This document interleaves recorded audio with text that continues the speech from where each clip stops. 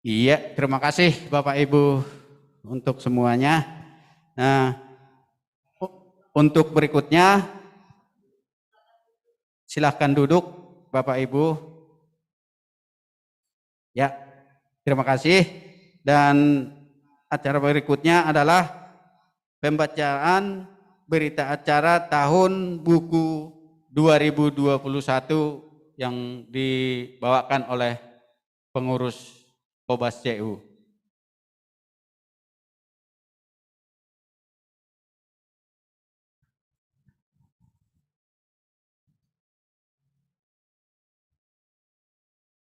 Ya, terima kasih kesempatan untuk diberikan. Kami bacakan berita acara rapat anggota tahunan KSP Hobas Cahaya Utama tahun buku 2020.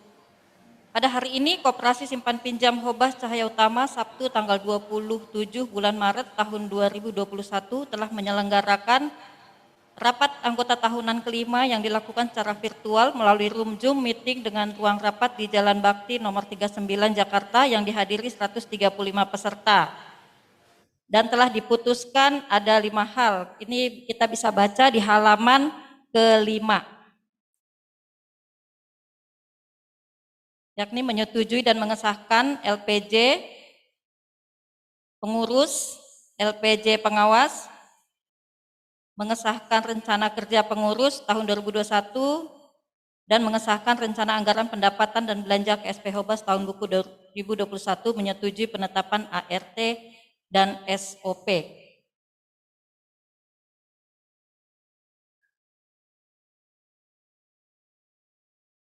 Jumlah anggota yang ada di daftar hadir untuk saat ini 139 anggota melalui WhatsApp group.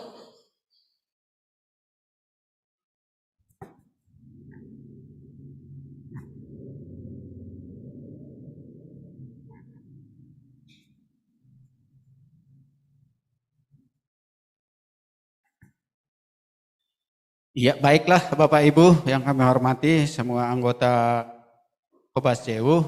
Untuk acara berikutnya kami serahkan kepada Ketua Hobas. Dipersilakan, waktu dan tempat kami berikan.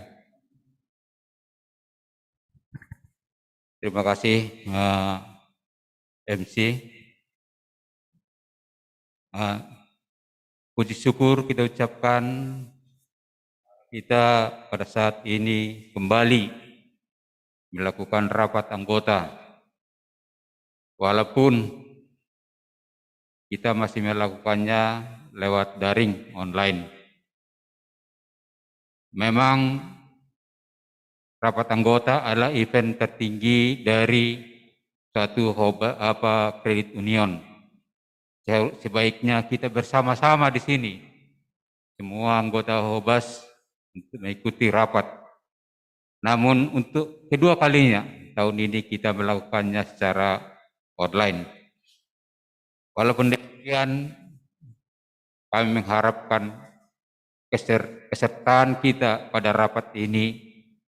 Mari kita tunjukkan cinta Hobas kita. Hobas yang kita bentuk bertahun-tahun. Mari kita kawal terus. Mari kita tunjukkan cinta kita pada Hobas. Dan mengikuti rapat ini dengan sebaik-baiknya. Kami mengharapkan kita mengikuti agendanya sampai setelah acara ini nanti masih ada kita webinar mengenai Credit Union yang terus menghidupkan semangat kita dalam berkooperasi di Credit Union ini. Selamat mengikuti bagi kita semua. Mari kita tunjukkan kita cinta Hobas. Terima kasih.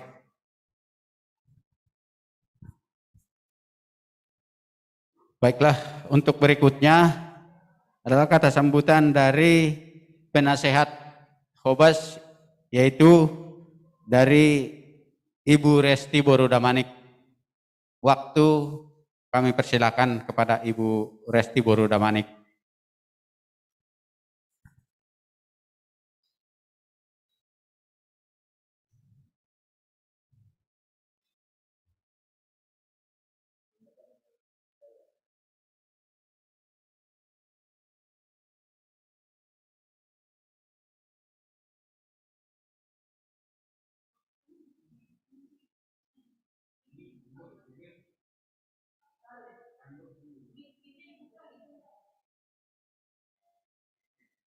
Unmute, unmute, Bu.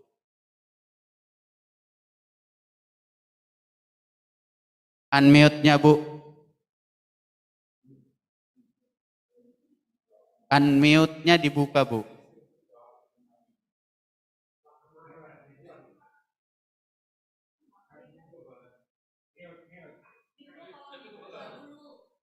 Ya, udah. Oke, Salam. Ya, Ya, Salam, Horas. Soras, Soras. Maaf, tertangar Mas Orakai, tertangar makan. Oke, terima kasih. Salam hubata haganupan. Selamat siang. Salam sehat ma hubata haganupan narohbani panorangon. Puji-pujian pakon terima kasih sembah konhita hubani Tuhan naibata. Na tongtong memberi hasehatan hubata haganupan. Boy hita mandihuti rapat tahunan hobas bani panorangon walaupun masih lewat Zoom. Jadi, perlobe terima kasih tahun hanami hubani nasiam pengurus, hubani Bapak Ketua Aima Situa Eben Munte pakoni haganupan pengurus yang tetap semangat untuk menjalankan tugas tanggung jawab nasiam. Terima kasih tahun hanami, dohar ke depan semakin sehat manasiam, jana ipasu-pasu Tuhan haganupan horja nasiam. Bapak Inang hita haganupan, bani situasi bani panorang on, na ija na berdampak hubani perekonomianta, bahkan berdampak homa hubani parhorjaanta, ay mahalani pandemi sonarion tene. Andohar semakin pulih, janah roh jenges nima perekonomianta hubani hulobian nerion. Bapak Inang hita haganupan, untuk kemajuan koperasi Hobas on, lang boy pitah pengurus namar horja. Tapi mesti kita harus semua bersama-sama anggota, yang mana kita harapkan semoga Hobas ke depan semakin sukses, semakin maju, dan diharapkan juga kita menjadi marketingnya, sehingga anggota Hobas juga semakin banyak. Bapak Ibu yang kami hormati, RAT ataupun rapat anggota tahunan, bani sebuah koperasi adalah merupakan hal yang harus dilaksanakan. Halani rapat anggota tahunan merupakan ciri utama bani namanggerakkan koperasi. Selain AI, rapat anggota tahunan P merupakan implementasi pakon semangat namardalan bani koperasi yaitu ajas kekeluargaan. Jana sebagai pengambilan keputusan tertinggi homa bani koperasi. Rapat anggota tahunan mempunyai arti yang cukup strategis dalam pengembangan koperasi ke arah yang lebih baik. Karena dalam rapat anggota tahunan akan membahas laporan pertanggungjawaban pengurus dan juga rencana kerja dari koperasi.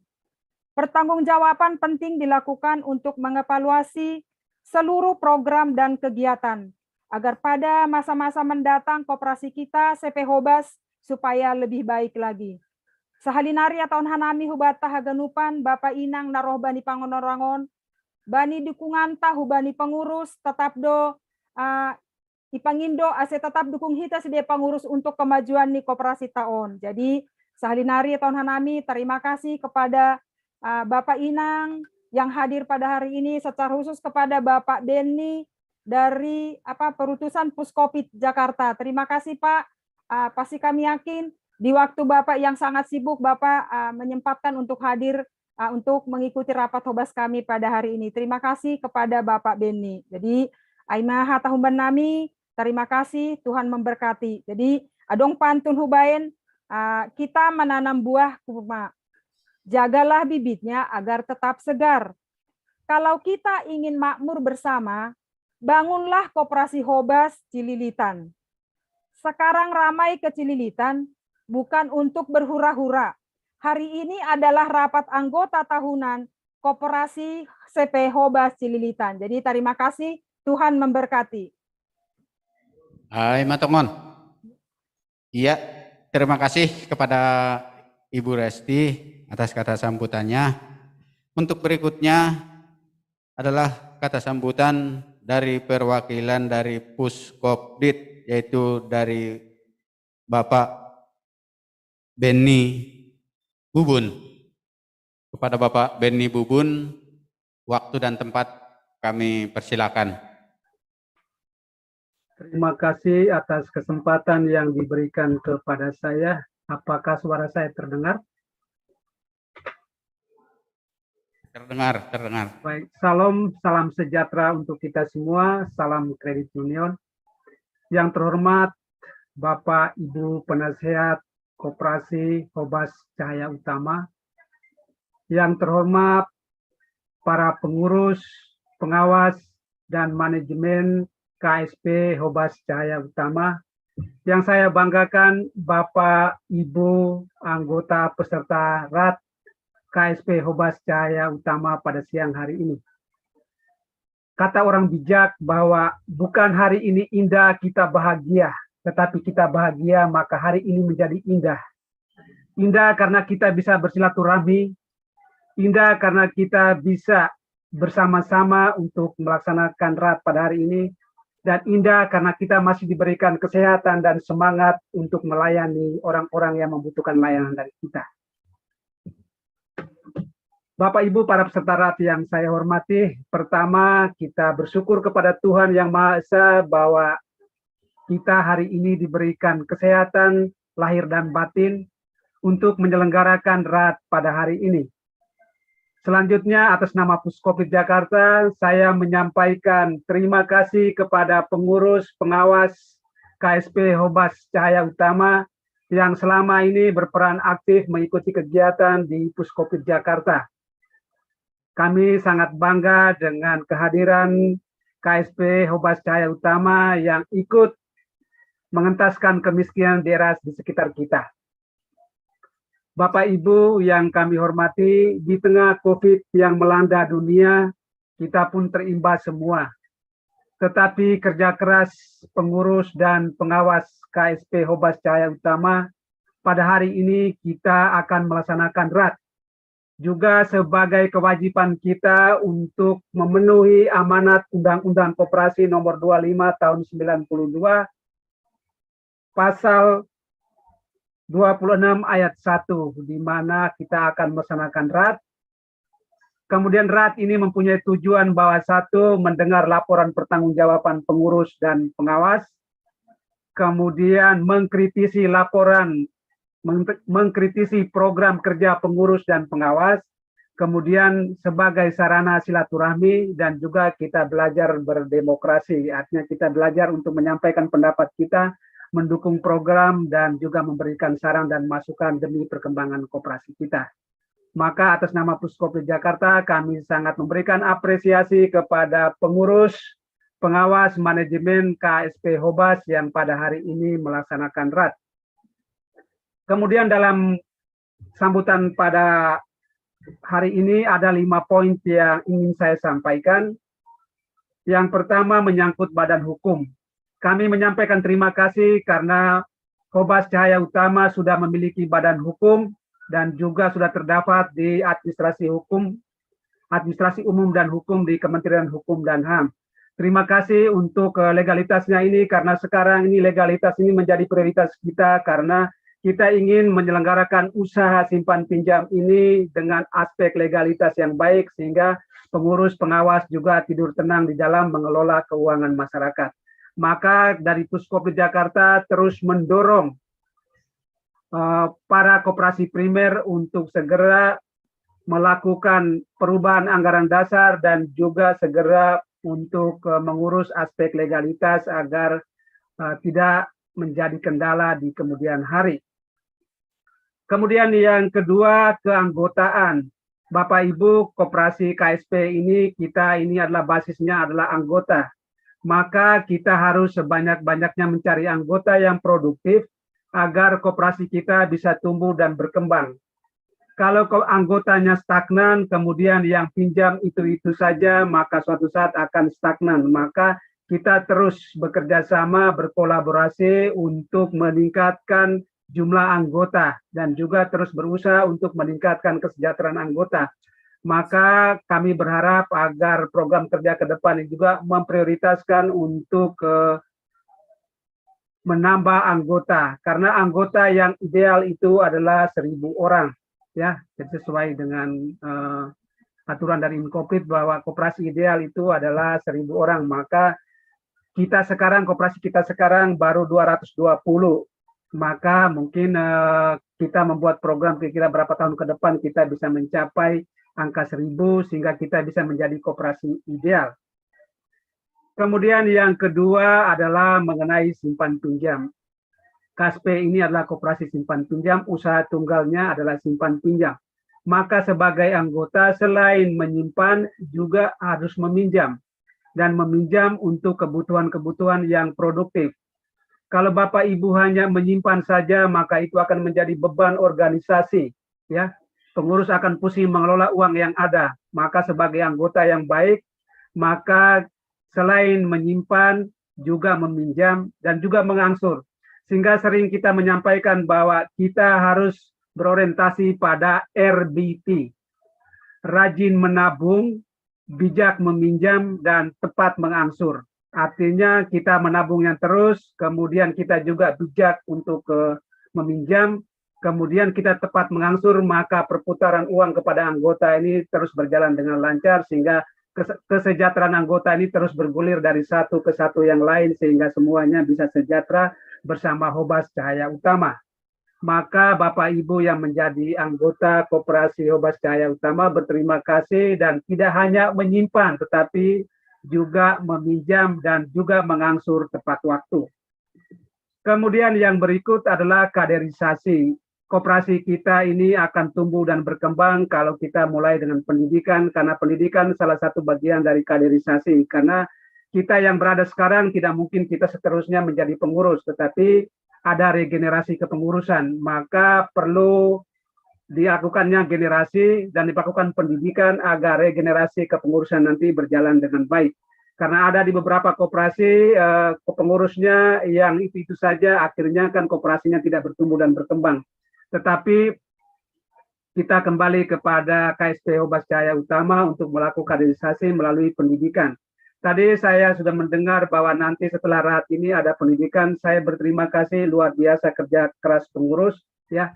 Mudah-mudahan narasumber dari Kalimantan ini juga menyampaikan ada 12 jalan keselamatan ber-CU itu juga disampaikan, sehingga kita juga bisa bagaimana bisa mengolah keuangan kita dengan baik, bagaimana kita bisa menabung, kemudian bagaimana kita juga bisa meminjam, bagaimana kita meningkatkan aset pribadi kita. Maka mudah-mudahan nanti pendidikan nanti juga disinggung juga 12 jalan keselamatan berkredit union yang baik. Kemudian yang berikutnya adalah penggunaan IT. Terima kasih sudah menggunakan IT dan kita akan terus berkembang dan berkolaborasi agar ke depan nanti anggota-anggota tidak perlu datang di kantor untuk melakukan transaksi, tetapi bisa melalui HP masing-masing, sehingga dengan demikian bisa mengurangi biaya dan mengurangi hal-hal lain dan juga dalam kondisi seperti sekarang ini juga mengurangi aktivitas sehingga COVID-nya segera pergi, sehingga kita bisa bersilaturahmi dan bertatap muka sehingga akan lebih mantap dan lebih baik. Nah, itu beberapa hal yang saya sampaikan. Kemudian menyangkut buku laporan pertanggungjawaban, saya cukup baik dari laporannya secara terbuka dan transparan. Jadi anggota tidak perlu kecil hati karena laporan dari pengurus pengawas ini secara terbuka. Maka silakan dibaca, dilihat, sehingga dengan demikian asas kekeluargaan, asas keterbukaan, dan asas transparansi ini telah disampaikan oleh pengurus yang sekarang. Maka keterbukaan dan kejujuran yang disampaikan ini mari kita dukung, mari kita memberikan apresiasi sehingga ke depan nanti Hobas menjadi lebih baik. Kemudian saya mengusulkan satu untuk ke depannya nanti, mungkin juga dana sosial itu tidak hanya disisihkan dari sisa hasil usaha, tetapi juga mungkin pada saat pembagian dividen, mungkin hasil yang kita dapat ini kita sisihkan 2.000 atau 3.000, kita sumbangkan sebagai dana sosial, sehingga dengan demikian berkumpulnya dana sosial semakin banyak di KSP Hobas Cahaya Utama, agar nanti orang-orang yang membutuhkan bantuan sosial bisa kita mengalokasikan dana dari situ. Nah, itu masukan dari saya. Akhirnya saya menyampaikan terima kasih kepada pengurus, pengawas, dan para peserta RAT pada hari ini. Kalau ada hal-hal yang kurang berkenan, saya mohon dimaafkan. Selamat mengikuti RAT. Salam sukses untuk kita semua. Salam Kredit Union. Terima kasih. Tuhan memberkati kita semua. Iya, terima kasih kepada Pak Beni Bubun atas kata sambutannya.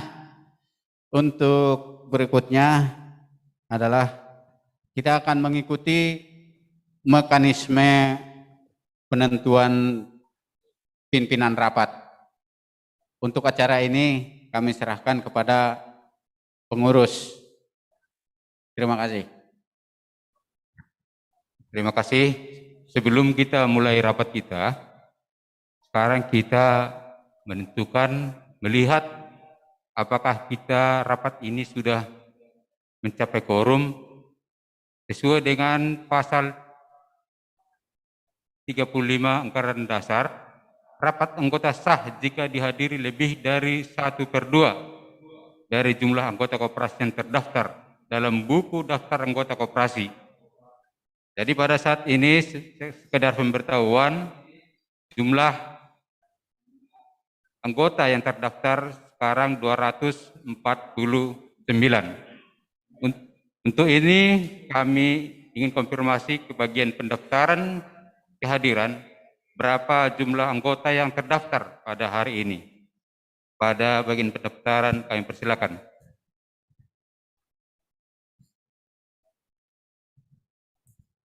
Ya, sesuai rencana RAT ke-6 tahun buku 2021 dan telah dibuka pendaftaran, telah mendaftar sebanyak 139 anggota melalui WhatsApp Group. Terima kasih. Dengan jumlah 139, maka yang hadir pada hari ini sudah melebihi dari setengah, yaitu 56% yang hadir. Dengan demikian dapat kami simpulkan bahwa rapat ini telah sah mengambil keputusan. Terima kasih. Berikutnya kita memasuki pemilihan ketua rapat.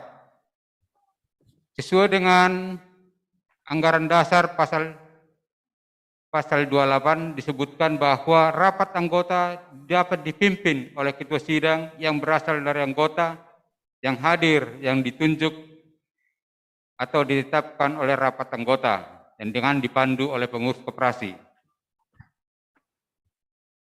Anggota yang terhormat, kami pengurus sudah menjajaki orang-orang yang akan ditunjuk baik ketua sidang yang berasal dari anggota.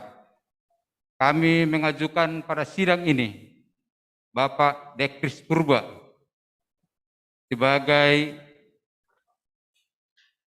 ketua sidang dan Pak Ecu sebagai sekretaris. Untuk itu kami mempersilahkan anggota untuk mengambil keputusan terhadap usulan yang telah kami ajukan.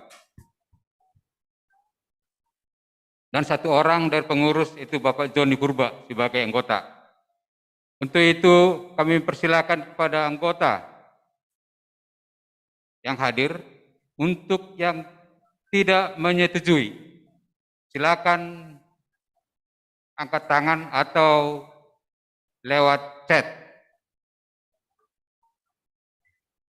Kami persilakan bagi yang tidak menyetujui supaya mengajukan tanggapan lewat chat. Ya. Setelah kita tunggu, ternyata tidak ada yang tidak menyetujui. Berikutnya bagi anggota yang abstain, silakan memberikan suara lewat chat.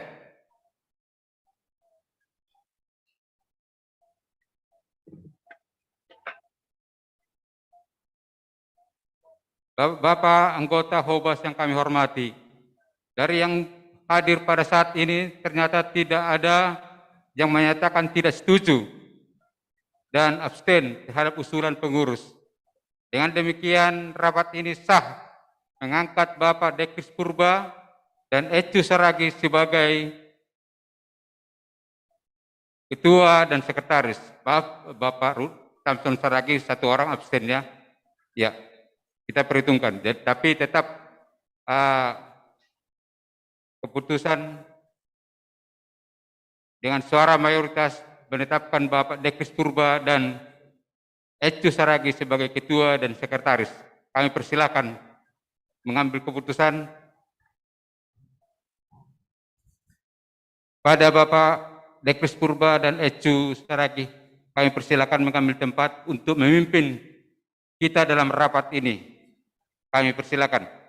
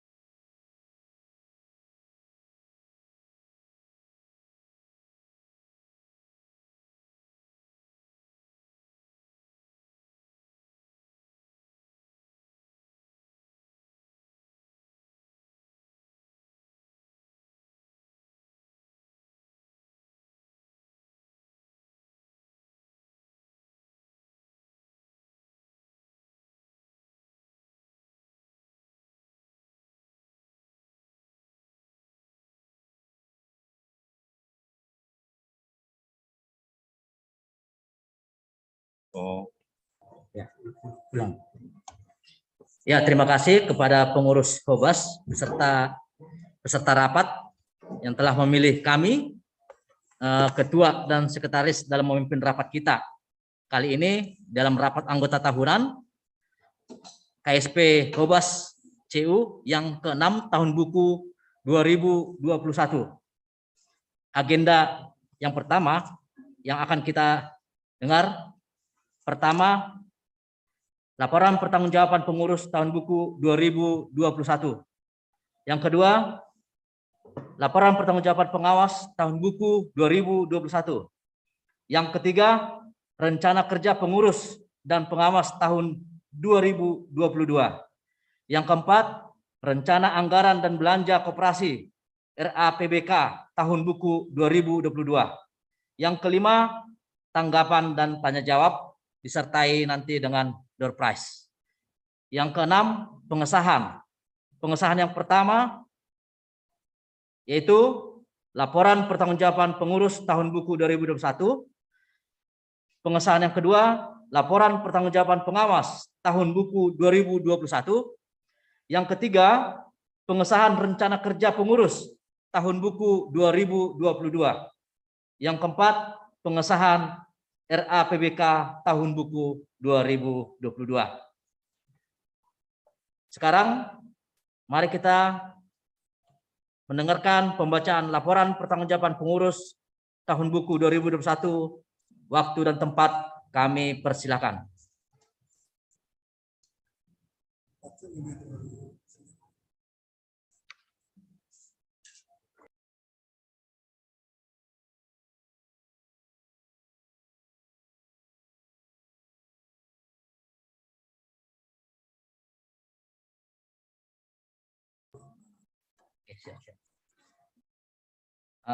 Sebelum pembacaan laporan pertanggungjawaban pengurus, sebaiknya mari kita mendengarkan dulu seperti yang ada di bab 4, peserta rapat anggota tahunan. Peserta rapat anggota tahunan terdiri dari anggota, pengurus, dan pengawas Koperasi Hobas Cahaya Utama yang terdapat di dalam buku anggota. Bab yang kelima tertulis hak dan kewajiban peserta rapat. Pasal 6. Hak peserta rapat anggota tahunan Koperasi CU adalah yang pertama, setiap anggota memiliki hak suara dan hak bicara. Yang kedua, hak suara anggota adalah satu orang satu suara. Dan yang ketiga, hak suara tidak dapat diwakilkan. kewajiban peserta rapat anggota tahunan Koperasi Hobas CU adalah yang pertama, mengisi daftar hadir pada absensi WhatsApp group seperti yang sudah kita lakukan sebelumnya. Yang kedua, mengikuti keseluruhan acara rapat sesuai dengan waktunya. Yang ketiga, mematuhi seluruh peraturan dalam tata tertib rapat anggota tahunan sesuai dengan pasal yang kedua. Yang keempat, meminta izin pimpinan rapat apabila akan meninggalkan ruangan rapat online. Sekarang mari kita dengarkan agenda yang pertama, pembacaan laporan pertanggungjawaban pengurus tahun buku 2021.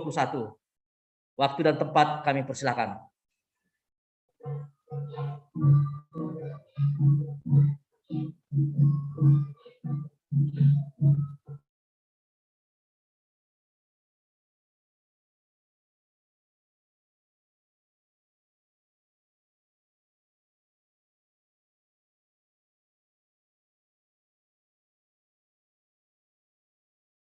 Tahun ini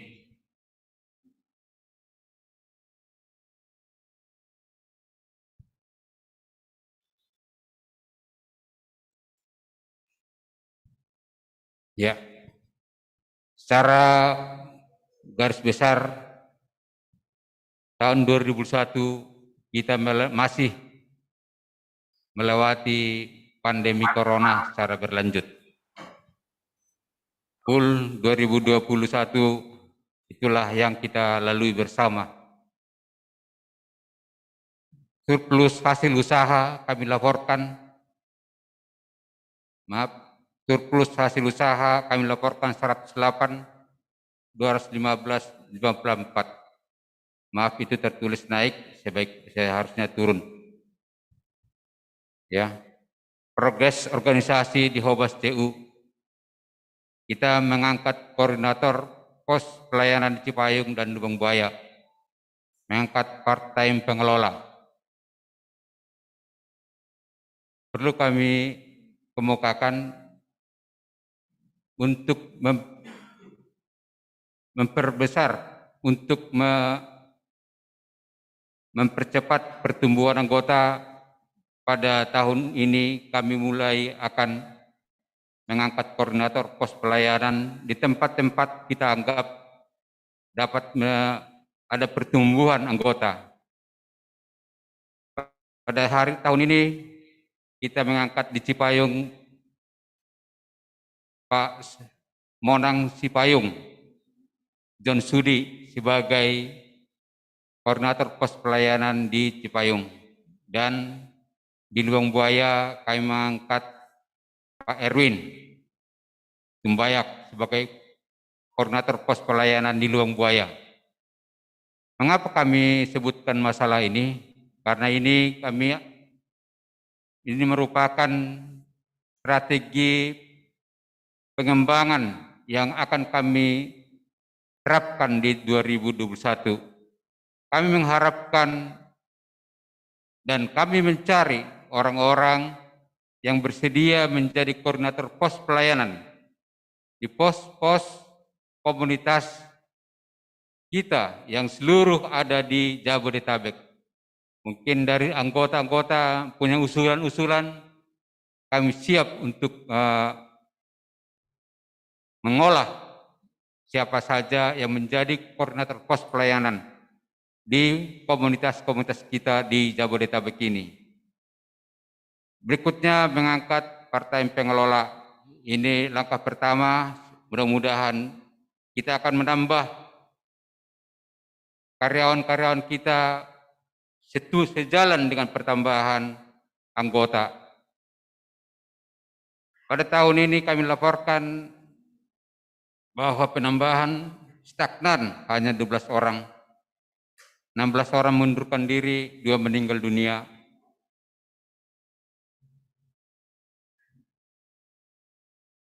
Ya. 6 orang ya. Terus berikutnya kami laporkan juga masalah pinjaman anggota akibat keadaan perekonomian merosot akibat pandemi. Pengurus melakukan restrukturisasi pinjaman terhadap pinjaman-pinjaman anggota, sehingga pembayaran berikutnya kami harapkan menjadi lebih lancar. Berikutnya, masalah pendidikan kami laporkan pada tahun 2001 banyak pendidikan yang tersedia yang diorganisir oleh Puskopdit. Maka namun ternyata yang anggota kita masih kurang minat untuk mengikuti pendidikan. Jadi saya mengharapkan anggota-anggota ikut berpartisipasi dalam pendidikan seperti yang dikemukakan oleh dari Puskopdit tadi, bahwa pendidikan itu penting untuk regenerasi. Bagaimana kalau satu saat kami sudah tidak menjadi pengurus, maka pengurus-pengurus, anggota-anggota siap menjadi pengurus di Hobas TU. Berikutnya kami laporkan kisah hasil usaha. Tadi saya laporkan memang pada tahun 2021 ada penurunan, ya, akibat pelembatan usaha ekonomi anggota yang melakukan simpan pinjam. Harus kita akui bahwa terjadi penurunan. Kami harapkan pada tahun 2022 bisa menjadi lebih baik lagi. Berikutnya pendapatan, ya gambarannya dia di sini bahwa pendapatan bunga menurun dari tahun 2000 setelah kenaikan 2018, 2019, 2020, 2021 mengalami penurunan. Ya, sejalan dengan itu yang lain juga mengalami penurunan, sehingga secara keseluruhan pendapatan kita turun 21%. Biaya operasional juga mengalami penurunan, ya, karena kita pendapatan menurun, secara otomatis kita juga berusaha mengerem pengeluaran. Dan pada tahun ini kami merecovery penyisihan piutang ragu-ragu. Tahun 2020 menjadi biaya, 2021 menjadi lebih baik, negatif. Itu karena kami setelah restrukturisasi dan mereview semua pinjaman-pinjaman, pencadangan yang kita lakukan tahun lalu masih mencukupi untuk menutupi kemungkinan kerugian pinjaman-pinjaman yang gagal bayar. Berikutnya kami laporkan simpanan anggota, simpanan sukarela berjangka mengalami penurunan.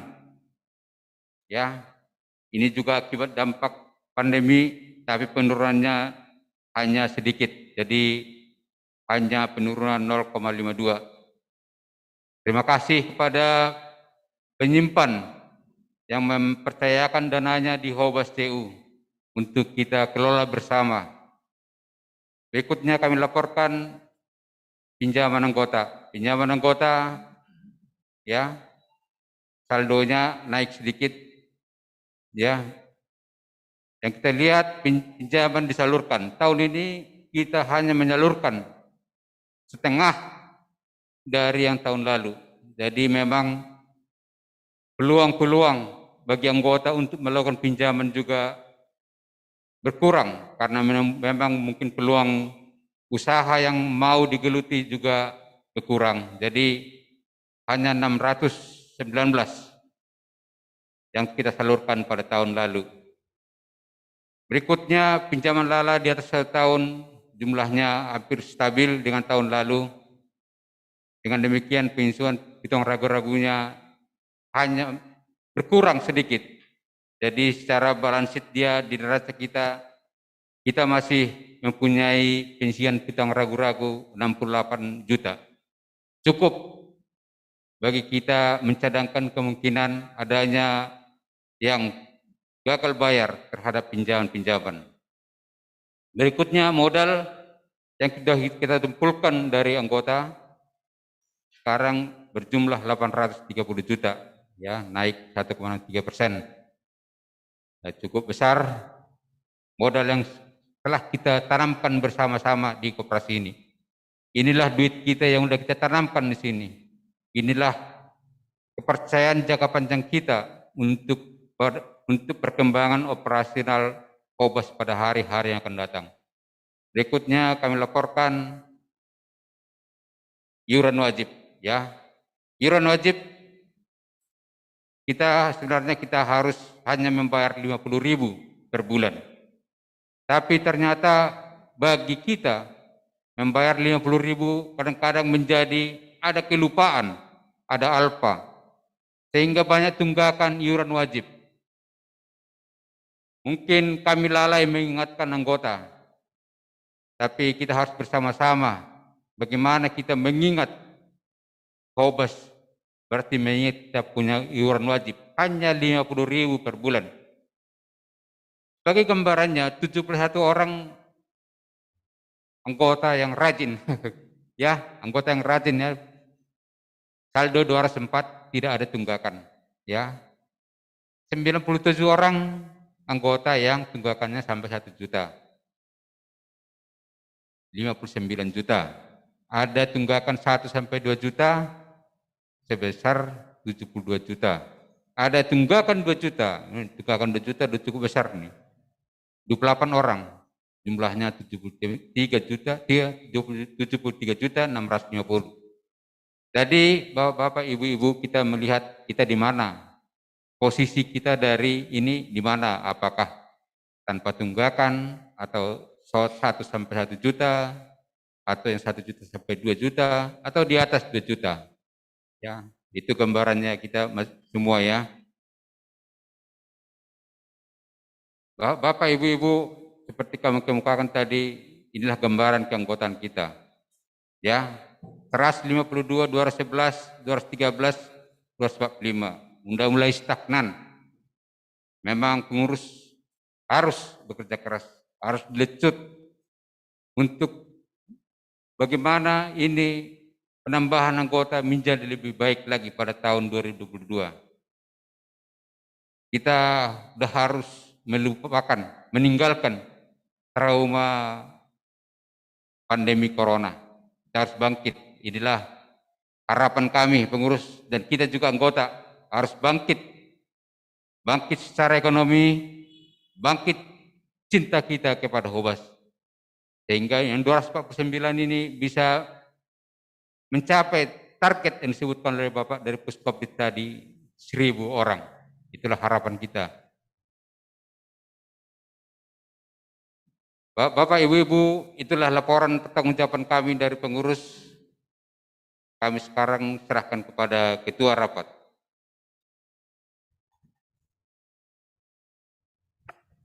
Ya, terima kasih kepada pengurus. Sebelumnya kami mohon maaf dan tanpa mengurangi rasa hormat kepada pengurus yang telah membaca LPJ pengurus dan para peserta rapat, kita sahkan rapat anggota tahunan Hobas CU yang ke-6 tahun buku 2021 sesuai dengan ketentuan yang berlaku.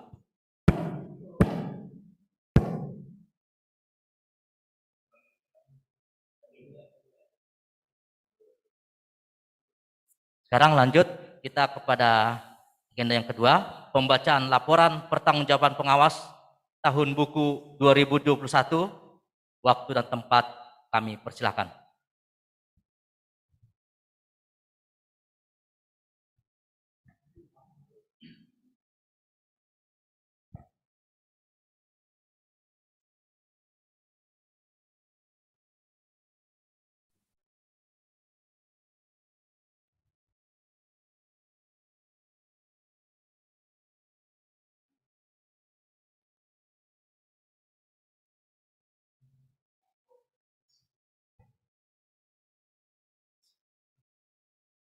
Ya, terima kasih kepada pengurus telah memberikan waktu kepada kami pengawas untuk memberikan laporan pertanggungjawaban pengawas tahun buku 2021.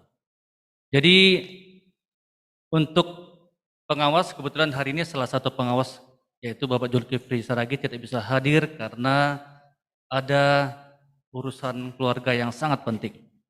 Baik, kami akan bacakan laporan pertanggungjawaban pengawas.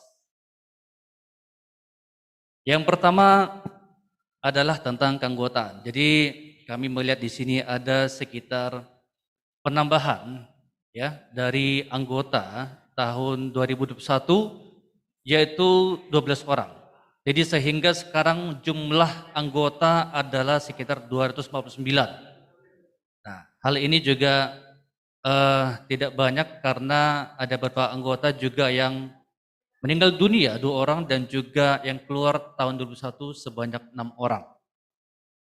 Kemudian untuk pendidikan telah diadakan juga oleh pengurus untuk memberikan pengembangan pendidikan kepada anggota yaitu tanggal 27 sampai 30 Januari lalu, dan itu adalah Bapak Josman Edison Purba dan juga Christian Octavianus Saragi. Dan juga untuk angkatan berikutnya yaitu Pak Joni Purba, Pendeta Krisman Purba, Sarlin Saragi dan juga Jantileri Purba. Kemudian untuk pengembangan anggota telah dilakukan juga oleh pengurus, ada beberapa kegiatan, salah satunya yaitu sehubungan dengan ulang tahun Hobas yang ke-5. Waktu itu jadi diadakan perlombaan menulis artikel. Cuma disayangkan dari kegiatan ini tidak banyak yang ikut dan hanya diikuti oleh 5 orang peserta, dan sudah diberikan hadiah beberapa hal yang juga cukup menarik waktu itu. Dan ini berharap kepada anggota yang lain untuk mengikuti event-event yang lain yang akan dilakukan oleh pengurus. Kemudian bidang organisasi diharapkan untuk ke depan memang ini terkait dengan tempat, karena memang untuk memudahkan transaksi dan lainnya, jadi ini masih bergumul untuk tempat yang layak untuk dijadikan kantor Hobas. Kemudian diharapkan target ke depan ini sudah bisa melebihi jauh daripada target hari ini, ataupun ada penambahan anggota baru diharapkan ke depan. Untuk itu anggota-anggota yang ada saat ini bisa membantu untuk mendukung penambahan jumlah anggota. Kemudian pengurus juga sudah mengangkat pengelola part-time yaitu Saudari Sartika Purba, dan juga mengangkat Saudara Erwin Saragi dan juga Bapak Jansudi Hamawanangan Cipayung sebagai koordinator di wilayah Lebong Buaya dan juga Cipayung sejak tanggal 5 Maret yang lalu. Kemudian untuk bidang keuangan, saat ini ada beberapa poin-poin yang telah terjadi di tahun 2021, yaitu aset sekarang sekitar 2,2 miliar sekian, dan juga liabilitas dan juga modal. Dan ini sangat perlu dikembangkan karena memang kalau dilihat dari segi modal ini harus ditambah ya, karena terjadi belum signifikan dengan apa yang kita harus lakukan untuk ke depan. Kemudian juga untuk pendapatan ada berapa poin-poin, dan ini untuk pendapatan juga menurun ya. Nah, turunnya pendapatan ini juga dipengaruhi oleh tidak banyaknya anggota yang melakukan peminjaman di tahun 2021. Jadi ini juga berpengaruh kepada SHU kita.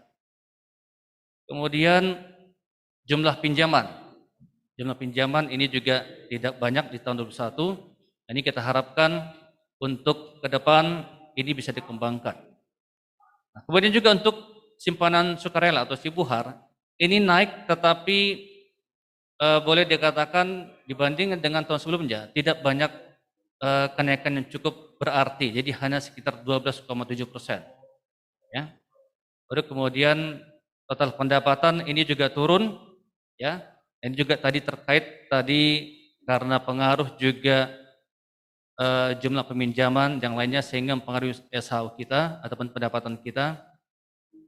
Tahun lalu 2020 itu sekitar 324 juta, sekarang menjadi 261 juta sekian di tahun 2021.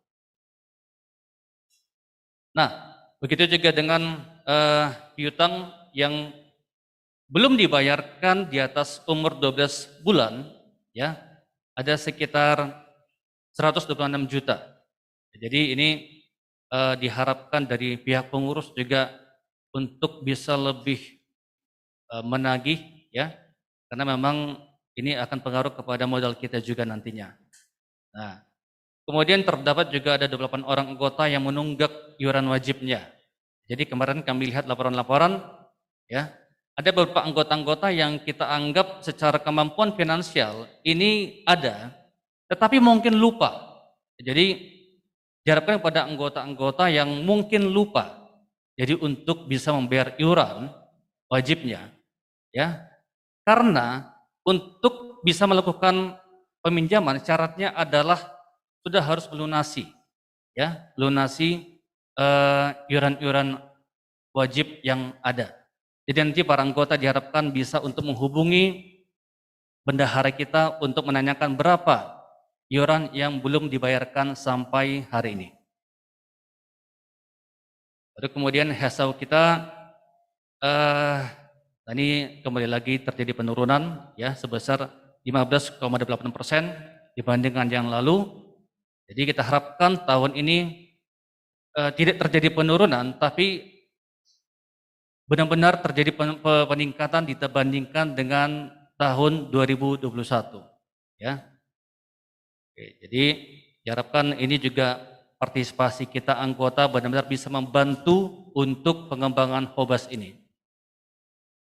Nah, kemudian jumlah anggota peminjam di tahun 2021 hanya 17 orang. Jadi beda dengan tahun sebelumnya 44 orang. Jadi boleh dikatakan lebih daripada setengahnya itu tidak melakukan peminjaman lagi. Ya, jadi diharapkan untuk ke depan kita anggota juga bisa melakukan apa yang penting untuk dilakukan pengembangan Hobas ini. Ya, dari pengurus tidak bisa memaksakan untuk meminjam, tetapi diharapkan kesadaran kita untuk melakukan peminjaman, karena jangan sampai kita melakukan peminjaman di tempat lain, tetapi di tempat sendiri kita tidak mengembangkan. Ini menjadi dilema juga buat pengurus. Ya, jadi bisa kita bantu untuk hal ini.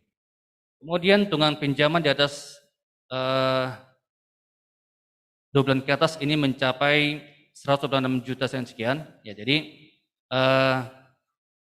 karena memang boleh dibilang hampir semuanya sekarang kondisi ini berpengaruh karena COVID. Ya, jadi kami juga menyadari dan memaklumi kemampuan kita dalam mengembalikan, ya. Tapi diharapkan kita tetap mempunyai kesadaran untuk melakukan pengembalian. Ya, jadi ini juga akan pengaruh kepada pengembangan Hobas nantinya. Dan ada beberapa saran-saran yang diharapkan dari pengawas, yaitu perlu untuk selalu mensosialisasikan program kita kepada anggota-anggota. Jadi mungkin tiap minggu, tiap 2 bulan sekali diberikan selalu terus hal-hal baru terhadap manfaat daripada Hobas. Kemudian selalu mengingatkan anggota untuk melunasi simpanan wajib atau juga iuran-iuran yang ada, dan juga pengembalian pinjaman-pinjaman agar ini membuat Hobas kita semakin sehat, ya. Dan juga kami berharap dari pengurus bisa mencari beberapa anggota-anggota lain untuk dijadikan koordinator di beberapa tempat, karena semakin banyak koordinator diharapkan ini juga bisa menjadi membantu menambah anggota-anggota baru. Kira-kira begitu dari kami dari pengawas. Silahkan dilanjut oleh Ketua, silakan.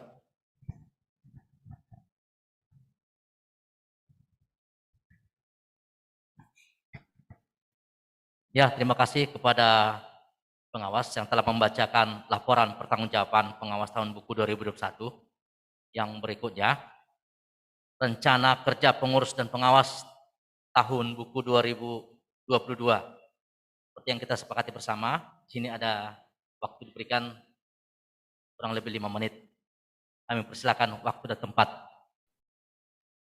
Ketua rapat boleh izin bicara? Ya, silakan Pak. Terima kasih kepada Ketua Rapat, terima kasih kepada pengurus, pengawas, dan kita semua. Mohon izin bicara sebentar. Tadi kami mengikuti jalannya rapat anggota ini telah berjalan dengan baik sejak awal. Hanya mungkin mencoba untuk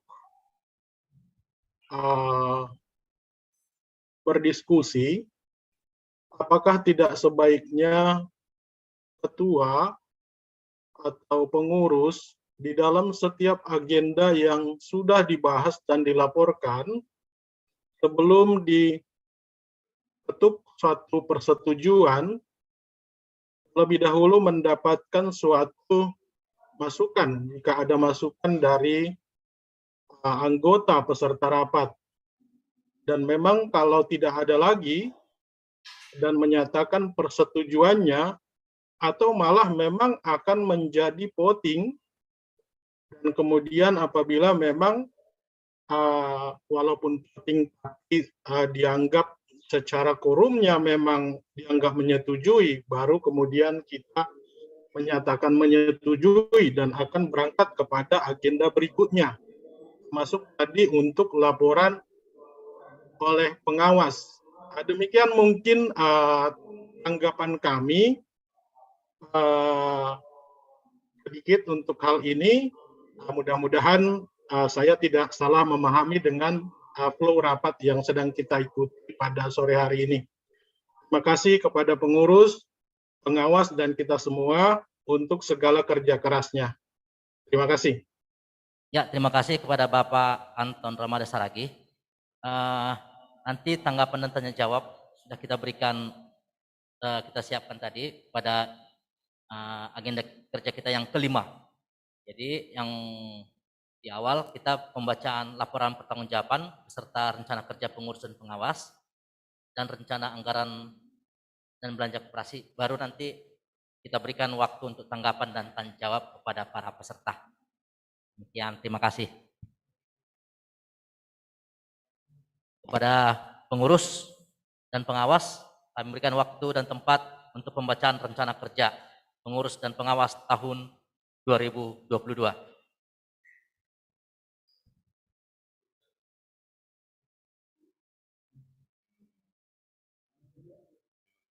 Selamat sore Bapak Ibu sekalian anggota Hobas Cahaya Utama. Pada saat ini kami akan membacakan secara ringkas terkait dengan rencana kerja pengurus KSP Hobas Cahaya Utama tahun 2022. Di dalam laporan pertanggungjawaban pengurus dan pengawas, rencana tersebut dituliskan di halaman 55, 56, 57, dan halaman 58. Untuk yang pertama yaitu bidang organisasi dan keanggotaan. Di sini ada sebanyak 11 kegiatan dan yang terutama adalah yang pertama untuk bidang organisasi dan keanggotaan adalah penambahan jumlah anggota.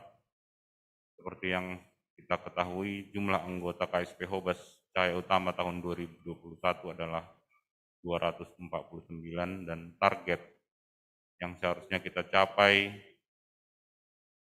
pada tahun 2025 adalah 1.000 orang. Dengan demikian, telah disampaikan tadi ada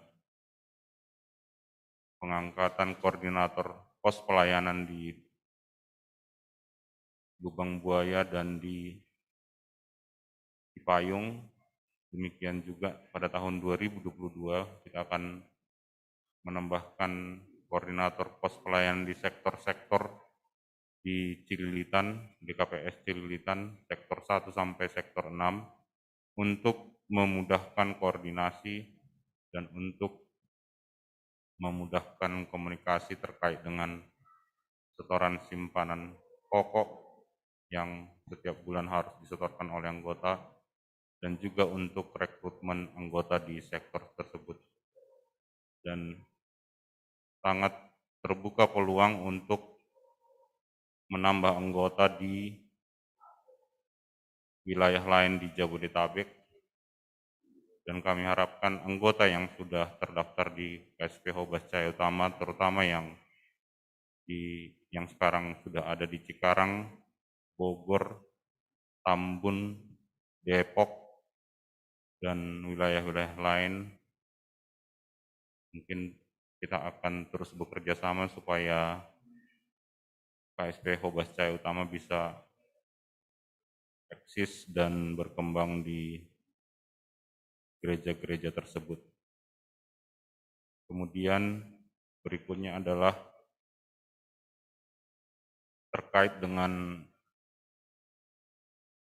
organisasi dan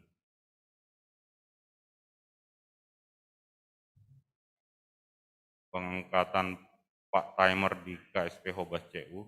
Pada tahun 2021 sudah kita angkat 1 orang untuk Pak Timer di bidang keuangan. Rencana pada tahun 2022 kita akan mengangkat Pak Timer untuk mengusahakan terkait penambahan anggota dan untuk peningkatan jumlah pinjaman.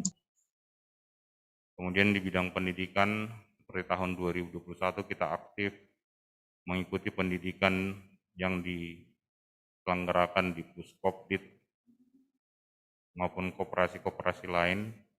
Pada tahun 2022 kita tetap ikut serta dan berpartisipasi aktif, sehingga bukan hanya pengurus dan pengawas, tapi juga anggota memiliki kemampuan ataupun pengetahuan yang terus berkembang terkait dengan kredit union. Kemudian terkait dengan bidang perkreditan dan keuangan, di dalam laporan pertanggungjawaban sudah disebutkan bahwa ada peningkatan di jumlah simpanan. Untuk tahun 2022 ini, kita juga mengharapkan ada peningkatan simpanan saham dan simpanan non-saham pada tahun 2022. Dan sebenarnya harapannya adalah seluruh anggota secara aktif menyetorkan simpanan wajib setiap bulan, sehingga jumlah simpanan saham ataupun modal di Koperasi Hobas CU terus meningkat. Demikian juga mengenai jumlah pinjaman. Untuk tahun 2022 kita tetap menargetkan peningkatan jumlah pinjaman, baik itu dari pinjaman baru dan juga dari pinjaman dari anggota yang belum pernah meminjam. Seperti kita ketahui, Koperasi Hobas CU adalah koperasi simpan pinjam, jadi diharapkan seluruh anggota aktif meminjam dan menyimpan. Kemudian mungkin satu yang perlu kami garis bawahi terkait pengecekan saldo ya. Jadi sebenarnya dari awal Koperasi Hobas CU telah mengadopsi aplikasi Sikundo dari Puskopdit, di mana setiap anggota diberi akses untuk melihat saldo pinjaman dan simpanan di Sikundo anggota. Bagi anggota yang ingin melihat saldonya di handphone, bisa menghubungi pengurus sehingga bisa melihat mutasi dan saldo pinjaman dan simpanan anggota lewat handphone tanpa harus datang ke gereja atau pos pelayanan. Mungkin demikian yang bisa kami sampaikan, dan yang pasti untuk tahun 2022 fokus utamanya adalah untuk penambahan anggota, sehingga tujuan kita 1.000 anggota itu bisa terlaksana dalam waktu-waktu yang akan datang. Mungkin demikian kami sampaikan. Terima kasih, kami kembalikan ke pimpinan sidang.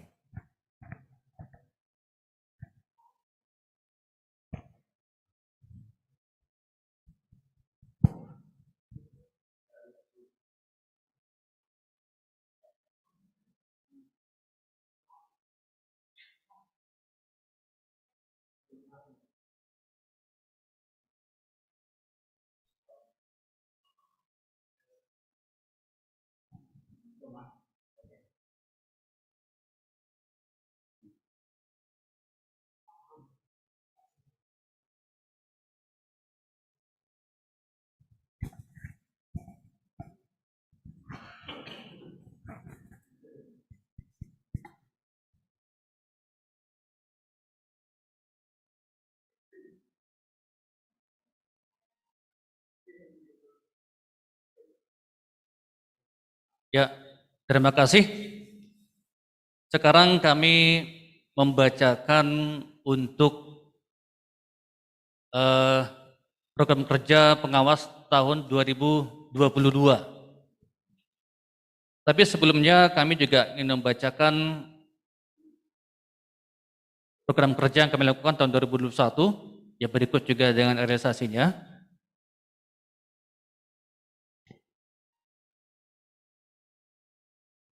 Ya, ini adalah program yang kami lakukan tahun 2021. Yang pertama adalah tentang peningkatan kompetensi pengawas.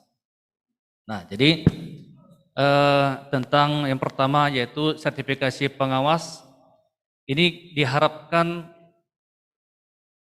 boleh mendapatkan predikat lulus. Nah, kebetulan waktu itu memang sudah ada diberikan kepada kami dari pengurus untuk program ini, cuman belum sempat untuk mengikuti. Baru kemudian yang kedua juga sama, karena ada beberapa hal-hal yang waktu itu ya mengikuti kegiatan pendidikan kepengawasan yang ada pada kami adalah beberapa topik-topik yang belum berhubungan dengan pengawas. Jadi untuk ke depan kami akan mencari topik yang tepat dengan pengawas. Karena memang untuk beberapa pendidikan, memang ini lebih banyak dikhususkan untuk pengurus. Jadi bukan untuk pengawas. Jadi kami juga harus mencari beberapa poin-poin untuk yang berhubungan dengan pengawas. Kemudian poin yang kedua adalah melakukan pengawasan dan analisis program kerja pengurus. Yang pertama, menganalisis program kerja, kemudian menganalisis program prioritas, ketiga menganalisis rencana sumber dan penggunaan dana, yang keempat menganalisis rencana kegiatan pendidikan, dan juga yang kelima menganalisis rencana kegiatan perkreditan. Dan ini sudah kami mencoba melakukan dan juga selalu berintens dengan diskusi dengan pengawas, dengan pengurus, dan ini sudah terlaksana semuanya. Kemudian yang ketiga adalah melakukan pemeriksaan. Nah, poin pertama yaitu tentang pemeriksaan bulanan, kemudian yang kedua pemeriksaan 2 bulanan, pemeriksaan 3 bulanan, dan juga pemeriksaan 6 bulanan. Jadi sistemnya memang beda dengan zaman dulu yang kami harus ketemu, tapi sekarang sudah ada akses yang diberikan kepada kami melalui Sinkundo. Jadi kami bisa memeriksa kapanpun ya, dan selalu berhubungan dengan pengurus. Soal ini pada saat rapat-rapat, jadi memastikan kembali poin-poin yang di dalam Sinkundo, baik itu berhubungan dengan kas, kemudian kredit yang lainnya. Jadi ini sudah terlaksana. Kemudian poin yang keempat adalah membuat laporan. Membuat laporan yang pertama adalah laporan caturwulan. Cuman dalam poin ini terlaksana, tapi ada catatan kecil kepada kami, yaitu tidak dalam bentuk tertulis, karena laporan ini kami berikan dalam bentuk lisan. Nah, jadi karena ini juga menjadi bahan rapat yang selalu dicatat, dan ada notulen-notulen yang diberikan oleh sekretaris di dalam grup antara Hobas, pengawas, dan pengurus. Nah, jadi tidak tertulis yang kami berikan, tapi dalam bentuk lisan. Jadi selalu kami diskusikan di dalam poin-poin laporan-laporan ini. Kemudian yang kedua adalah laporan pertanggungjawaban dalam buku RAT. Jadi adalah yang kami berikan kepada hari ini kepada anggota yang hadir di tempat ini saat ini. Dan itu adalah menjadi juga program kami di tahun 2022. Jadi kami sampaikan program yang kami berikan di tahun 2022 yang kami lakukan tidak banyak perubahan. Jadi tetap dilakukan seperti ini, hanya saja nanti poin-poin yang belum dilaksanakan seperti peningkatan kompetensi pengawas, ini kami harapkan di tahun 2022 sudah bisa dilaksanakan. Baik, itu aja saja dari kami, dari pengawas untuk program kerja di tahun 2022 dan juga evaluasi program kerja di tahun 2021. Terima kasih. Ya, terima kasih kepada pengawas. Selanjutnya, pembacaan rencana kerja, rencana anggaran, dan belanja koperasi atau disebut RAPBK tahun buku 2022. Sesuai dengan kesepakatan kita maksimalkan waktunya 5 menit.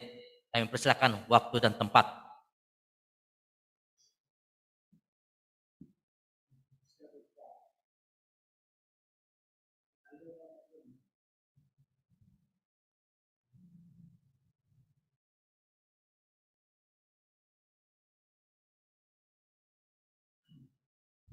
Terima kasih atas kesempatan yang diberikan pada saya. Saya akan memaparkan bagaimana rencana anggaran kita pada tahun 2022. Asumsi yang kami masukkan di anggaran ini adalah bahwa kita akan menambahkan, ya, asumsinya konservatif, menambahkan 200 anggota baru. Jadi di akhir tahun kita mengharapkan 449, sehingga di sini kami masukkan sebagai ada uang pangkal 2 juta. Asumsi berikutnya yang kami masukkan pada tahun ini adalah ada penambahan jumlah piutang anggota menjadi 2,4 untuk tahun 2022. Asumsi-asumsi lain ya mungkin yang masih dalam perdebatan, di sini ada iuran Daperma. Nah, ini masih didiskusikan. Ini Daperma kan sudah pernah kita sosialisasi untuk asuransi pinjaman dan simpanan. Kalau di sini di asumsi yang kami buat bahwa itu ditanggung oleh CU, Hobas CU. Jadi kita punya asuransi itu ditanggung oleh CU. Dalam pelaksananya mungkin ini akan bisa kami koreksi. Asumsi asuransi untuk pinjaman dan simpanan bisa ditanggung oleh masing-masing anggota, karena belum tentu setiap anggota ada keinginan untuk ikut asuransi pinjaman dan simpanan. Jadi ini menjadi pembahasan, tapi kami berencana awal tahun ini kita sudah resmi menjadi ikut Daperma. Jadi dengan ikut Daperma, Bapak ikut membayar polis, simpanan Bapak dijamin oleh asuransi. Pinjaman Bapak dijamin oleh asuransi kalau terjadi, kalau meninggal dunia. Jadi itu tujuan utama Daperma, kalau terjadi sesuatu, pinjaman bisa aman lunas, ya. Simpanan, iya, kalau yang anggota meninggal dunia, pinjamannya bisa dijamin oleh asuransi, tidak bayar lagi. Kalau simpanan kita memperoleh simpanan 2 kali lipat ditambah dari Hobas. Jadi kalau simpanan kita ada 100 juta, kita di asuransi tambah 100 juta, jadi 200 juta kita, karena kita ikut asuransi Daperma. Jadi ini kami akan sosialisasikan kepada anggota-anggota siapa yang ikut iuran Daperma silakan menghubungi pengurus, dan untuk pinjaman-pinjaman baru kami akan mengharuskan pinjaman baru ikut Daperma. Jadi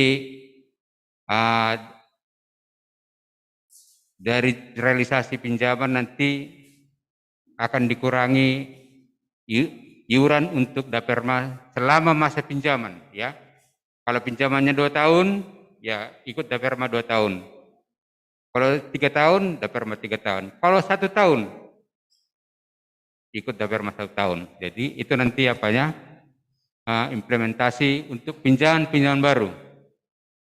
Pada saat ini, setelah kami perhitungkan anggaran kita, ya, kami proyeksikan SHU 2022 134 027 771. Ya, masih konservatif. Kita mengharapkan memang ada kebangkitan ekonomi anggota, tapi ya kami masih memperhitungkan kendala-kendala yang makin mungkin akan kita hadapi di masa new normal ini. Walaupun keadaan membaik, tapi mungkin belum sepenuhnya kembali pada masa-masa dulu. Itulah gambaran yang kami sajikan pada saat ini mengenai rencana anggaran belanja Hobas. Rencana anggaran penambahan aset masih konservatif, hanya 20 juta untuk peralatan kantor untuk pengurus. Terima kasih. Nah, itulah RABWK yang akan kami sajukan pada rapat anggota tahun ini. Terima kasih. Ya, terima kasih kepada pengurus Hobas atas pembacaan rencana anggaran dan belanja koperasi tahun buku 2022. Sekarang saatnya kita memberikan tanggapan dan tanya jawab pada para peserta. Kami berikan 2 termin. Termin yang pertama tidak kita batasi, tapi nanti kita akan lihat situasinya. Dengan termin yang kedua sama. Waktunya kami berikan 35 menit dari sekarang, berarti kurang lebih kita selesai jam 15.30. Kurang lebih. Ya, kepada Erwin Sumbayak, silakan boleh di chat juga.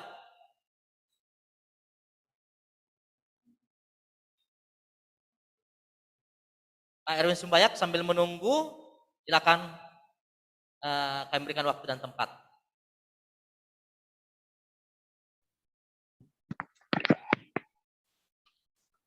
Ya, selamat siang. Selamat siang, Pak. Salam sejahtera buat kita semua. Yang pertama, saya mengucapkan terima kasih kepada KSP Hobas Cahaya Utama yang telah memberikan kami sebagai perpanjangan tangan koordinator pelayanan di Lubang Buaya. Bagi kami sendiri, ini adalah sesuatu langkah baru, dan untuk itu tentu dalam mengerjakannya kami tidak bisa bekerja sendiri tentunya ya. Seperti yang pernah saya katakan juga, bahwa kami membutuhkan teknis untuk melakukan sosialisasi kepada jemaat Lubang Buaya. Apakah itu dengan mendatangkan para pengurus, apakah itu melalui surat kepada pimpinan gereja atau gimana seperti itu. Artinya jikalau memang KSP Hobas CU sendiri mengharapkan itu kepada kami sendiri, tentu kami punya keterbatasan untuk itu. Karena memang pekerjaan ini adalah sebuah pekerjaan yang membutuhkan penjelasan yang akurat. tentu dalam batas pemahaman para pengurus lebih memahami tentang konsep KSP Hobas CU ini. Itu yang pertama, tentu kami akan tunggu kira-kira apa yang harus kita lakukan di Lubang Buaya, karena secara brosur juga kita sudah bagikan dan kita juga sudah sosialisasi di sana, tetapi dengan keadaan tersebut belum bisa memaksimal. Tentu untuk mencapai satu target kita harus melakukan metode atau cara yang bervariasi dan yang berulang-ulang. Jadi tentu nanti pengurus yang di dalam hal ini ketua sekretaris atau yang berkompeten dalam hal ini mungkin nanti boleh kita lakukan diskusi seperti apa kira-kira tindakan-tindakan yang akan kita lakukan. Terus yang kedua, tadi saya dengar itu kan mengenai simpanan wajib itu cukup banyak. Tentu dalam hal ini kita tidak bisa saling menyalahkan apakah itu ada kelupaan atau bagaimana, tetapi memang sudah selayaknya lah manusia itu selalu diingatkan. Karena pada dasarnya manusia itu tidaklah manusia yang sempurna, seperti itu ya. Tentu ini kembali kepada komunikasi dua arah, karena 50.000 tentu bukanlah sebuah barang yang begitu besar yang harus kita berat begitu ya. Tapi sebenarnya ini adalah hal-hal yang kecil yang sering terlupa, yang membuat keberadaan daripada organisasi atau keuangan organisasi terhambat. Terus yang ketiga ini mengenai, aku tadi dengar 126 juta itu gagal tagih. Nah, tentu dengan kondisi COVID sekarang, banyak bukan hanya KSP, tetapi koperasi-koperasi yang berbasis kepada bisnis dan juga lembaga-lembaga keuangan mikro lainnya, itu juga pasti mengalami hal yang sama. Tentu ini dilakukan dengan istilah-istilah yang berlaku di tempat masing-masing, ada di restruktur, ada reschedule, dan itu tadi sudah dilakukan. Tentu yang gagal tagih ini juga kita akan cari serendah mungkin kemampuan bayar daripada yang gagal tagih. Karena memang pengalaman kita di lapangan juga seperti itu ya. Jadi seberapapun pasti akan kita lakukan. Jadi kalau menurut saya mungkin KSP Hobas CU ini juga perlu mempunyai satu call center yang lebih fokus gitu ya. Jadi ada satu unit lah atau satu orang atau satu apalah disebut itu yang bisa menjadi pusat informasi yang lebih akurat gitu, yang bisa nanti menjadi perpanjangan tangan pengurus juga, bukan hanya istilahnya dalam hal seperti tadi ada part time satu orang yang mengatur secara akuntansinya gitu ya, tetapi juga untuk informasi juga ini perlu sebenarnya dibutuhkan informasi yang akurat, terlebih dalam hal jatuh tempo dan lain sebagainya. Jadi dengan usia yang 4 tahun, saya pikir KSP Hobas Cahaya Utama sudah luar biasa ya. Hanya saja saya yang baru bergabung tentu tidak tahu banyak tentang hal ini, dan saya juga sedang belajar untuk itu. Jadi itu yang saya sampaikan.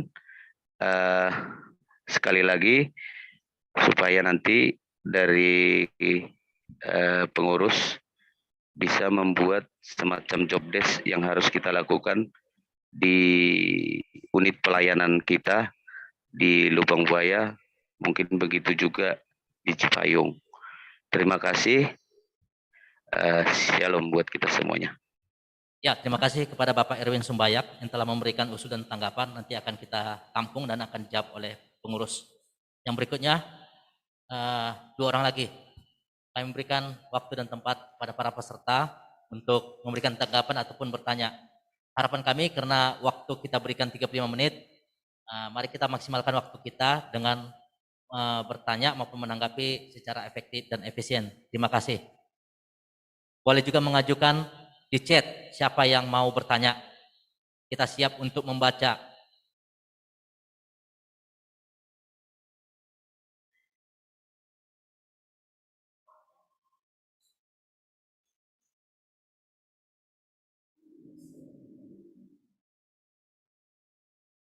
Ada yang lain? Untuk lebih jelasnya, LPJ yang telah di-share kemarin sama Sekretaris Pengurus Hobas pada jam 18.17 boleh dilihat kembali untuk melihat data-datanya untuk bertanya. Terima kasih.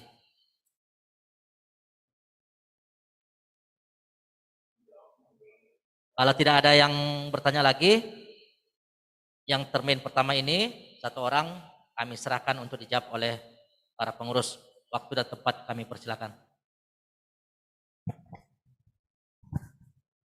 Terima kasih. Untuk teman kami Erwin dari Luang Buaya. Terima kasih atas responnya dan usul-usulnya. Ya, mungkin beberapa poin-poin yang diajukan oleh saudara kami dari Pak Erwin dari Luang Buaya mungkin bisa kita kembangkan ya untuk mendapatkan job desk yang lebih jelas. Kami memberikan dukungan 100% untuk petugas-petugas pos pelayanan yang kami bentuk. Jadi jangan ragu, kami memberikan dukungan 100% untuk bagaimana di pos pelayanan yang kita bentuk bisa berkembang menjadi lebih baik lagi. Hanya itu yang kami harapkan, tetap semangat. Oke, terima kasih. Satu lagi tuh Pak, yang pertanyaannya itu mengenai 126 juta yang gagal bayar. Akan ditanggapi. Ya. Memang angkanya 126. Itu udah kami telusik satu persatu. Tapi jangan lupa Pak Erwin, dari 126 itu mereka mempunyai simpanan juga 50 jutaan. Jadi dengan 126, 50 juta pengurangan simpanan, kalau memang betul-betul gagal bayar, ya tentu simpanannya juga akan kita kompensasi. Ya, jadi teman-teman kita yang punya tunggakan di Hobas, ya misalnya pinjamannya 3 juta, nggak bayar-bayar, padahal simpanannya udah lebih dari 3 juta. Ya bagi kita itu nggak masalah sebenarnya kalau secara tapi kita perlu buku kita yang lebih rapi. Tapi secara hitung-hitungan di kami, ya itu di offset. Ya kalau memang nggak mampu dan jelas, ya udah kan bisa di close. Nah, jadi kita juga memperhitungkan simpanan-simpanan yang masuk dari anggota.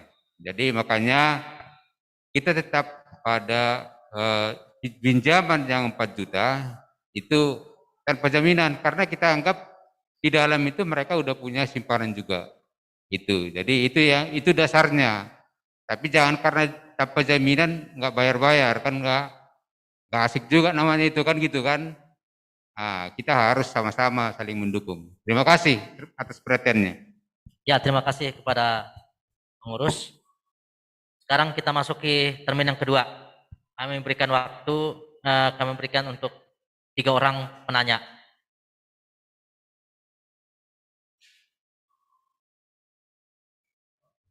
Boleh di chat atau ngomong juga bisa.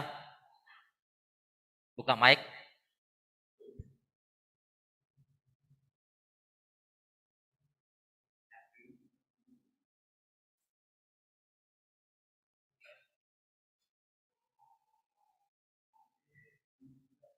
Kepada Bapak Santo, seperti yang ada di chat, belum ini, kami persilakan pengurus untuk menjawab.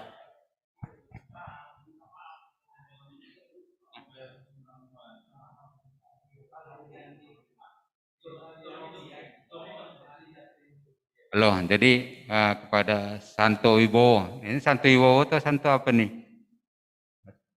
Santo Jong-un, Santo Wibowo kali ya, saya anggap Santo Wibowo aja ya. Iya, Santo Wibowo, ya. Iya. Jadi nanti kita lihat nanti di sistem kita, itu langsung kelihatan berapa kali. Ya, kita japri nanti Pak ya. Siap Bang. Oke, sebelumnya makasih. nih karena kendala keluarga Salam saya sehat lah ya. sebelumnya lah. Oke, ya. Terima kasih kepada Bapak Santo Wibowo yang sudah memberikan bertanya dan menanggapi. Ada lagi kita yang lain?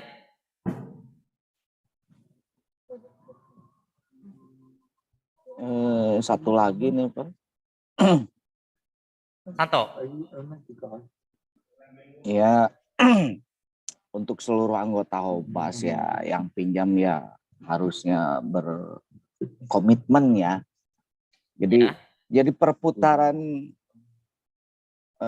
koperasi itu mudah gitu untuk meminjam kembalinya juga gitu kan. Ya maaf sebelumnya saya juga belum dapat kewajiban saya yang 50.000 itu bukan masalah besar kecilnya, karena kendala keluarga dan utang saya yang banyak banget, jadi belum sempat untuk ke PGC lagi, main ke sana gitu. Ya, pingin aktif lah. Intinya saya pingin aktif lagi lah, karena saya nggak apa namanya ya, nggak jarang ke sana. Hampir kerja tuh pulang malam terus. Sabtu Minggu juga saya kerja terkadang, pulang malam terus, jadi nggak pernah ke koperasi ke sana. Maaf tidak aktif. Ya, Pak.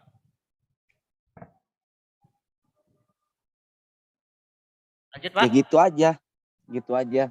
Ya untuk saran saya sih untuk kepada anggota Hobas semua koperasi nih. Ya kalau yang punya utang ya harus komitmen lah sama dirinya sendiri, gitu aja. Sudah Pak Santo? Sudah Pak, makasih banyak. Oke, sebelum jawab sama pengurus ya, ini kita mau bacakan dulu yang ada di chat. Mau tanya dengan Pak Hendri Saragi ya, apakah pinjaman harus digunakan untuk usaha atau bisa untuk konsumtif? Maksimal pinjaman berapa rupiah dan durasinya? Kepada pengurus langsung jawab aja langsung.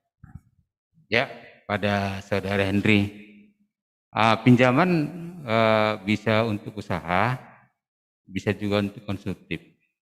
Ya, yang penting tanpa jaminan adalah 4 juta.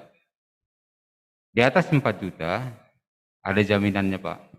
Ya, durasinya tergantung kemampuan, kita maksimum 3 tahun. Itu yang yang umum kita laksanakan ya. Oke, terima kasih Pak. Terus Pak Santo,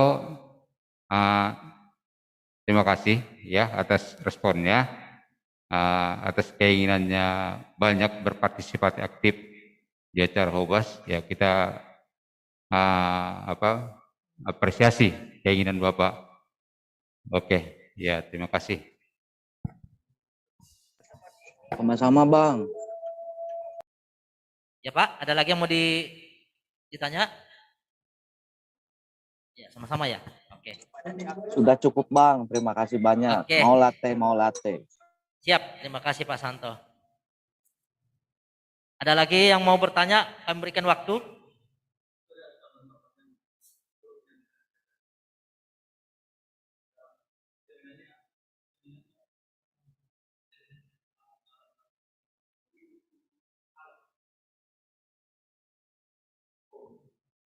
Sebentar ya Pak Henry, belum tuntas tadi pertanyaan Bapak untuk dijawab sama pengurus.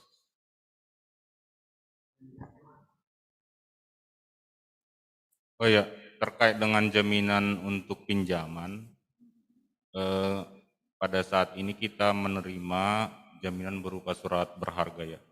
Di surat berharga itu bisa BPKP mobil, BPKP motor, sertifikat tanah, dan yang sertifikat lain yang dipersyaratkan. Jadi jumlah pinjaman itu sebesar 80% dari nilai pasar aset yang kita miliki gitu. Mungkin itu Pak, kalau misalnya nanti tertarik bisa langsung menghubungi pengurus, bentuk jaminannya seperti apa dan jumlah pinjaman yang diajukan berapa, sehingga nanti kita bisa diskusikan. Seperti itu Pak. Ya, terima kasih kepada pengurus yang sudah memberikan jawaban. Jika masih belum memuaskan, kepada Pak Hendes lagi boleh bertanya kembali. Semoga tertarik untuk meminjam. Selanjutnya, kami berikan yang bertanya. Ada lagi?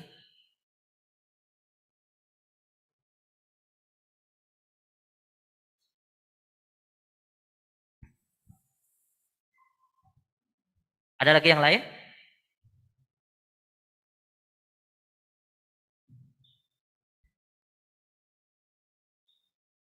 Bukan hanya bertanya, boleh juga memberikan masukan juga. Kami berikan waktu dan tempat.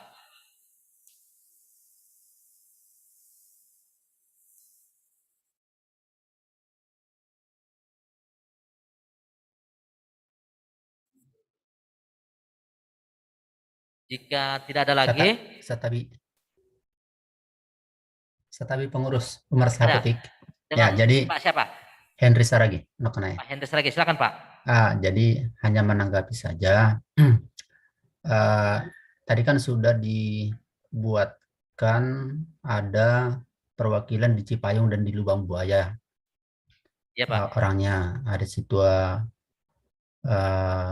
Hamonangan, Situa Jonsudi Hamonangan sama Sanina Erwin tadi ya di Lubang Buaya. Ya. Kemudian dari paparan juga tadi, kalau saya tidak salah dengar, roadmap-nya Hobas ini adalah 1.000 anggota di tahun 2025. Kalau nggak salah dengar tadi ada yang mengucapkan seperti itu. Dan sekarang anggotanya masih sekitar 223 Pak, 230-an tadi ya. Nah, jadi 249 Pak. 249. Ya, artinya kan dalam waktu 2022, 23, 24, berarti 3 tahun lagi kita butuh sekitar 750 anggota. Kan seperti itu ya. Nah, sekarang sebenarnya yang mau saya tanyakan, dengan membuat perwakilan itu dan juga beserta pengurus, untuk tahun 2022 ini, berapa anggota baru yang kita targetkan gitu loh. Saya belum mendengar tadi targetnya untuk 2020 ini berapa orang. Berapa di Cipayung, berapa di Lubang Buaya, bahkan mungkin di Cibubur misalnya ya, sebagai kita yang satu resort di Cililitan gitu loh. Saya pikir menarik juga kalau ditetapkan kira-kira perwakilan ini mencoba dikasih target entah 10, entah 20 orang, sehingga bisa dievaluasi nanti di tahun depan gitu loh. Kalau kita tidak menetapkan targetnya, hanya untuk sosialisasi, ya sosialisasi itu bagian dari langkah-langkahnya. Tapi targetnya sebenarnya adalah menambah jumlah anggota kan itu ya. Jadi itu yang masukan dari saya supaya juga jelas targetnya gitu ya. Terus apakah mereka hanya dikasih target untuk menambah jumlah anggota atau menambah jumlah peminjam? Karena tadi juga saya dengar peminjamnya juga turun ya, dari 40 sekian orang menjadi hanya 17 gitu ya. Nah, jadi target-targetnya untuk perwakilan dan juga beserta pengurusnya itu menurut saya sih perlu diperjelas juga sehingga kita bisa diskusikan di tahun depan. Terima kasih, pimpinan. Ya, terima kasih kepada Bapak Henry Saragi. Silakan pengurus untuk menanggapinya. Terima kasih, Sanina. Dengan koordinator transport yang kita tunjuk, memang kita udah sematkan pada mereka target-target yang harus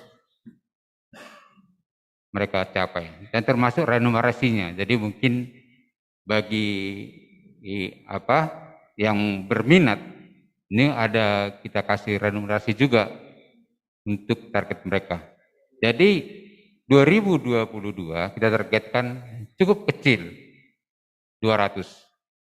Tapi kalau 200 2002 tercapai, mungkin tahun depannya bisa berkali lipat. Tapi kalau hanya tercapai nambah sedikit-sedikit, nggak akan bergerak. Tapi kalau 200-nya tercapai, Pak, 2023-nya mungkin bisa berlipat. Ya, targetnya bukan Lubang Buaya sama Cipayung aja. Dengan keberhasilan yang dua ini, kita punya kekuatan moral untuk masuk ke resort yang lain. Ya, praktek yang kita laksanakan di dua ini, mungkin kita punya semangat untuk merambah ke resort yang lain.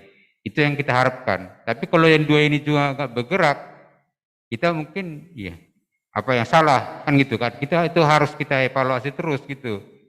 Jadi kita memang kasih target 200. Kalau yang 200 ini tercapai, target 1000-nya bisa lebih cepat tercapai juga. Jadi itu bukan hal mustahil gitu loh. Sekarang kita bagaimana untuk mempersiapkan yang dua ini menjadi pionir untuk perkembangan ke depan. Itu harapan kita. Terima kasih, Pak. Ya, terima kasih kepada para pengurus. Sekarang sambil menunggu para peserta yang lain untuk menanggapi ataupun bertanya, kami berikan waktu door prize.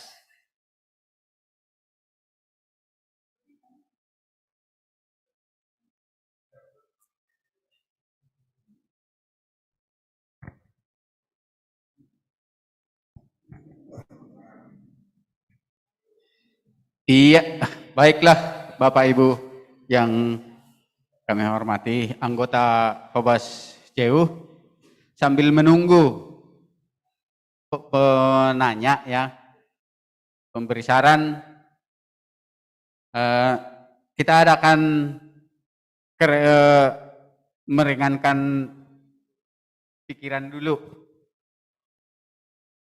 Untuk itu kita adakan door prize dulu ya, kita akan adakan penarikan door prize bagi Bapak Ibu yang ada di Zoom saat ini. Jangan kemana-mana, tolong diikutin acara door prize ini agar kita meringankan keregangan dulu ya, sebentar, sejenak. Jadi kepada pengurus tolong disiapkan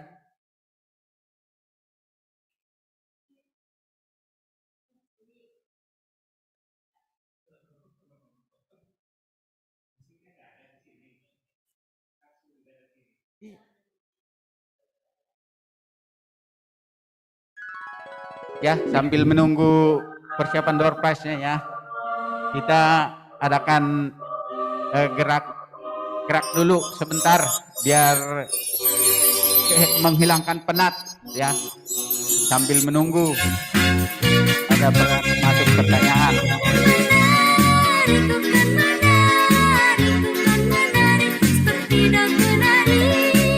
Ayo kita sambil goyang-goyang dikit ya. Ya, tangan ke atas. Ya, ikutin. Gerakan tangan ke atas. Kiri. Ya, kanan. Ya. Putar ya, diputar. Badannya diregangkan ya, biar kita menghilangkan ketegangan dulu ya, sebentar. Ya, angkat tangannya ke atas sambil tarik napasnya ya, tarik napasnya.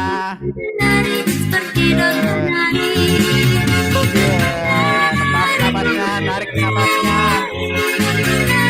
Ya, lepas. Tarik napasnya.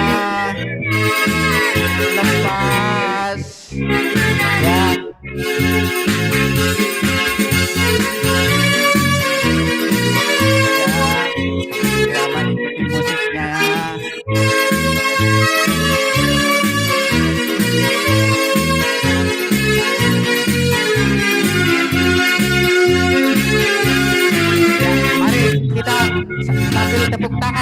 tepuk tangannya di atas ya, tangannya ditepukkan di atas. Nah, ya, Ada di dalamku, bukan menari seperti dan menari. Bukan menari, bukan menari, bukan menari seperti dan menari. ya, coba tahan tangannya, ayunkan tangannya. Menari seperti dan menari. Bukan menari, bukan menari, bukan menari seperti dan menari. Semangat, kiri kanan, kiri kanan.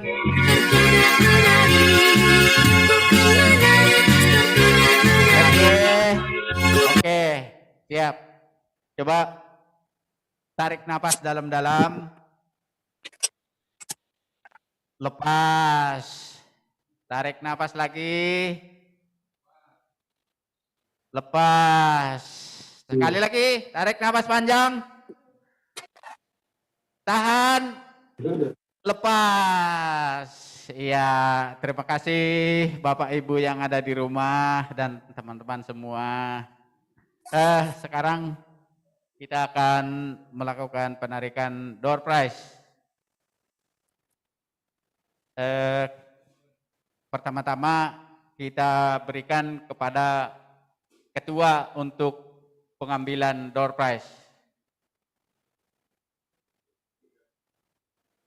Ya, lihat satu. Langsung dibuka ya Bapak Ibu. Langsung dibuka Bapak Ibu. Tolong bisa siapa ya? Baru banget matang. Josni Girsang. Sekali lagi Pak. Josni Girsang. Hadir. Ore, tepuk tangan. Sekarang Bapak itu lagi sedang ikut Zoom apa enggak? Ikut. Oh, mantap. Sip, Paten. Itu yang pertama ya.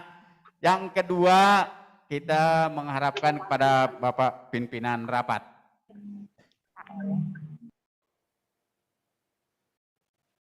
Iya, tolong dibuka ya Pak. Ya, dibacanya tenang Pak yang bacanya. Bapak Erik Sinaga. Bapak Erik Sinaga. Erik Sinaga.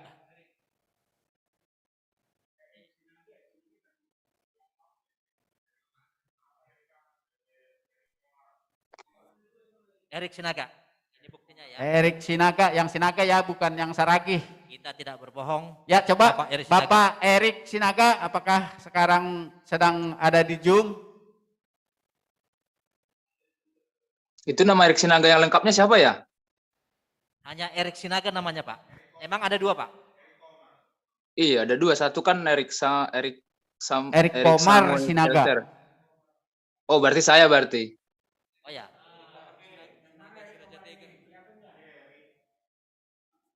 Oke Pak. Hadir saya Pak, hadir Pak. Hadir ya Pak ya. Bapak hadir Pak, Erik lagi Sinaga, mantengin di Erik Zoom. Komar Sinaga. Iya, betul Pak. Oke, tepuk tangan. Mari tepuk tangan. Oke. Terima kasih Bapak-bapak semuanya. Satu lagi, berhubung karena di sini ada pengawas, mohon kepada pengawas untuk mengambilnya. Untuk satu nomor lagi kepada Bapak pengawas.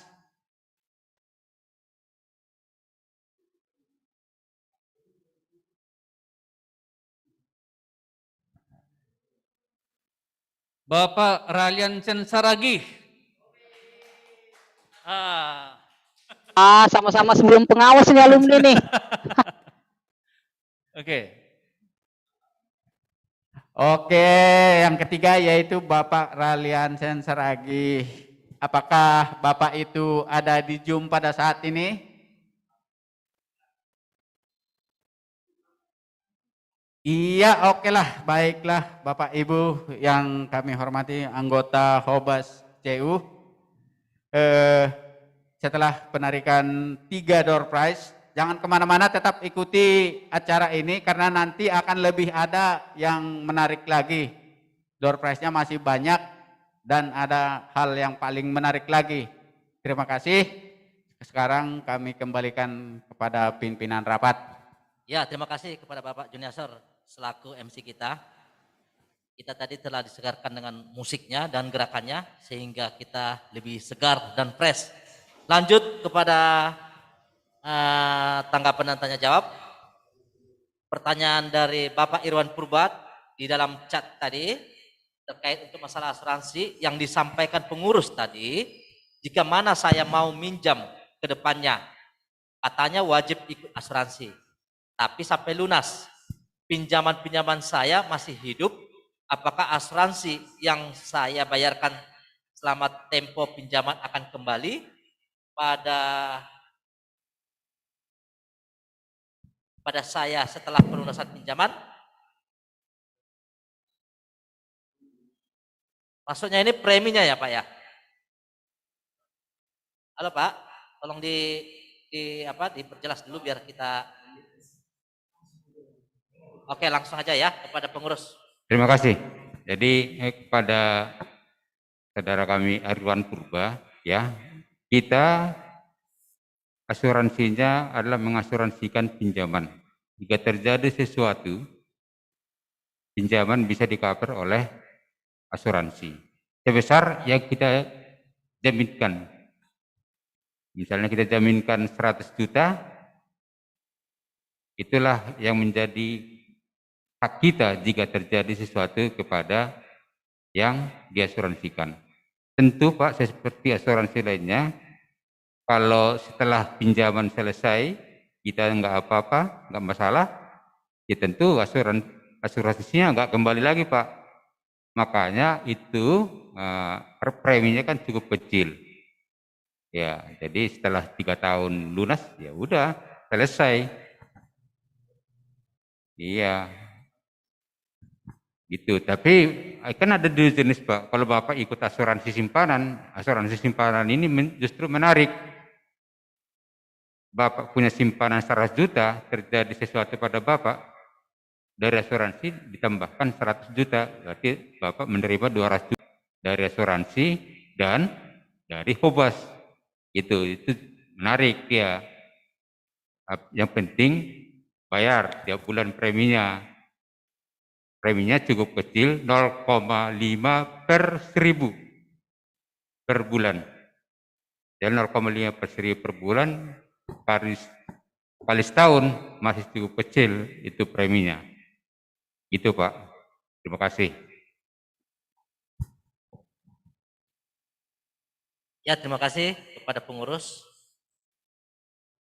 Kira-kira ada lagi yang mau ditanya kepada Bapak Irwan Purba? Sudah jelas?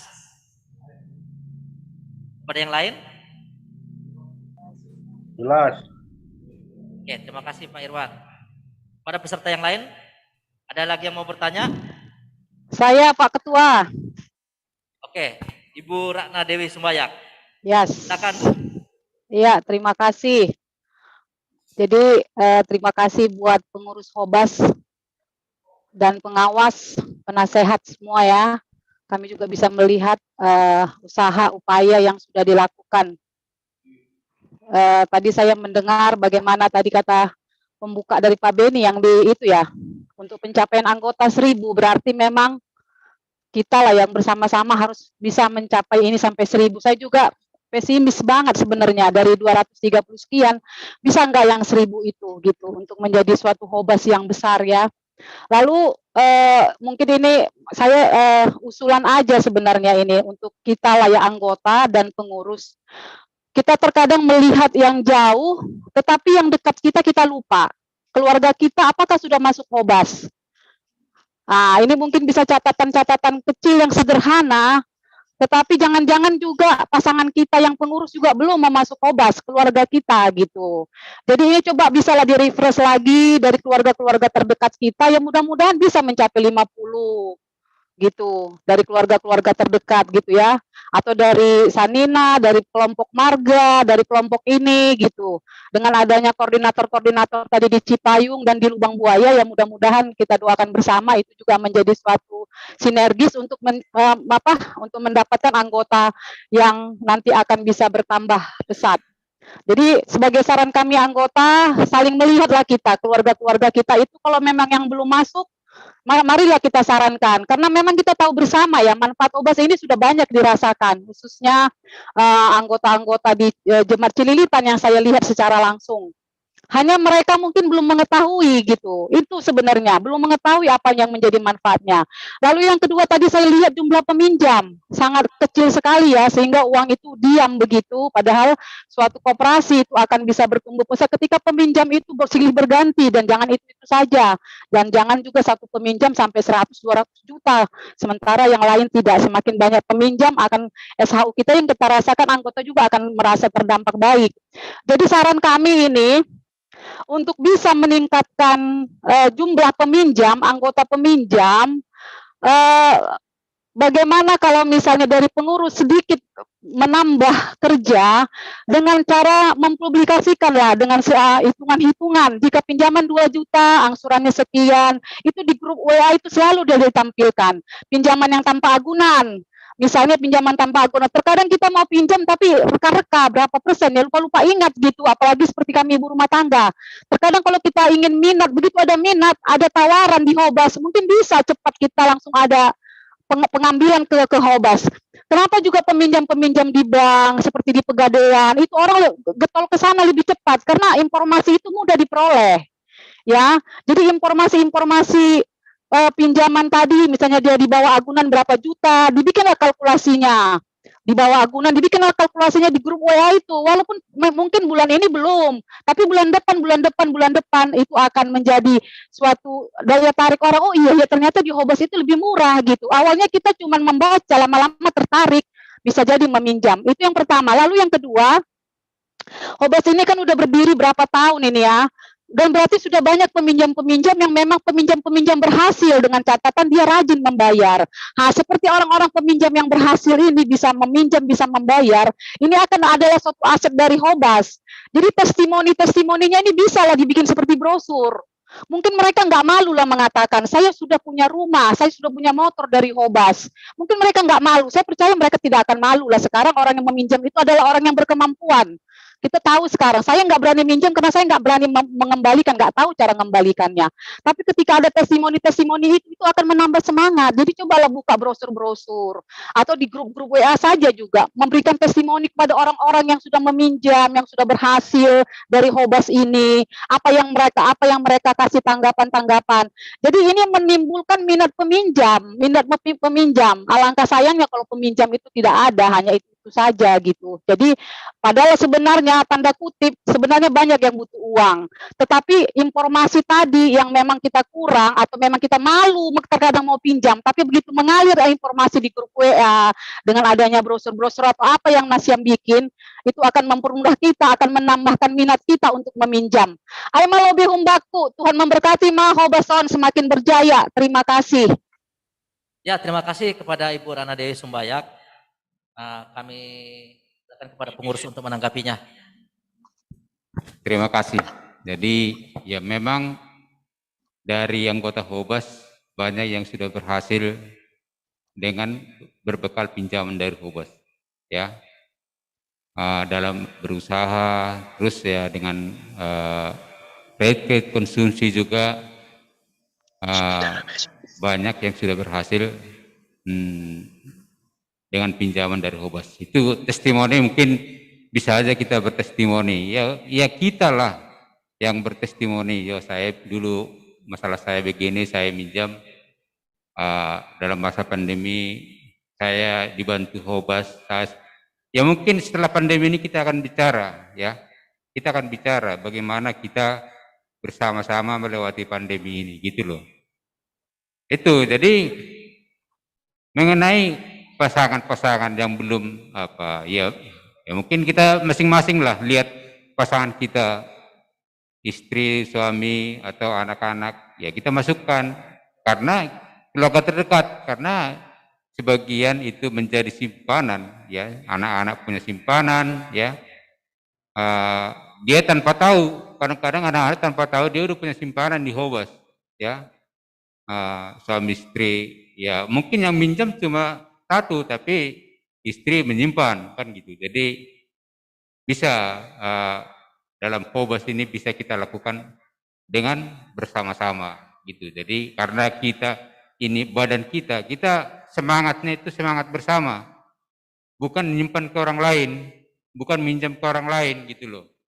Ini adalah milik kita, jadi perasaan kita mungkin buat bayar bunganya gede banget, tapi karena adalah milik kita, mungkin perasaan itu bisa tereliminir, ya. Ya, saya bayar bunga lebih tinggi di Hobas, ya mungkin dengan itu Hobas bisa membantu orang lain.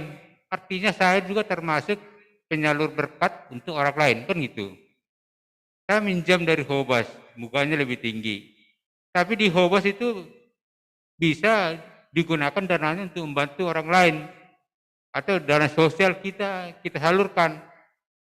Gitu, jadi ini karena ini badan kita mungkin perasaan bahwa Hobas mungkin terlalu tinggi, mungkin tidak akan terjadi. Terima kasih. Ya, terima kasih kepada pengurus. Untuk merelaksasi lagi, kami berikan Oke. kepada MC. Saya mau bertanya. Halo? Ini yang terakhir ya Pak, karena waktu kita ya. Maaf dengan Bapak Ardi Warta. Saragi. Silakan Pak. Ardi Warta. Oke, terima kasih. Saya mau bertanya, saya memang udah sering, hampir udah berapa kali ya, meminjam dari Hobas. Jadi aku sangat tertarik tadi yang dikasih tahu, yang bertanya pertama tadi, yaitu Inang Dewi tadi ya, Mama Hosana. Alangkah baiknya kalau dibikin tetap diumumkan berapa, contohnya ya pinjaman dengan sekian, ya berarti bunganya sekian. Nah, ataupun dengan peminjaman sekian harus ada agunan ini, ada penjelasannya gitu. Terus berikutnya, harusnya kalau kita anggota yang udah terdaftar di Hobas itu, kalau bisa ya, itu kalau bisa usul aja. Kita kan sebagai buat modal usaha, ya langkah baiknya bunganya itu, ya kalau bisa namanya kita masuk anggota, lebih kecil lah dari bank. Jadi kalau lebih besarnya dari bank pinjamannya, ya lebih baiklah saya kadang minjam dari bank gitu loh. Itulah permintaan saya. Saya sih seringnya minjam di Hobas, tapi saya bandingkan saya juga minjam di bank, kadang agak timpang gitu loh. Jadi kok malah lebih murah bunganya di bank, dan jaminannya juga kayak seperti bilang kita tadi, kalau di bank kita kan asuransinya kan ada jelas gitu loh. Jadi selama ini aku belum terus terang ya tahu kalau memang udah ada kayak tadi dikasih tahu ketua ada asuransinya udah jelas. Selama ini aku masih awam gimana sistem asuransi di Hobas kita ini sekarang. Saya masih belum jelas penjelasannya. Jadi itulah yang bikin saya pribadi ya agak akhir-akhir ini agak kurang meminjam dari Hobas. Karena saya terus terang aja dari bank lebih murah jauh bunganya dibanding saya minjam di Hobas gitu. Sementara aku pembayaran selama ini ya mungkin bisa tahulah pengurus Hobas nggak pernah sama sekali ada saya macet ataupun terlambat pembayarannya. Nah, sementara sih ya biar berkembang Hobas kita ini ya harus kalau memang kita anggota ya lebih murah lah bunganya dibanding di bank. Kan tujuan kita tadi makanya kita masuk di Hobas anggota koperasi, kita bandingkan dengan kita minjam di luar ya biar bisa lebih membantu kita pengusaha-pengusaha yang ada di anggota Hobas juga gitu. Soalnya kita minjamnya kan nggak terlalu ya beda lah ya, contohnya tadi kalau kita minjam hanya 2 juta atau 3 juta untuk kebutuhan sehari-hari. Beda gitu. Hanya itu aja pertanyaan saya, kalau bisa nanti dijelaskan kenapa timpang bunganya itu lebih besar bunga di Hobas daripada di bank, ya dijelasin. Terima kasih. Terima kasih kepada Bapak Ardi Warta Saragi. Langsung kami serahkan kepada pengurus untuk menjawabnya. Terima kasih kepada Bapak Ardi Warta. Dalam dunia pembiayaan ada bank konvensional, ada BPR, ada koperasi simpan pinjam. Yang paling atas itu bank konvensional biasanya. Mereka itu udah perusahaan yang sistematis dan efisien. Dapat dana juga udah dapat yang kecil, ya. Orang nyimpan tabungan Bapak di bank 3%, Bapak masih setuju. Mereka memperoleh dana-dana kecil, ya, karena mereka orang kecil pun nggak apa-apa kalau di bank besar. Sehingga bank konvensional itu berhasil bisa menyalurkan pinjaman lebih rendah daripada BPR. BPR mungkin di tengah-tengah, ya. Mungkin dia organisasinya udah lebih rapi dan sebagainya, sehingga duit yang masuk ke BPR juga bunganya udah lebih rendah. Di paling berikutnya adalah KSP, ya, Koperasi Simpan Pinjam, ya, lebih bunganya mungkin lebih tinggi, ya. Kalau kita lebih rendah dari BPR, sementara sumber dana kita dari anggota, ya, yang lebih tinggi bunganya, kita nggak masuk, nggak jalan, usaha kita nggak jalan, Pak. Jadi itu udah hukum alam. Kita nggak mungkin lebih rendah dari bank, nggak mungkin. Ya, kecuali ada yang nyimpan orang di bank, di Hobas minta 2%, 3% bunganya. Nggak ada, Pak. Pasti ya lebih tinggi dikit lah, katanya kan gitu. Iya. Jadi itu udah hukum alamnya, Pak. Jadi kita nggak bisa. Cuma kita, makanya kita berbentuk koperasi, karena kita merasa bahwa lebih tinggi juga di sini, itu duit kita juga. Dapat SHU, gitu. Kalau lebih tinggi di bank, ya duitnya itu ke pemilik perusahaan, pemilik bank, nggak ada balik ke kita, gitu. Jadi logikanya di situ-situ aja, Pak, apanya. Oke, terima kasih. Nah, itulah penjelasan kami. Terima kasih, ya. Ya, terima kasih kepada pengurus Hobas. Satu lagi kami berikan kuota untuk penanya. Akhir.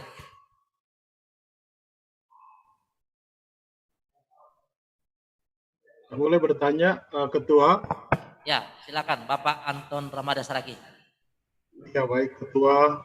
Sekali lagi terima kasih kepada pengurus, pengawas dan penasehat Koperasi Hobas untuk kerja kerasnya sehingga kita bisa mengadakan RAT tahun buku 2021 pada saat ini.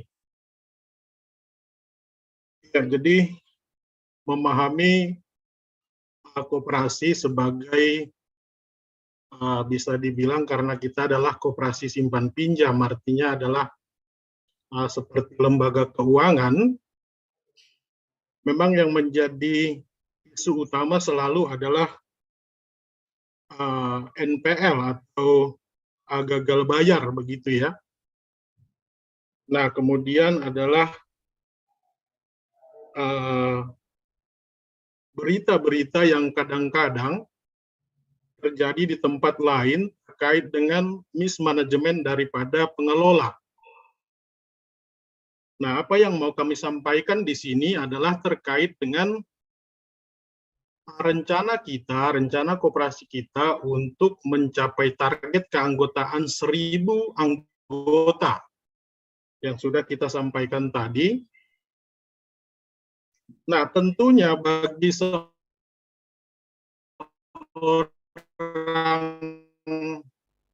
yang akan meminjam, tentunya dia harus memberikan simpanan dulu.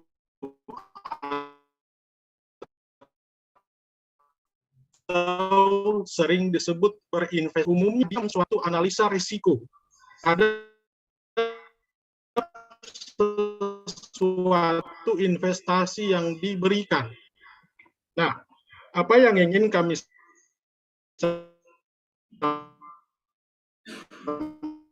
sampaikan di sini bahwa untuk ke depan di tahun 2022 dan ke depan ada baiknya pengurus juga bisa untuk memberikan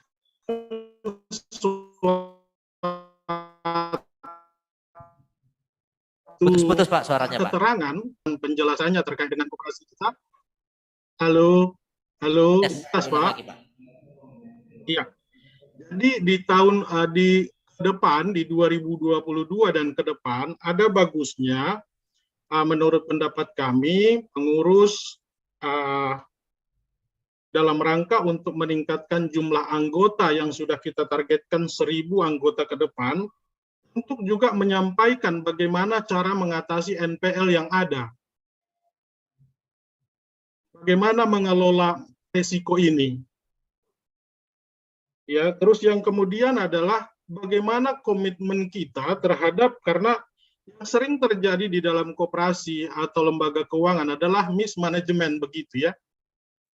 Mismanagement. Nah, terkait dengan ini juga apa yang kita lakukan untuk meyakinkan kepada publik, meyakinkan kepada masyarakat bahwa mismanagement itu setidaknya bisa terkurangi dengan apa yang kita bisa sampaikan. Nah, ini menurut saya yang penting, di samping daripada tadi yang sudah disampaikan oleh kawan-kawan semua.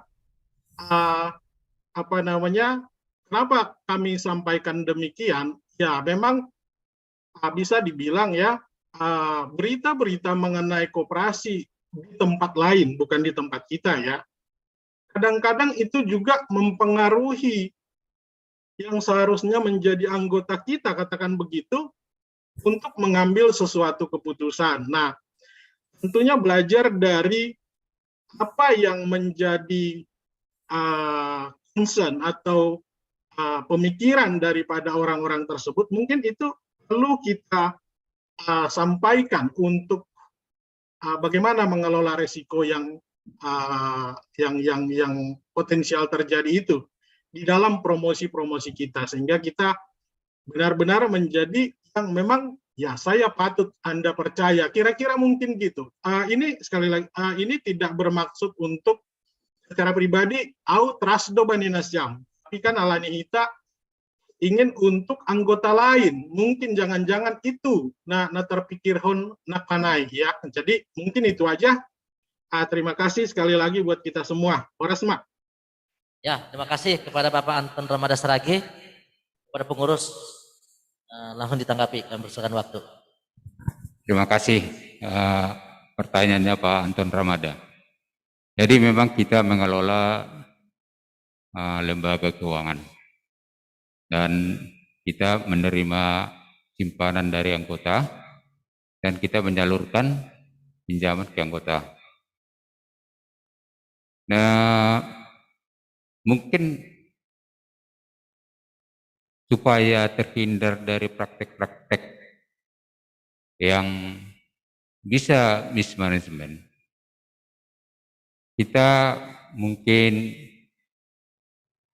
mengingat 5C. 5C itu adalah bagaimana kapasitas bayarnya, ya, bagaimana karakter orang yang minjam, ya. Karena kita sesama kita saling mengenal, kita bisa melihat karakter orang meminjam. Terakhir itu yang nggak penting adalah yang masuk juga kolateral.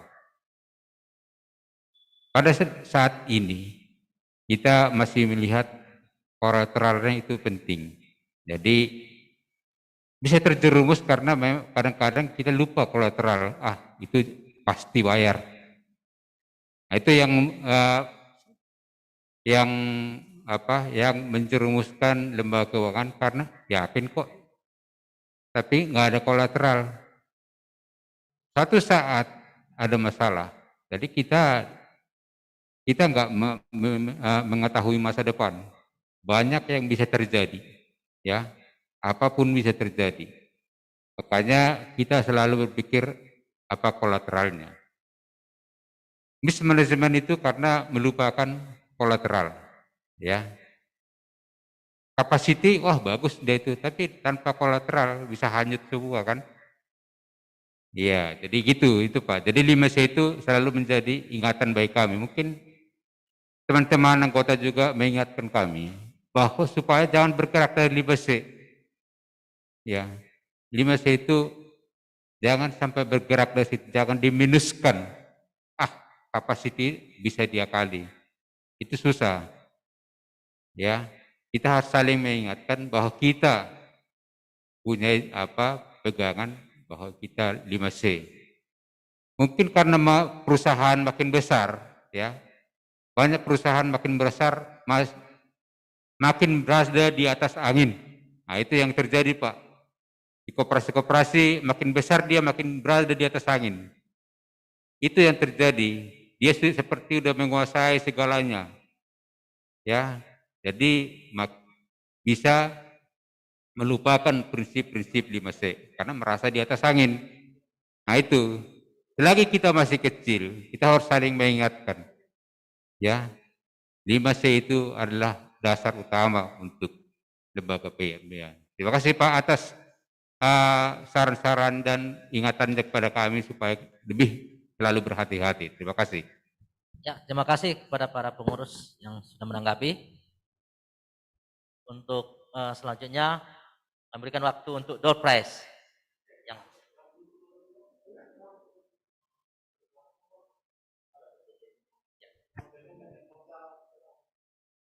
Berhubung karena waktu yang sudah lewat lebih dari 35 menit, sekarang waktu menunjukkan jam 3:57. Sekarang agenda yang berikutnya adalah pengesahan. Yang pertama, laporan pertanggungjawaban pengurus tahun buku 2021. Yang kedua, laporan pertanggungjawaban pengawas tahun buku 2021. Yang ketiga, rencana kerja pengurus tahun buku 2022. Yang keempat, RAPBK tahun buku 2022. Kepada kita semua, para peserta, terutama yang ada di online Zoom,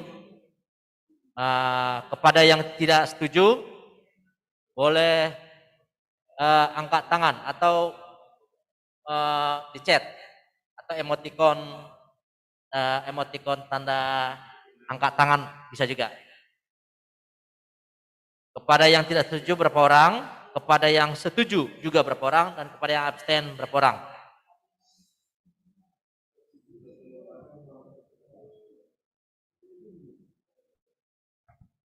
Semua setuju? Ada yang tidak setuju?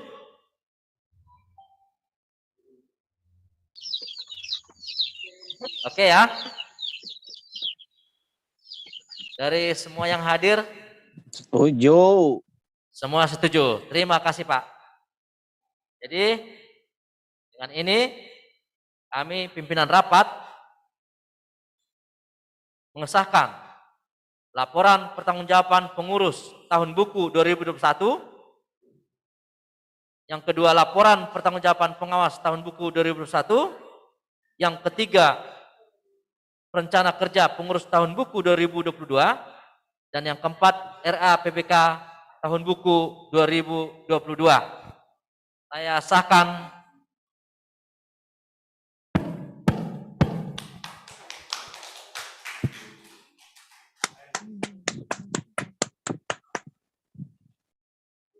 Sekarang waktunya untuk penandatanganan berita acara. Kepada para pengurus dan pengawas, kami persilakan.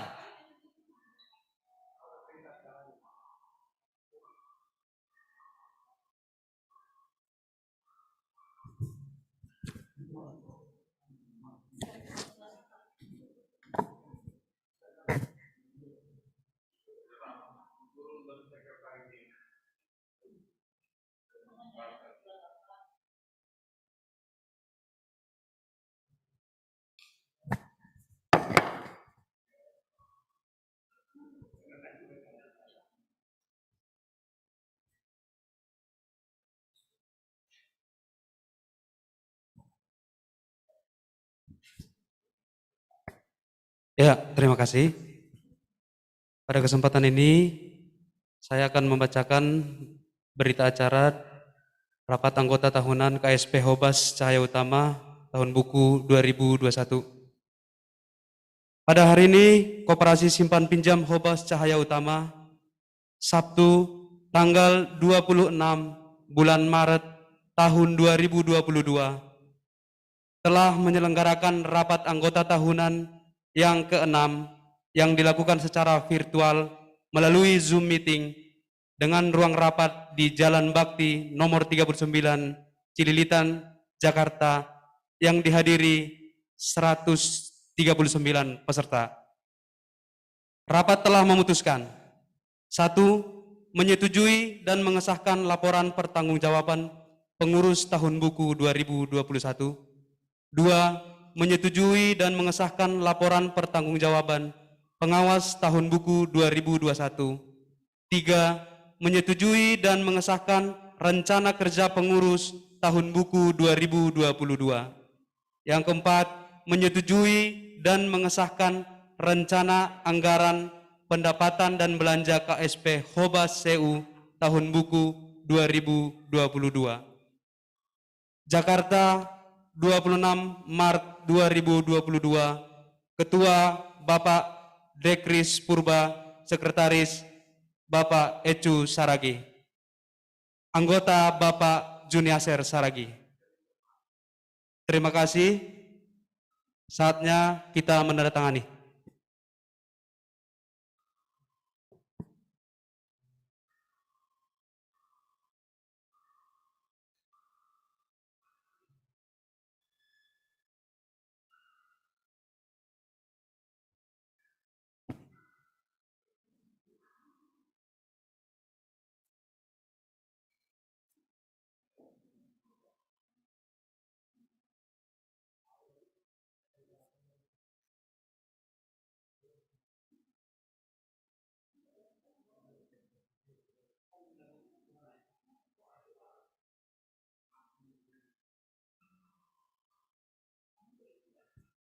Ya, ada kesalahan sedikit dengan anggota Bapak John Purba. Terima kasih.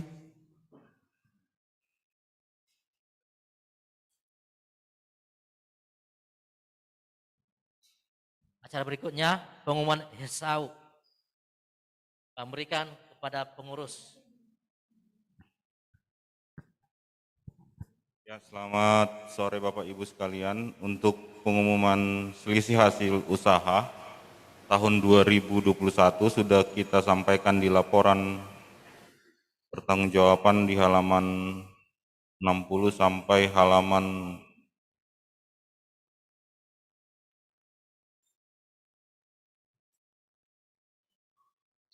66 ya. Kepada seluruh anggota, silahkan melihat nomor anggota dan melihat SHU yang diterima. Untuk tahun 2021, selisih hasil usaha KSP Hobas CU sebesar 108.215.054 rupiah, dialokasikan 25% untuk dana cadangan sejumlah 27.053.764 rupiah.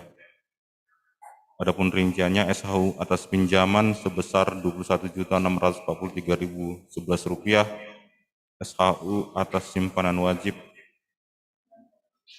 strip simpanan saham 32.464.516 rupiah, dana pengurus 17,5% sebesar 18.937.634 rupiah, dana pendidikan 2.705.376 rupiah, dana sosial 5.410.753 rupiah.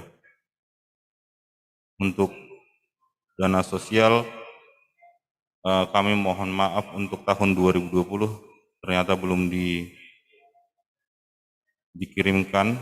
Jadi nanti untuk dana sosial 2020 dan 2021 akan kami kirimkan masing-masing ke GKPS Cililitan, GKPS Cipayung, GKPS Lubang Buaya, GKPS Cibubur, GKPS Tambun, GKPS Cikarang, GKPS Cikoko, GKPS Depok, GKPS Bogor, dan GKPS Persatuan Baru Bahbulawan. Kemudian untuk SHU ini, kepada anggota yang ingin segera ditransfer, silahkan hubungi pengurus, dan apabila anggota yang tidak menghubungi pengurus, nanti pengurus akan memindahkan SHU ini ke simpanan sukarela. Jadi SHU ini nanti akan dipindah ke simpanan sukarela, tetapi kalau ada anggota yang menginginkan untuk ditransfer, silahkan langsung menghubungi pengurus. Mungkin demikian kami sampaikan. Terima kasih, kami kembalikan ke pimpinan sidang.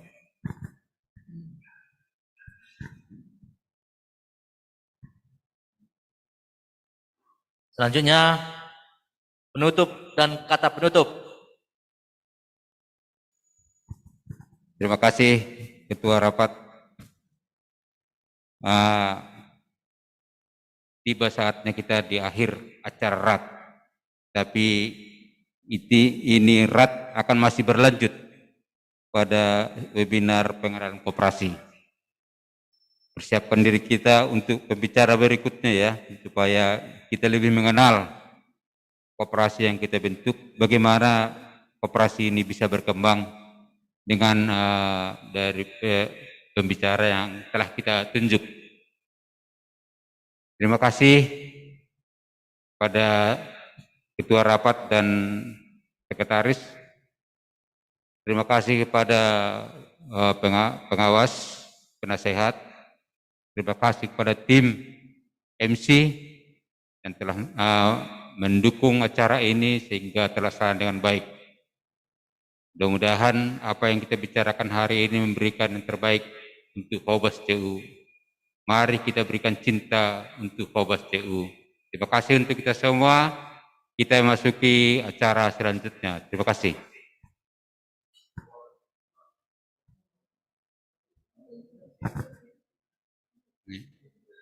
Jadi terima kasih kepada Ketua Rapat dan Sekretaris yang telah menyelesaikan tugasnya dengan baik. Tahun depan boleh menjabat Ketua Rapat lagi. Ya. Sekarang kembali ke MC. Ya.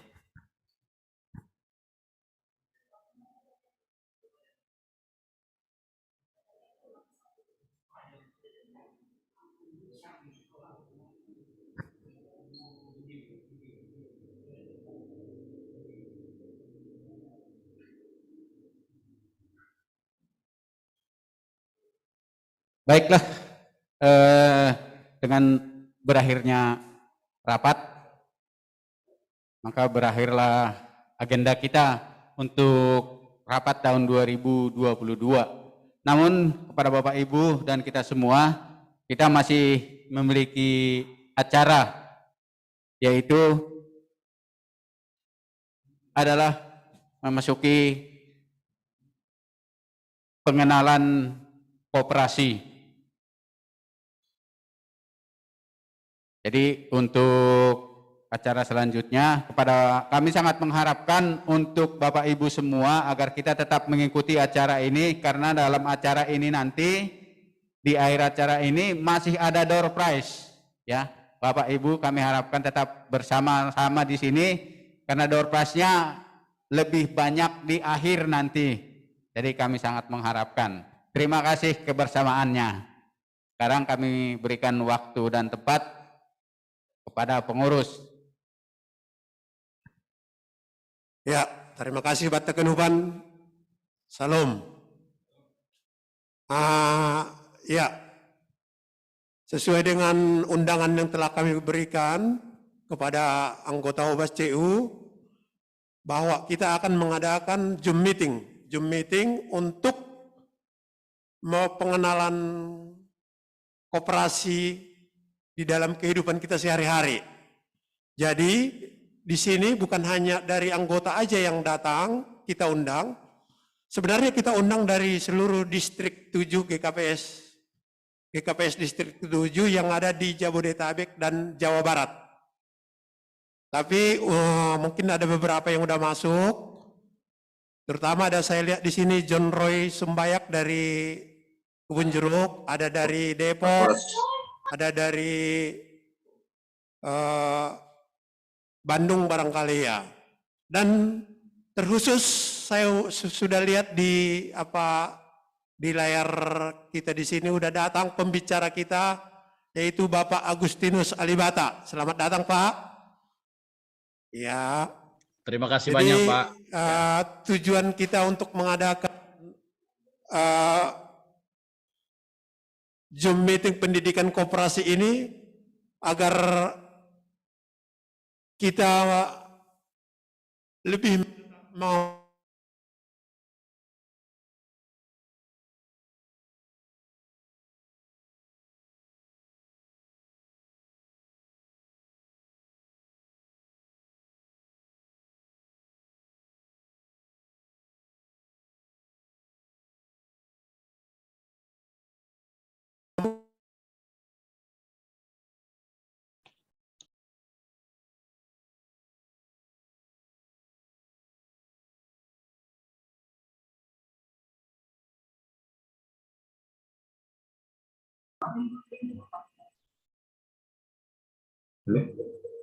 Halo?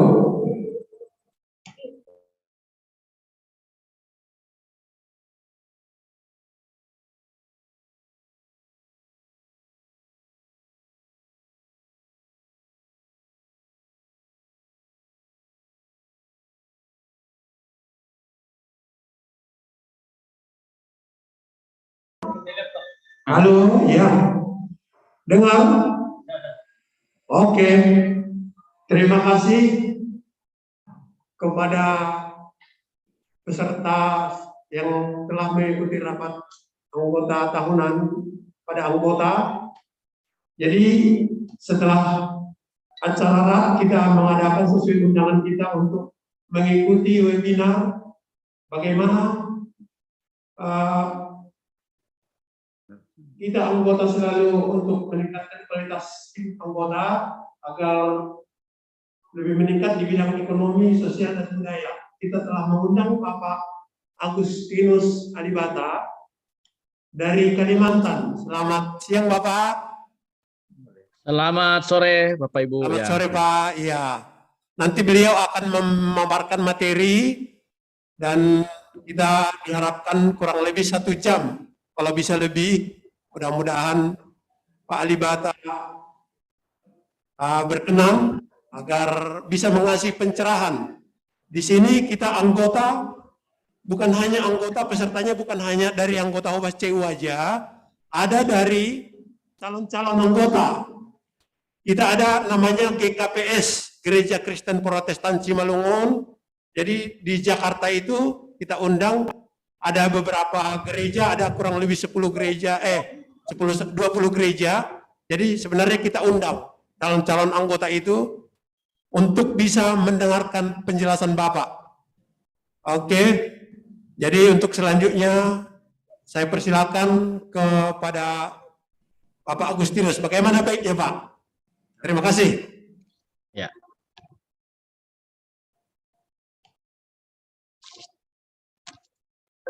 Baik, terima kasih atas kesempatan yang diberikan kepada saya dalam hal ini untuk memberikan semacam selayang pandang tentang gerakan CU dan mengapa kita harus ber-CU dan bagaimana kita menggunakan CU untuk meningkatkan kualitas hidup kita. Saya mungkin saya akan diberi waktu berapa? 1 jam ya? Iya, Pak, kurang lebih 1 jam. Kurang lebih 1 jam ya. Ya, baik. Nah, kemarin saya sudah menyiapkannya beberapa catatan untuk kita pada hari ini. Saya akan berikan catatan singkat saja karena ini kita webinar singkat. Selamat sore semuanya, Horas. Horas. Kita bisa berjumpa. Saya senang bisa berjumpa dengan orang-orang Batak dari seluruh penjuru Indonesia yang berkumpul di Jakarta ya, luar biasa ya. Amin, amin. Ya, ini suatu hal yang berkat Tuhan luar biasa. Bapak Ibu berkumpul, kemudian membuat sesuatu yang sangat berarti, yaitu KSP, atau juga disebut tadi saya dengar Credit Union, yang kemudian menjadi tempat bagi kita untuk bersama-sama meningkatkan kualitas hidup kita. Baik Bapak Ibu, saya setelah diberi kesempatan, langsung saja saya menuju ke materi yang memang menjadi fokus perhatian kita di sore hari ini. Yang pertama, saya menyiapkan materi tentang bagaimana strategi membangun kekayaan dan menciptakan kesejahteraan, terutama bagi kita di Gerakan Kredit Union bersama dengan saya, Agustinus Alibata. Saya sendiri sebagai Direktur Lintas Cakrawala Indonesia. Lintas Cakrawala Indonesia ini adalah sebuah perkumpulan yang mengabdikan dirinya untuk pengembangan sumber daya manusia. Dan saya adalah pengurus Puskop Kredit Union Indonesia, yaitu Pusat Koperasi Kredit Union di Indonesia. Kami adalah Federasi Nasional Kredit Union di bawah ICCU. Per September 2021 kami diterima oleh ICCU sebagai anggota ICCU, yaitu Federasi Nasional Kredit Union di Indonesia. Jadi kami ada 48 CU di bawah kami di seluruh Indonesia. Dan saat ini kami memiliki anggota 48 CU dengan aset 77,8 triliun rupiah di seluruh Indonesia. Dari Nias sampai dengan Merauke. Baik, pada kesempatan ini Bapak Ibu, materi kita atau bahan diskusi kita atau apa yang menjadi fokus pembicaraan kita adalah strategi membangun kekayaan dan menciptakan kesejahteraan. Bapak Ibu, saya kira sudah sangat paham tentang musuh kita bersama. Konten materi kita pada sore hari ini berkisar antara keluar dari kemiskinan. Bagaimana kita keluar dari kemiskinan? Rumusnya kayak apa ya? Banyak orang ingin keluar dari kemiskinan, tapi tidak tahu rumusnya, tidak tahu caranya, tidak tahu langkah-langkahnya. Nah, di Kredit Union, orang itu diajarkan untuk bagaimana keluar dari kemiskinan. Yang kedua, kalau sudah keluar dari kemiskinan, orang secara bertahap membangun kekayaan. Bagaimana Kredit Union digunakan, KSP digunakan sebagai kendaraan untuk membangun kekayaan. Dan yang ketiga, bagaimana kita menciptakan kesejahteraan dan apa indikator penting kita sejahtera. Dan yang terakhir, untuk apa kita keluar dari kemiskinan? Kalau toh kita bahagia dengan kemiskinan, mengapa kita harus keluar? Untuk apa kita membangun kekayaan? Toh kekayaan tidak dibawa mati. Ya, kita keluar dari kemiskinan, kita bangunkan kekayaan, dan kita menjadi orang sejahtera karena ingin kita menciptakan kualitas hidup kita.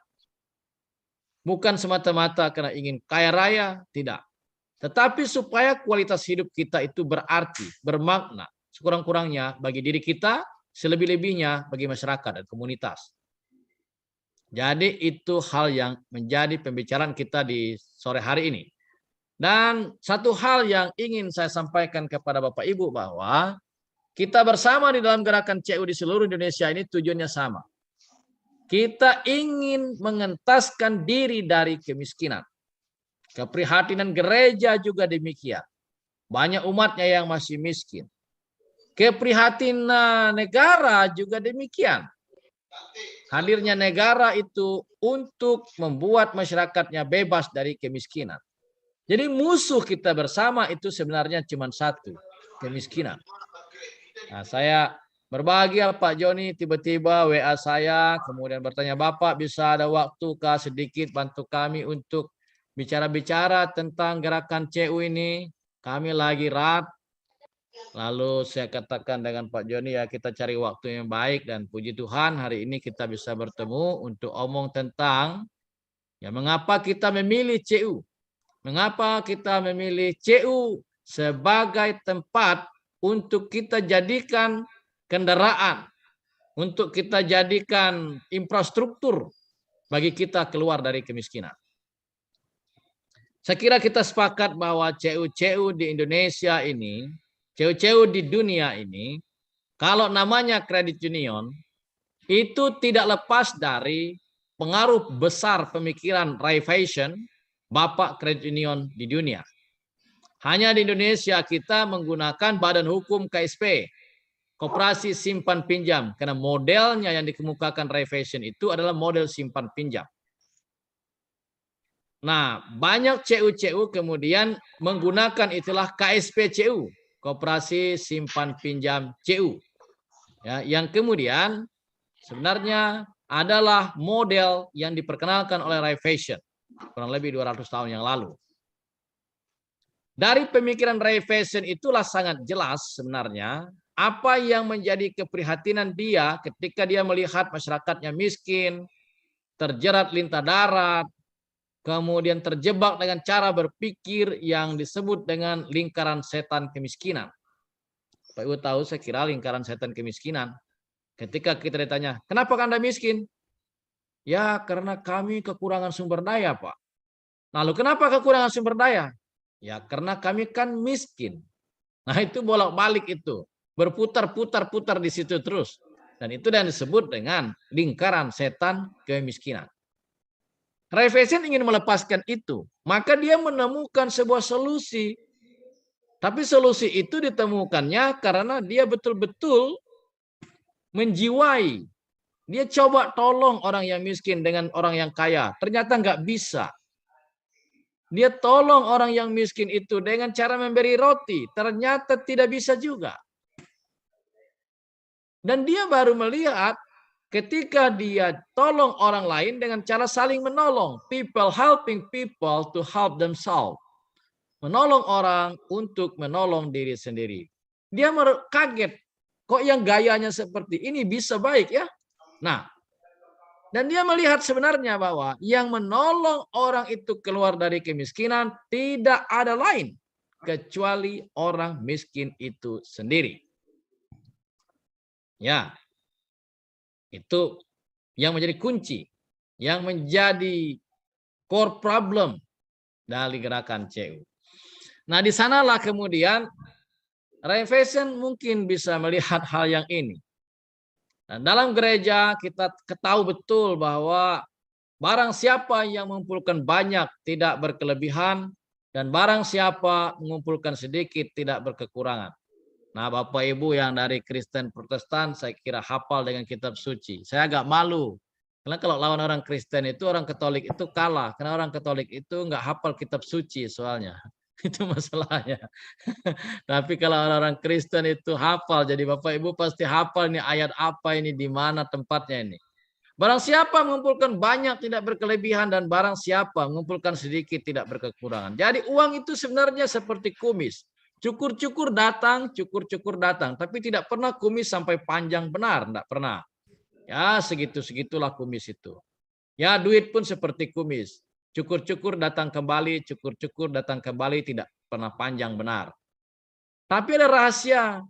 Rahasianya apa? Kalau dia barang siapa mengumpulkan banyak tidak berkelebihan dan barang siapa mengumpulkan sedikit tidak berkekurangan, berarti ada rahasianya. Rahasianya kalau dia dikelola dengan baik, maka dia akan bisa bertambah dengan baik dan dia seperti juga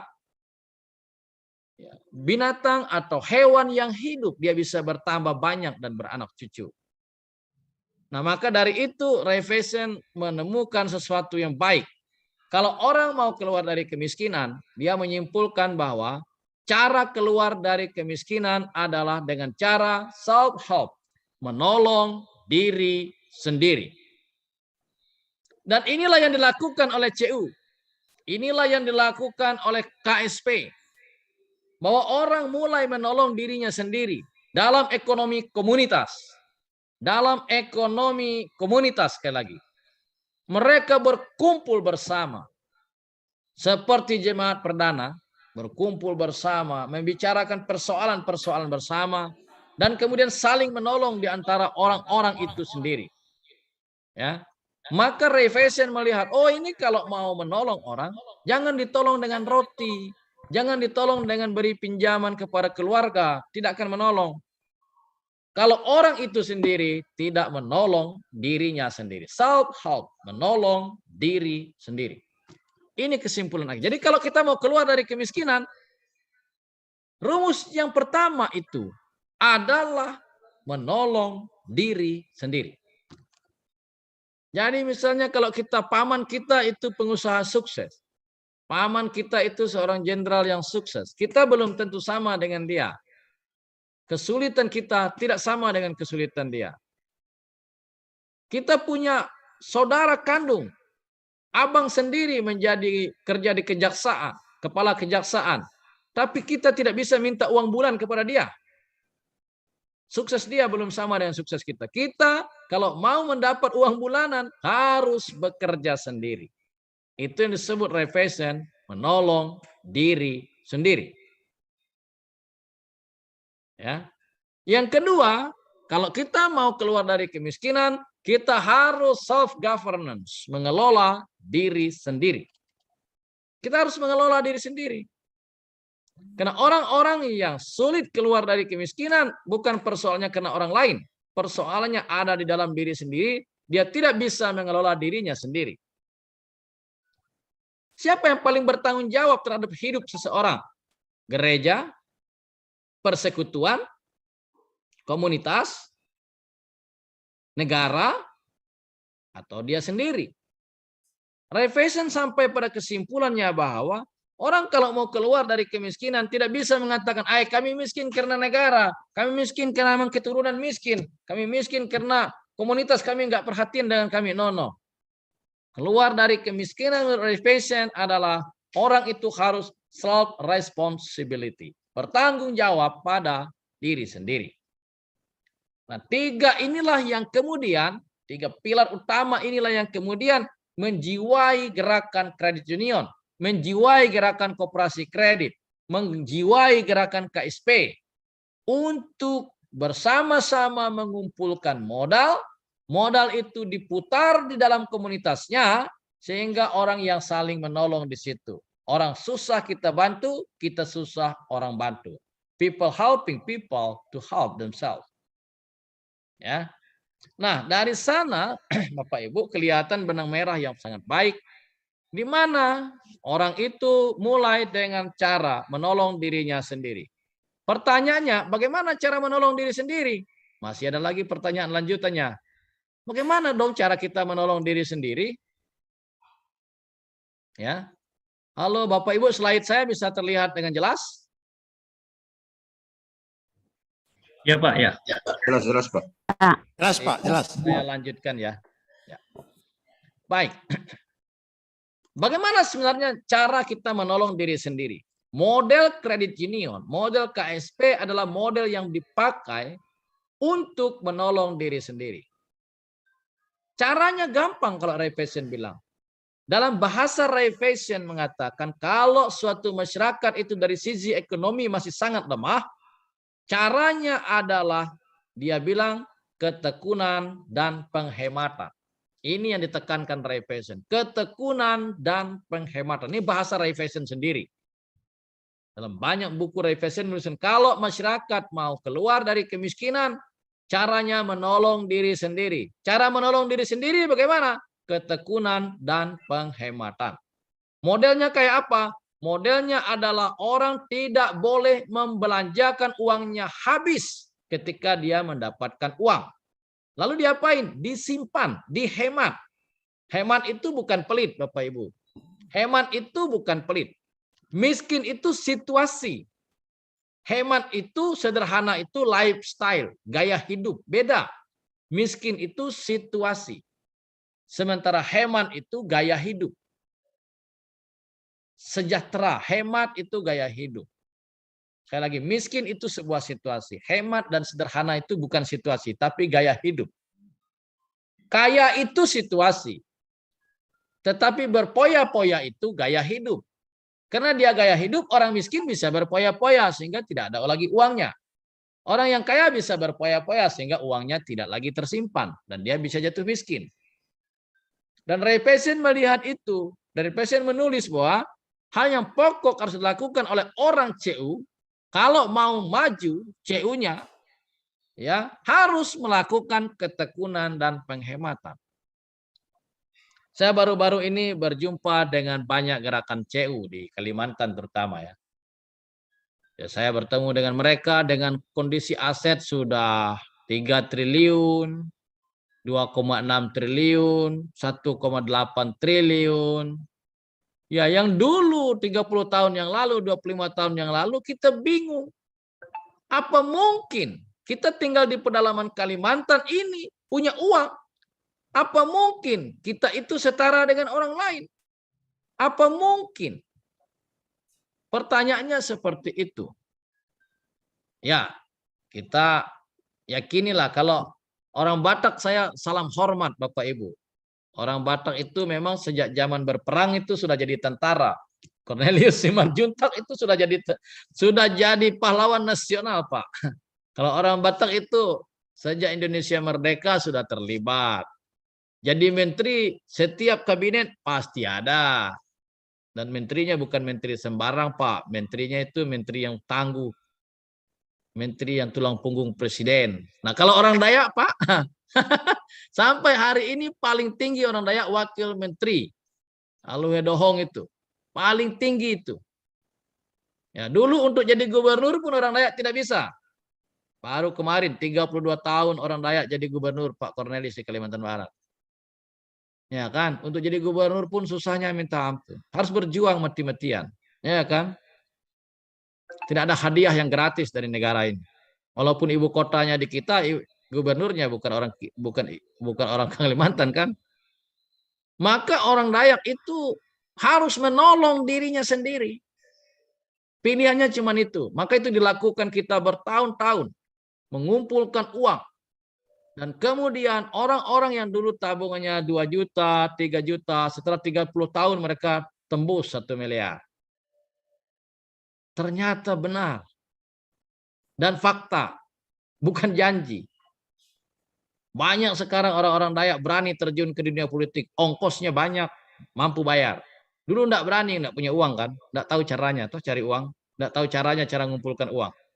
Sekarang banyak orang Dayak tembus DPR RI itu untuk Kalimantan Barat dari 12 calon itu 8 calon dari Dayak tembus. Mereka punya uang. Karena kalau maju di politik itu buah sawit, buah kaiwara. Ada duit, ada suara.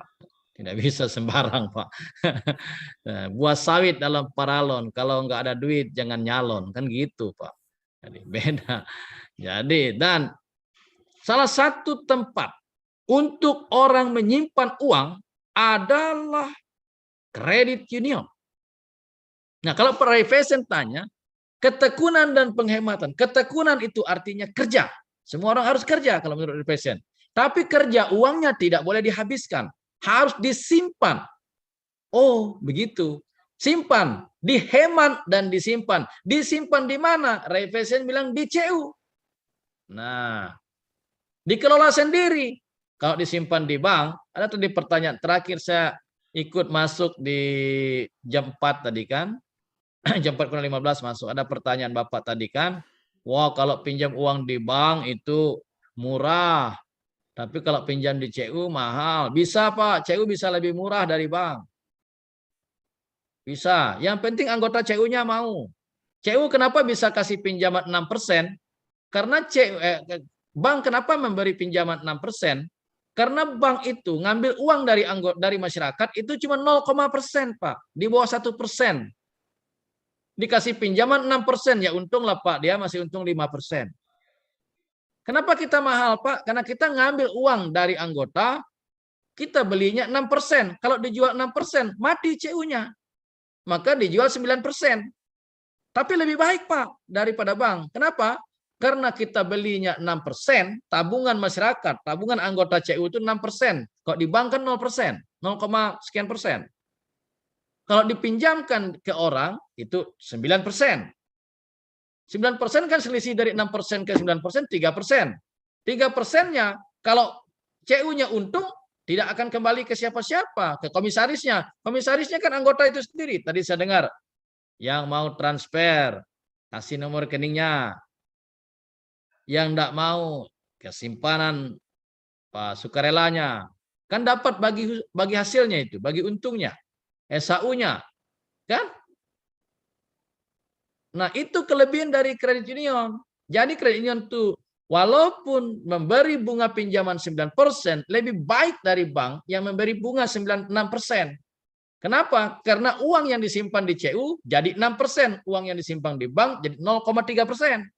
Tetap di CU yang lebih baik, Pak. Marginnya di CU itu adalah 5%. Marginnya di kita 3%. Tetap untung di kita. Tetapi untuk untung Bapak harus nyimpan dan sekaligus pinjam. Kalau Bapak hanya ingin simpan 6% tak mau pinjam, Bapak bukan mindsetnya CU, mindsetnya rentenir. Kalau Bapak hanya mau pinjam di CU, tidak mau simpan, mindsetnya bukan ketekunan dan penghematan. Mindsetnya hanya butuh uang, baru datang ke CU.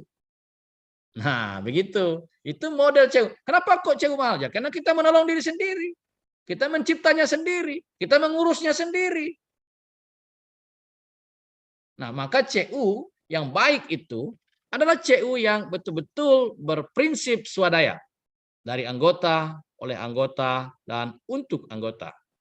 Saya kira CU Hobas adalah model kredit union yang baik, di mana komunitasnya bergerak untuk menolong diri mereka sendiri keluar dari keterpurukan ekonomi atau sekurang-kurangnya kalau tidak terpuruk keluar dari kesulitan ekonomi secara bersama-sama. Nah, cara yang kedua, cara pertama tadi kan dengan cara menolong diri sendiri. Caranya adalah ketekunan dan penghematan. Lalu cara kedua keluar dari kemiskinan itu adalah dengan cara mengelola diri sendiri. Loh, kayak apa mengelola diri sendiri? Mengelola diri sendiri dengan cara menghindari hidup boros. Menurut Ray Faison, salah satu penyebab orang miskin itu bukan karena mereka tidak punya uang, tetapi pola pikir mereka yang salah. Mereka selalu berpikir tentang belanja terlebih dahulu baru menabung. Itulah yang ditentang oleh Ray Faison bahwa kita menabung dulu baru belanja. Ketika kita ngomong menabung dulu baru belanja, kita berbicara tentang bagaimana menghindari hidup boros. Boros itu artinya kita membelanjakan uang kita secara tidak terkendali. Boros artinya kita membelanjakan uang kita secara tidak terencana. Boros artinya kita membelanjakan uang kita secara sembarangan. Makanya CU mengajarkan anggotanya tentang financial literacy. Bagaimana anggaran belanja keluarga diteliti dengan baik. Sehingga anggota-anggotanya selalu mengeluarkan uangan berdasarkan kebutuhan, bukan keinginan. Ini yang dilakukan oleh gerakan CU. Cara mengelola diri sendiri, menghindari hidup boros. Dan cara yang terakhir adalah caranya bertanggung jawab pada diri sendiri. Siapa yang nanti mempensiunkan kita sementara kita cuma jual lapo kan? Ya kita sendiri. Buat produknya di CU, produk pensiun di CU ada. Kita di Kalimantan ini buat produk pensiun. Siapa yang membuat kita sakit, kita nggak bisa ikut BPJS, sementara kita hanya petani di kampung. Kita sendiri buat di CU. Ada dana darurat. Siapa yang bertanggung jawab tentang anak kita sekolah, sementara kita bukan pejabat? Ya kitalah yang menciptakan dananya untuk sekolah, dana pendidikan. Jadi kredit union kemudian membuat simpanan pinjaman yang kemudian menjawab kebutuhan anggotanya. Ada simpanan untuk pensiun, ada simpanan untuk perumahan, ada simpanan untuk darurat, ada simpanan untuk sekolah. Sehingga anggota kita mampu membuat perencanaan keuangan. Sehingga kalau saya mau sakit, ini posnya. Saya mau pensiun, ini posnya. Saya mau jalan-jalan ke Danau Toba, ini posnya. Saya mau sekolah tinggi, ini posnya. Semua sudah ada posnya. Ini gerakan menolong diri sendiri.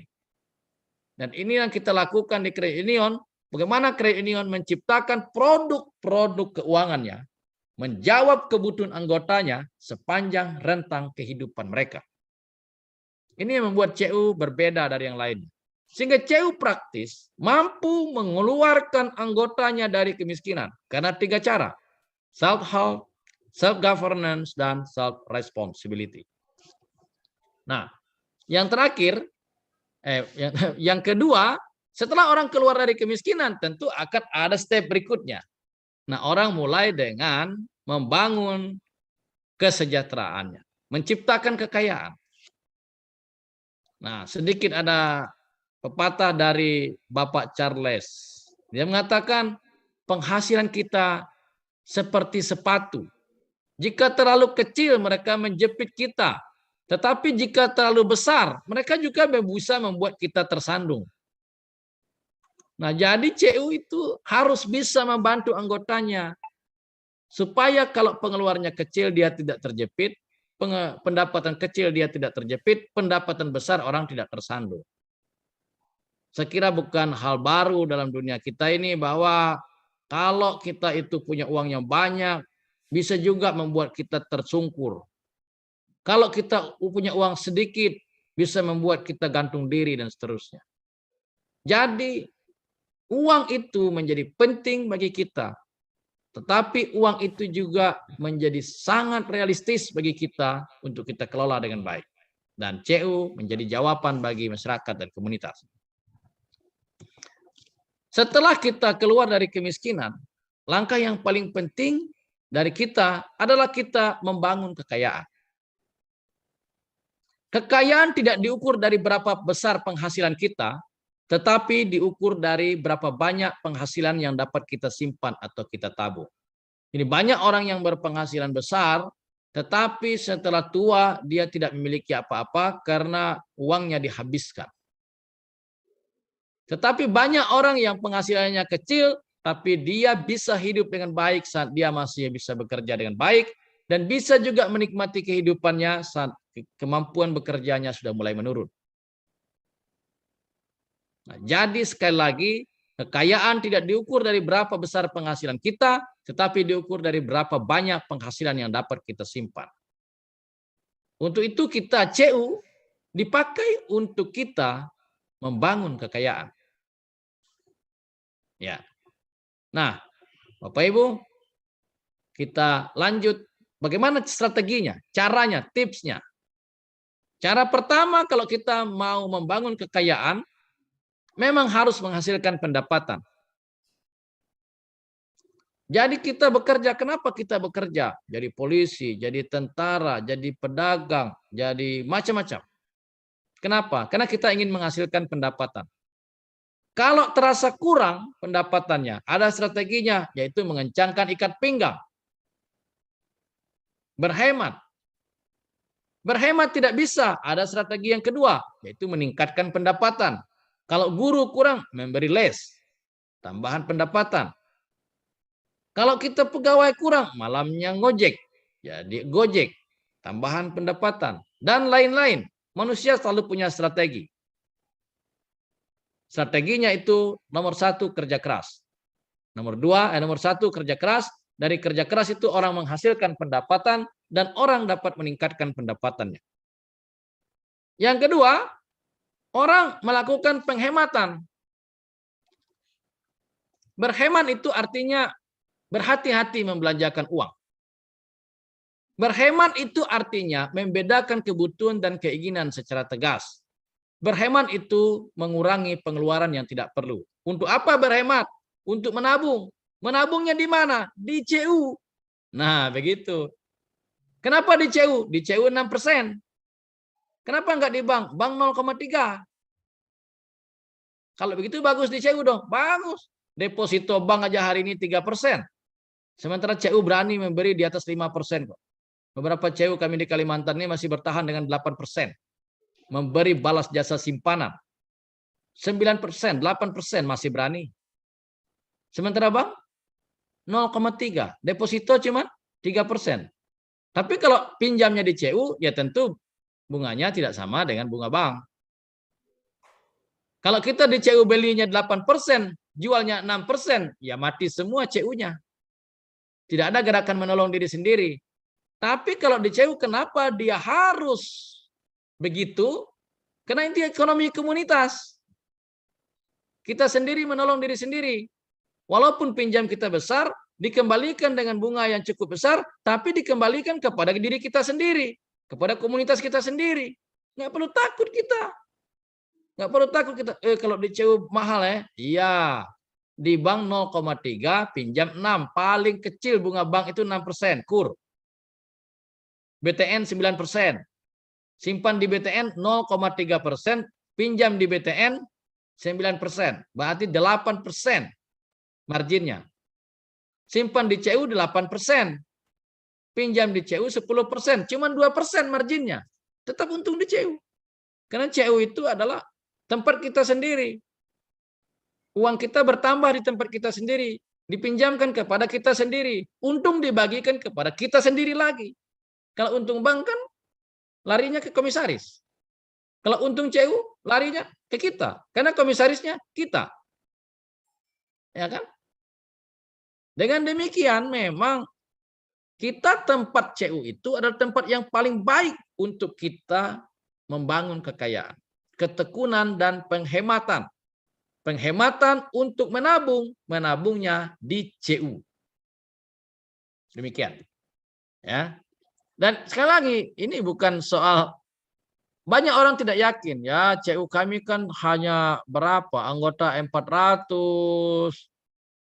Ya kalau gereja-gereja HKBP saja berkumpul 400, gereja sana 500, sudah 1000 lebih. Sudah besar. Ya. Jadi peluangnya kita untuk membangun komunitas lebih besar. Ya. Langkah kedua, langkah ketiga membangun kekayaan itu berhemat, menabunglah secara intensif. Menabung secara intensif. Apa itu menabung intensif? Menabung ya sebanyak mungkin menabung intensif. Ada tabung. Jadi CU nanti membuat produk simpanan pendidikan. CU membuat simpanan hari tua. CU membuat simpanan darurat. Jadi satu anggota bisa nabung 3 tempat. 100.000 tabung ke simpanan darurat, 100.000 tabungan ke hari tua, 100.000 tabungan ke pendidikan. 100.000. Nah, jadi nabungnya banyak. Karena pos yang harus kita siapkan banyak. Kenapa harus siapkan banyak? Karena kebutuhan sepanjang rentang kehidupan kita banyak. Anakmu sekolah, uang sudah ada. Kita sakit, uang sudah ada. Kita mau rekreasi, uang sudah ada. Mau ke tanah perjanjian pun sudah ada duitnya. Ya kan? Menabung secara intensif. Berhemat, menabung sekarang juga jangan ditunda. Di mana? Di CU. Ya. Langkah ketiga. Langkah keempat yaitu kita menabungnya konsisten. Jadi menabungnya konsisten. Konsisten itu artinya tetap. Tetap. Ini contoh ilustrasi orang menabung secara konsisten dengan asumsi bunga 10% per tahun. Nah, kami dulu di Kalimantan Barat itu rata-rata kami CU itu 14% per tahun. Sekarang karena kami berkompetisi juga dengan KUR, kami membuat produk berpasangan supaya kita juga bisa kompetitif dengan bunga 7%, bunga 6%. Tapi bunga pokoknya, simpanan pokok kita sekarang masih bertengger di 8 sampai 10. Simpanan produk unggulan kita masih di situ. Ya. Nah, ini ilustrasi dengan simpanan 10%. Kalau orang mau mencapai 1 miliar di usia 60 tahun, sejak umur 20 tahun generasi milenial kita bisa menyiapkan dirinya dengan menabung di CU hanya Rp156.819 dengan konsep bunga majemuk, maka dia akan menjadi 1 miliar di usia 60 tahun. Apa itu bunga majemuk? Bunga berbunga. Makanya kalau kita di CU, dalam banyak konsep-konsep kita CU di Kalimantan ini, namanya SHU itu nggak pernah dibagikan. Tidak pernah. Karena dibagikan itu memberikan uang cash. Uang cash diterima orang untuk belanja. Sama dengan mendorong anggota kita untuk konsumtif. Jadi kami yang namanya SHU nggak pernah dibagikan. Ditambahkan kesimpanannya. Supaya apa? Supaya bulan depan sudah berbunga lebih besar lagi. Bunga berbunga itulah yang membuat orang semakin kaya. Jadi nggak ada istilah CU, bagi, SHU. Nggak ada. SHU langsung masuk ke simpanannya. Langsung masuk ke rekening. Jangan masukkan. SHU keluar masukkan rekening bank. Ngapain kasih rekening bank? Rekening sendirilah. Kan? Jadi kalau kita punya uang, punya SHU, simpan di rekening sendiri. Jangan simpan ke bank. Supaya apa? Supaya bisa dipinjamkan kembali kepada orang lain yang membutuhkan. Nah, pinjaman di CU itu bukan semata-mata orang butuh uang. Simpanan di CU, pinjaman di CU itu bukan semata-mata karena orang kesulitan keuangan. pinjaman di CU itu dilakukan untuk meningkatkan kualitas hidup kita. Jadi orang meminjam di CU untuk meningkatkan kualitas hidup, bukan semata-mata karena orang itu butuh uang. Ya. Nah, langkah keempat dalam menabung sekali lagi adalah menabung secara konsisten. Ini contohnya. Kalau sekali lagi orang mau 60 tahun menjadi 1 miliar dengan menabung Rp438.726 per bulan.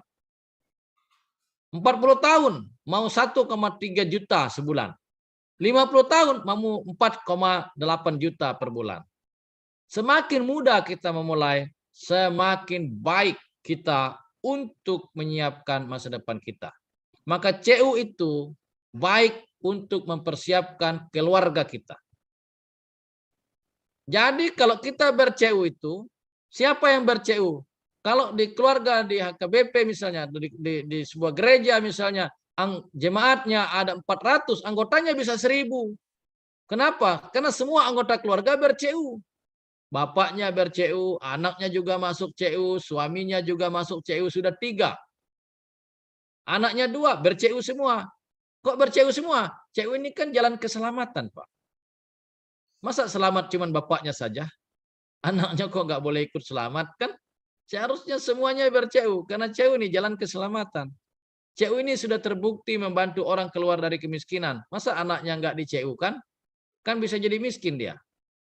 Maka CU itu adalah tempat di mana kita membangun kekuatan untuk membantu orang semua meningkatkan kualitas hidupnya.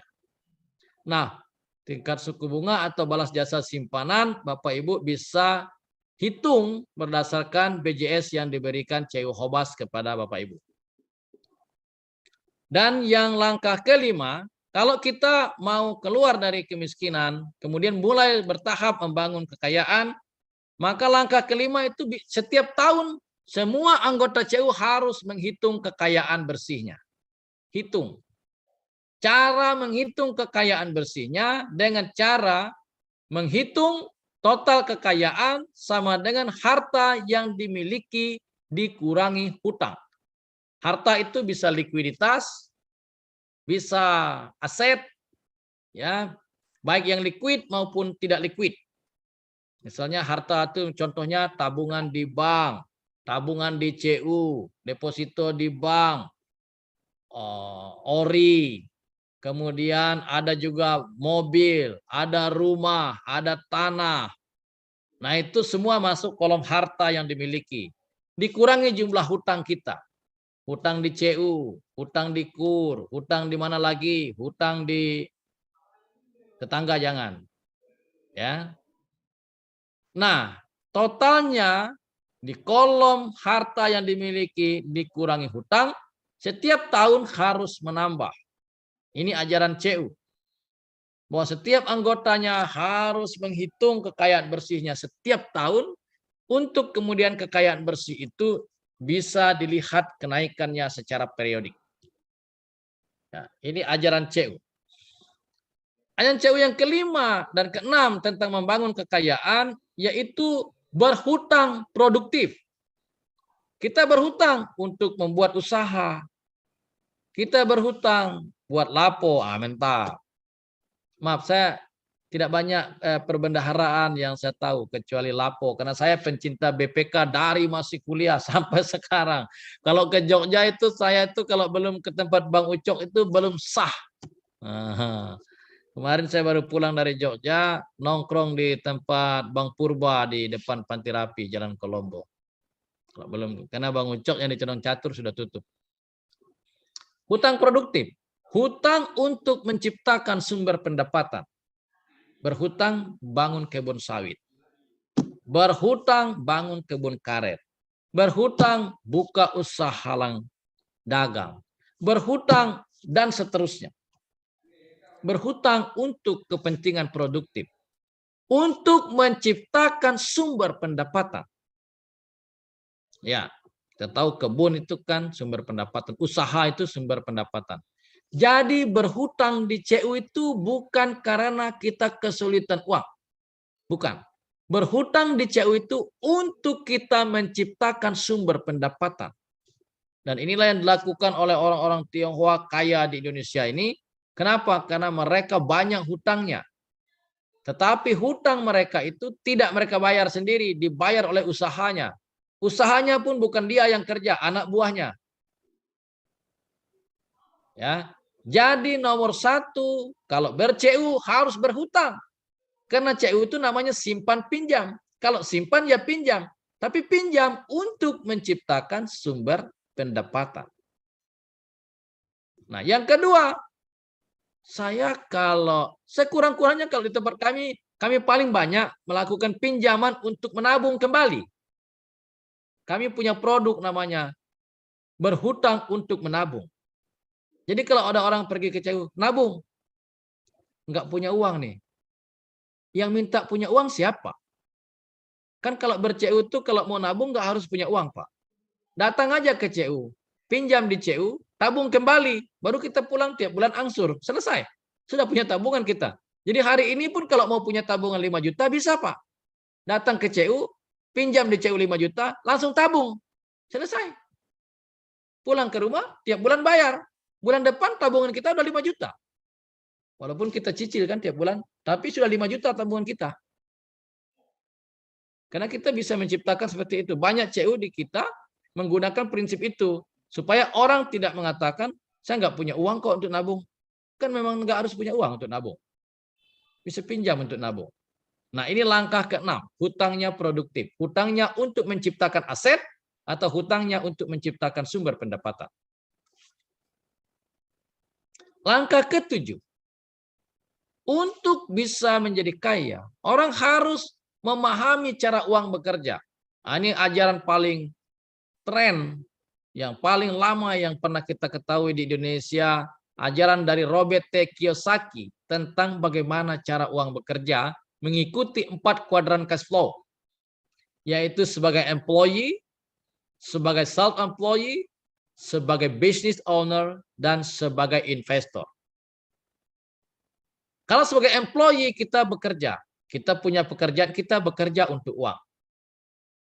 Kalau self-employee masih sama, kita bekerja untuk uang, tetapi lebih baik daripada employee karena kita bekerjanya sendiri. Kalau business owner, kita punya sistem di mana orang-orang bekerja untuk kita. Dan kalau sebagai investor, kita punya sistem di mana uang bekerja untuk kita. Ber-CU itu untuk apa? Supaya kita ngerti nih cara uang kerja. Prinsip ber-CU itu adalah retire young, retire rich. Kita itu lebih cepat pensiun, lebih baik. Lebih cepat kaya, lebih baik. Lebih baik lagi kalau pensiun cepat, kaya cepat. Pensiun muda, kaya muda. Itu ajaran CU.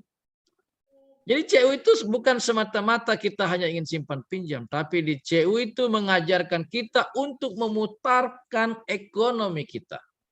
Dalam bingkai kaya bersama. Dalam bingkai saling menolong dalam ekonomi komunitas. Maka kita mengajarkan orang, kalau teman-teman kita punya usaha, kita belanja di teman kita. Kalau teman kita anggota CU punya usaha, kita belanja di anggota CU itu. Kenapa? Karena dia akan tumbuh usahanya dengan baik. Dia pinjam lagi di CU, uangnya kembali ke kita dalam komunitas. Jadi uangnya berputar dalam komunitas kita. Kalau yang anggota kita tanam sayur, kita beli. Anggota kita punya minimarket, kita beli. Kita punya usaha, kawan beli. Jadi anggota komunitas menjadi baik. Uang bekerja di dalam komunitas secara signifikan. Ya. Ini langkah ke-7. Banyak orang ingin kaya, tapi nggak tahu cara uang kerja. Orang pikir hanya menjadi karyawan bisa dapat uang. Ternyata tidak.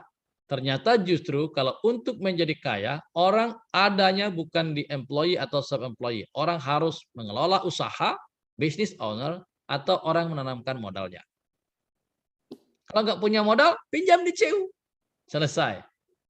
Kalau nggak ada uang di CU, tabung dulu. Setelah ada uang, pinjam lagi. Dan terus berputar. Makanya ekonomi simpan pinjam itu membantu anggotanya cepat untuk meninggalkan kemiskinan. Tetapi setelah ber-CU, orang terjebak. bahwa mereka berpikir hanya CU itu hanya tempat untuk nabung. Dan nggak mau nabung di CU, takut uangnya hilang. Orang nggak mau pinjam di CU karena bunganya mahal. Salah. Ya, itu langkah ke-7. Langkah ke-8, setelah kita kembali ke langkah 1, kita keluar dari kemiskinan. Ke langkah kedua, setelah kita keluar dari kemiskinan, kita membangun kekayaan. Dan langkah terakhir, kita menciptakan kesejahteraan. Indikator orang sejahtera itu ada 4. Menurut CU, orang yang sejahtera bersama CU itu ada 4 indikator utamanya. Indikator pertama, orang itu memiliki literasi keuangan yang baik. Self-help, self-governance, self-responsibility. Kalau orang literasi keuangannya baik, dia mampu memenuhi kebutuhan dasarnya secara layak. Indikator kedua, orang sejahtera itu mampu memenuhi kebutuhan dasarnya secara layak. Indikator ketiga, orang sejahtera bersama dengan CU itu dia punya simpanan untuk masa depannya. Punya simpanan darurat, punya simpanan pendidikan, punya simpanan membangun aset, dan punya simpanan untuk modal usahanya nanti. Dan indikator keempat orang itu sejahtera adalah orang itu memiliki usaha produktif. Orang punya aset tetap, punya tanah, punya rumah, punya kendaraan, punya sumber pendapatan yang lainnya. Loh, kalau saya belum punya sepeda motor bagaimana? Pergi ke CU pinjam toh. Saya mau punya rumah gimana? Pergi ke CU pinjam toh. Tapi CU kami masih kecil, diperbesarkan CU-nya toh. Selesai. Ini cara kita mengukur kesejahteraan bersama dengan CU. Indikatornya. Nah, kalau kita semakin sejahtera, hidup kita akan semakin lebih baik. Jadi untuk apa kita ber-CU? Untuk kita keluar dari kemiskinan. Untuk apa kita ber-CU? Untuk membangun kekayaan. Untuk apa kita membangun kekayaan? Supaya kita sampai pada kesejahteraan. Jangan terjebak dengan pola berpikir yang agak keliru. Saya nggak penting uang. Uang itu tidak dibawa mati. Nah, tetapi rasanya mau mati kalau nggak punya uang. Coba. Oh, cinta lebih berharga daripada harta. Betul. Tapi tidak ada harta sulit mewujudkan cinta. Ya. Dan seterusnya. Ya. Menabung pun mati. Tidak menabung juga mati. Kan sama saja. Ya, makanya menabunglah sampai mati. Karena dua-duanya sama. Ya. Nah, bagaimana menciptakan kesejahteraan itu sendiri? Kalau mau sejahtera, mulailah dengan pengelolaan keuangan. Karena pusat kesejahteraan ada di uang. Uang itu artinya urusan apapun niscaya gampang. Itu arti uang. U-A-N-G. Uang. Urusan apapun niscaya gampang. U itu artinya usahakanlah. Itu arti uang. U itu artinya usahakanlah. Uang. A itu artinya aturlah. N itu artinya nabunglah. Dan G itu artinya gunakanlah. Nah, tapi gunakan setelah menabung. Jangan menggunakan sebelum menabung. Maka uang itu usahakanlah, aturlah, nabunglah, dan gunakanlah. Ini prinsip financial literasi. Dimulai dari pengelolaan keuangan. Kalau pengelolaan keuangannya baik, maka orang itu akan cepat keluar dari kemiskinan, akan cepat membangun kesejahteraan. Cara yang paling ekstrim dalam hal ini adalah menabung dengan pola 20, 10, 10, 20, 30, dan 40. Ini cara nabung di CU.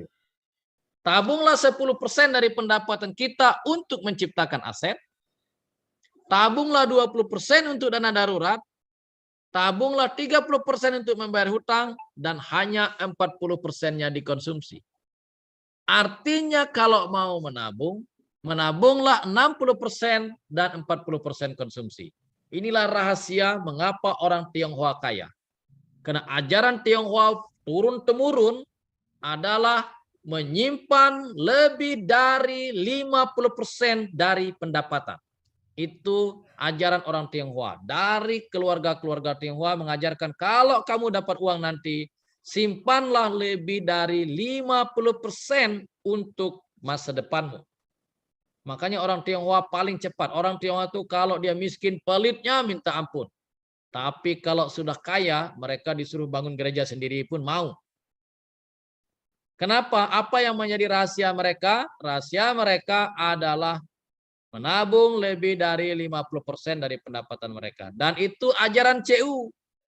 CU mengajarkan menabunglah 10%, 20%, 30%, dan 40%. Nabungnya di mana? Di CU. Nah, ini menciptakan kesejahteraan. Jadi, pepatah kuno mengatakan 1 rupiah yang kita simpan sama dengan 1 rupiah yang kita dapatkan. Jadi menyimpan itu sama sekali tidak ada persoalannya. Menyimpan di CU itu 1 rupiah pun, serupiah pun, 100 rupiah pun simpan di CU sama dengan 100 rupiah yang kita dapatkan. Tapi 100 rupiah yang kita belanjakan sama dengan kita kehilangan aset 100 rupiah. Nah, uang tidak mampu membuat kita bebas secara finansial. Tidak mampu. Tetapi hanya kitalah yang membuat diri kita bebas dari finansial itu sendiri. Kitalah yang menjadi pengemudinya. Uang itu perahu layar, yang kalau tidak kita kemudikan, dia bisa membawa kita ke laut lepas. Tapi kalau kita kemudikan, dia bisa membawa kita ke destinasi wisata yang sangat indah dan sempurna. Menciptakan kualitas hidup. Inilah akhir dari seluruh keinginan kita mengelola keuangan kita di CU, supaya kita bisa menciptakan kualitas hidup kita. Sekurang-kurangnya kita tidak mengalami kesulitan sepanjang rentang kehidupan kita tentang keuangan. Kalau kita mau rekreasi bersama anak-anak, uangnya sudah ada. Kalau kita ingin menikmati hidup seperti rusa mendambakan air, uang kita juga ada.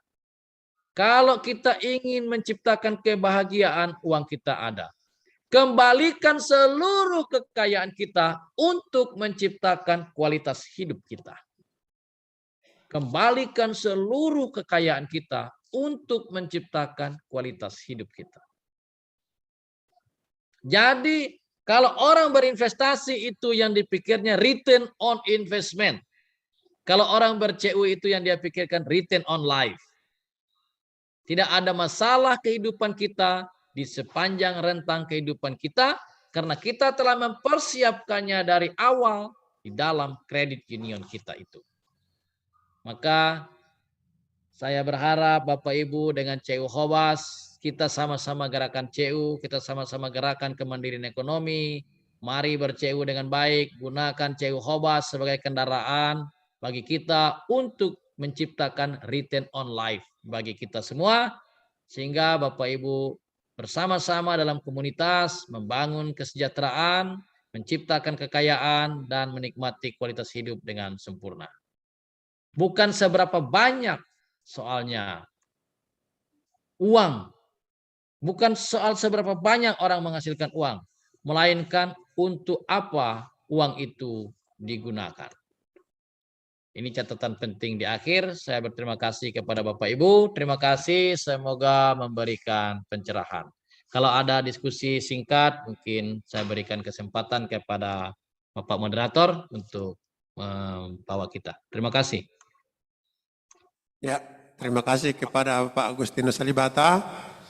Jadi kepada forum ini supaya diberikan kesempatan untuk bertanya lah. Kami memberikan kesempatan dan waktunya. Jika ada pertanyaan yang bisa diberikan, bisa melalui chatting atau langsung boleh. Oh, saya bertanya satu. Ya. Oke, terima kasih. Langsung apa gimana nih? Ya, langsung. langsung. Oke, terima kasih. Yang perlu saya tanyakan tadi saya dengar kalau bisa kita minjam dari CU terus kita kembalikan lagi ke CU. Itu aku kurang mengerti gimana triknya itu gitu loh. Jadi contohnya kita minjam 10 juta ke CU, terus langsung kita masukkan lagi modal kita ke CU. Sementara kita minjam ini kan otomatis kan ada cicilannya udah berjalan nih. Jadi ya aku kurang mengerti di situ Pak, tolong dijelaskan. Ya. Baik Pak, terima kasih. Kalau kami di Kalimantan, itu namanya disebut dengan pinjaman menambah modal, pinjaman menciptakan modal, pinjaman menciptakan aset, atau pinjaman menambah aset. Banyak juga orang yang mengatakan ini pinjaman kapitalisasi dan seterusnya. Ini umum, sudah lama kita buat. Sejak CU berdiri di Kalimantan, kita sudah menciptakan itu. Jadi orang itu kan kesulitannya kan karena mau nabung nggak punya uang. Punya sih, tapi setiap bulan tuh hanya 300.000. 300.000 itu kan kalau kita mau nabung, kapan 10 jutanya? Kan masih lama Pak. Nah caranya, langsung aja pinjam 10 juta di CU. Jangan 10 juta lah, terlalu besar Pak. Saya hitung-hitung. Kalau saya pinjam di CU 5 juta, saya bisa kembalikan tiap bulan 300.000. Pergi ke CU, pinjam di CU dengan jumlah pinjamannya 5 juta. Langsung pinjam, langsung ditabung di CU. Tiap bulan kita angsur. Tapi ingat, kalau besok Bapak nabung 300.000, besok aset Bapak baru 300.000. Bulan depan baru 600.000. 3 bulan baru 900.000 Pak. 3 bulan. Tapi kalau Bapak pinjam besok 5 juta dan ditabung, besok langsung 5 juta aset Bapak. Dan bunga simpanan Bapak dihitung dari 7% atau 6% dari 5 juta. Tapi kalau Bapak besok tabung 300.000, bunga simpanan Bapak ditabung dari 7% kali 300.000.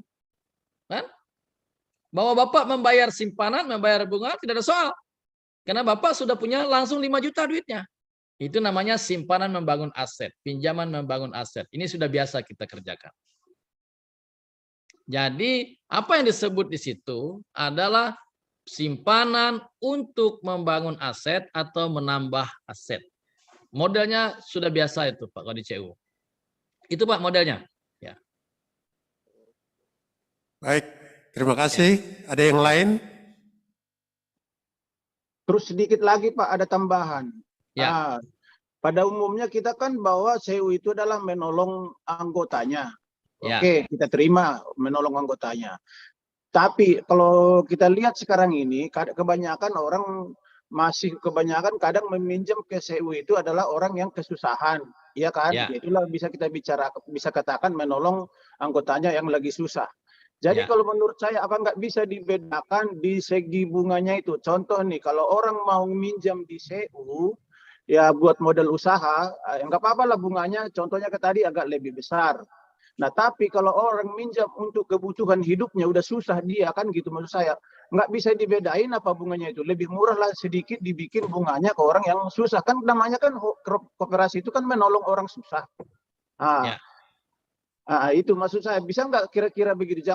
Jangan disamakan bunganya gitu loh. Jadi soalnya kan contoh nih kan kebanyakan kayak orang ini, ya dia mau pulang kampung nih, kita perantau nih. Dia nggak punya duit sama sekali. Dia minjam.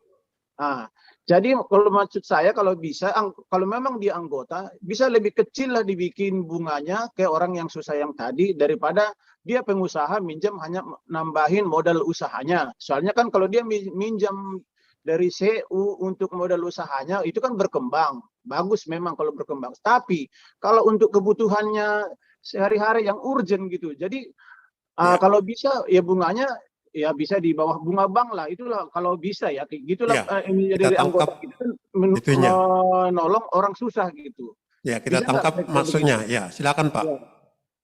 Bisa Pak. Kan yang merancang produk ini kan kita. Masa nggak bisa? Jadi kita banyak jenis-jenis simpanan, jenis-jenis pinjaman. Satu, pinjaman untuk produktif. Pinjaman untuk membangun usaha, bunga 9%. Kalau di tempat kami beda Pak. Kalau di tempat kami semakin produktif, semakin murah bunganya. Semakin konsumtif, semakin tinggi bunganya. Karena kita mendorong anggota untuk produktif, bukan konsumtif. Kalau pinjaman untuk pulang kampung kami tinggi bunganya. Kenapa? Itu orang konsumtif.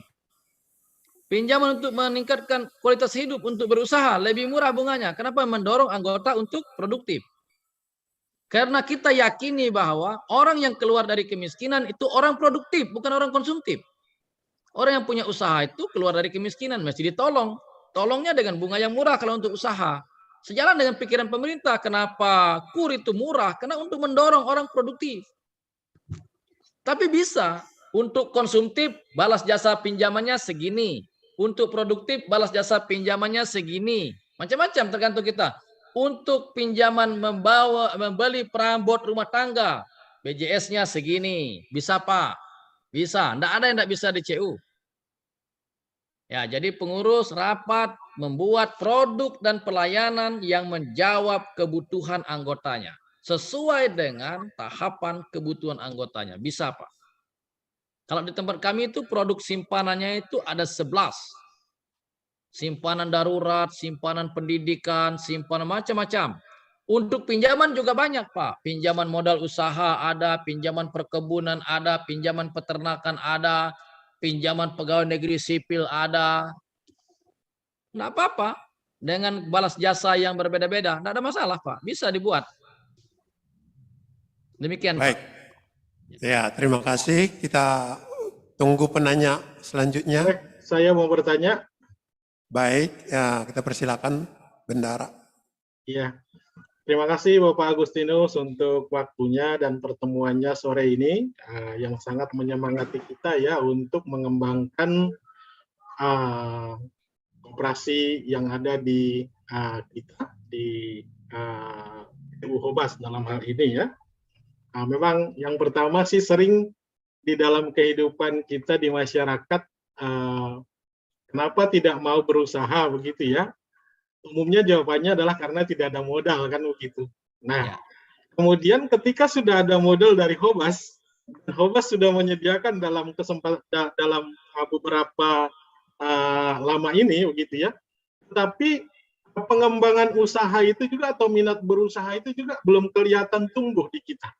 Nah, yang menjadi pertanyaan saya Pak Agustinus, kalau di dalam prakteknya yang Bapak ketahui, apakah memang harus dipadukan juga dengan mensosialisasikan potensi-potensi atau peluang-peluang usaha yang bisa untuk dihidupkan di masyarakat gitu ya, supaya sinergi antara modal dan kemampuan atau keinginan untuk berusaha. Nah, itu yang pertama. Nah, yang kedua, ini mumpung Bapak ini sebagai praktisi di koperasi ya, yang menjadi pertanyaan kita gini Pak.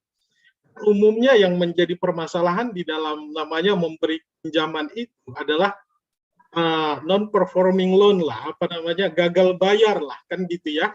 Nah, gagal bayar. Nah, terkait dengan gagal bayar ini Pak, apa yang dilakukan oleh koperasi gitu ya Pak, sampai bisa bertumbuh demikian kan gitu ya. Nah, kadang-kadang kita itu nggak mau terlalu besar berinvestasi, yang kadang-kadang kita, wah nanti kalau dipinjamkan sama orang kemudian gagal bayar, ya itu juga gagal bayarnya pengurus dan gagal bayarnya si investor, kan begitu juga penerimaan kepada si penginvestasi. Nah, kemudian dari sisi manajemen Pak, apakah apa yang dilakukan di koperasi itu dalam rangka untuk meyakinkan kepada publik, kepada masyarakat, kepada potensial anggota koperasi bahwa ini adalah memang yang sudah teruji begitu ya. Jadi kan kadang-kadang di dalam berita-berita koran itu Agustinus itu banyak tuh berita juga mengenai koperasi yang gagal ini kan gitu kan karena mismanagement dan sebagainya. Nah, jadi ini yang bercampur di masyarakat menurut saya di dalam pikirannya Pak Agustinus, tapi di sisi lain kita mau berkembang untuk menambah jumlah anggota jadi agak sedikit terhambat gitu kira-kira, mungkin bisa berbagi pengalaman Pak Agustinus. Terima kasih. Ya. Langsung dijawab apa ada penanya lagi kita tunggu? Nah, langsung dijawab biar saya bisa masih ini ya. Terima kasih Pak. Oke, yang pertama tentang tadi. Bagaimana kalau anggota kita kurang berminat berusaha? Jadi CU ini misinya ada dua Pak. Misi ekonomi dan misi sosial. Economic mission and social mission. Kalau economic mission ya usaha kita simpan pinjam. Tetapi social mission kita membuat CU ini supaya anggota kita ini berdaya, komunitas kita ini berdaya. Caranya berdaya gimana? Dia punya kemampuan ekonomi. Cara untuk mempunyai kemampuan ekonomi, dia harus mempunyai sumber pendapatan. Sumber pendapatan. Nah, contoh kami di Kalimantan, nanam sawit, itu kan sumber pendapatan, Pak. Anggota didampingi bagaimana teknik pemupukan, teknik penanaman, teknik pruning, teknik pasca panen, didampingi oleh CU. Dipinjamin duitnya. Kamu nggak punya modal, tak pinjamin duitnya. Kamu nggak ngerti mupuk, kami ajarin mupuknya. Kami punya divisi khusus untuk memberdayakan anggota. Dia pintar, Pak, dari teknik mupuk, teknik pancang mata 5, hafal dia. Dia ajarkan anggota itu. Sehingga anggota setelah dia menanam sawit, dia kemungkinan gagal rendah, Pak. Kenapa? Karena diajarin oleh CU teknik nanamnya, teknik jaraknya, teknik mupuknya, tepat dosisnya, tepat jumlahnya, tepat waktunya. Diajarin oleh kita. Kita punya staf khusus yang kita gaji memang untuk mendidik anggota. Karena CU itu, Pak, keberhasilannya karena pendidikan. Pilar CU itu pendidikan. Tentang pengelolaan keuangan keluarga, setiap tahun kita mendidik sekitar 6.000 sampai 7.000 anggota kita ABK. Diundang. Atau kita turne ke kampung-kampung untuk mengajarkan anggota kita di kampung-kampung itu. Tentang bagaimana mengelola uang. Diajarkan, Pak. Pakai fasilitator 1 hari suntuk, bunuh babi. Dikumpulkan seperti pendalaman iman begitu. Karena dengan demikian kita mengelola lahan pekarangan supaya mereka tomat tidak beli, sayur tidak beli, pupuknya cara pembuatan pupuk organik didampingi. Jadi CU itu bukan cuma ngurus simpan pinjam, karena misi CU itu ada misi sosialnya. Dari mana, Pak, kita dapat uang untuk mendampingi anggota? Kalau kita CU-nya sudah besar seperti kita misalnya dengan SAU-nya 1,8 miliar, kita setengah miliarnya, Pak, kita tidak bagikan. Tapi digunakan untuk mendampingi anggota, untuk bayar fasilitatornya, untuk bayarin uang makan minumnya di pertemuan, bayar kopinya, bayar tehnya. Dibayar ke semua CU. Lewat mana? Lewat SAU. Nah, kalau CU yang sudah maju kan SAU-nya banyak, jangan dibagi habis, Pak. Digunakan untuk dana pengembangan CU-nya. Nah, begitu kita biasanya. Lalu yang kedua tentang bagaimana caranya untuk gagal bayar. Di mana-mana CU pasti berpeluang gagal bayar, Pak. Yang namanya minjamkan uang ke orang, Pak, gagal bayar, Pak. Tapi CU kita ada 30-40 tahun nggak pernah kolaps. Kenapa? Yang pertama, kita tidak meninggalkan pendidikan. Anggota-anggota itu dididik kembali, dilakukan penyegian. Kami itu setiap tahun tuh mendidik 3.000 sampai 4.000 anggota dengan pendidikan penyegaran, termasuk lokakarya kayak begini kita buatkan untuk mereka.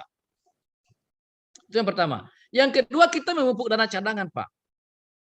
Nah, SHU yang sampai 2 miliar itu tidak kita bagikan semua. 300 jutanya dibuat dana cadangan.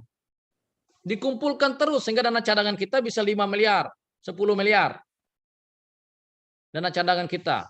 Lah kalau CCU-nya macet 1 miliar, kita charge off, Pak. Kita charge off. Jadi, kenapa kita berani charge off? Nah, kalau ini standar tata kelola, kita ngomong standar tata kelola. Kami ini kan belajar dari ICCU di Bangkok sana. Rumus tata kelola kita menggunakan PERS. Protection, ya, protections, ya, effective financial structure. Ya, jadi kami menggunakan PERS, pendekatan PERS, yaitu nomor 1 protection, membuat dana cadangan P1 dan P2 untuk menutupi piutang lalai di atas 12 bulan. Kita membuat effective financial structure, pinjaman beredar dan perbandingan simpanan non saham, asset quality, kemudian rate of return, biaya operasional, dan sign of growth. Dicek seperti orang ngecek kolesterol, asam urat, dan gula darah setiap bulan. Jadi kesehatan CU-nya kelihatan. Seperti kita ngecek kolesterol berapa, asam urat berapa, tensi berapa. Kita tensi terus CU ini sepanjang tahun, Pak. Sehingga kita terukur, oh ini kita dana cadangan sudah kuat, ini sudah kuat, kan? Kita buat sendiri, kan? Kita ini kan menolong diri sendiri, Pak. Pemerintah kan nggak buat dana cadangan untuk kita. Makanya ketika kita dana cadangannya kuat, CU kita jadi lebih kuat. Gagal bayar itu akan terjadi, tapi kita punya uang yang cukup untuk menutupi gagal bayar. Nah, ini pertanyaan yang kedua tentang tata kelola. Pertanyaan yang ketiga tentang kepercayaan masyarakat.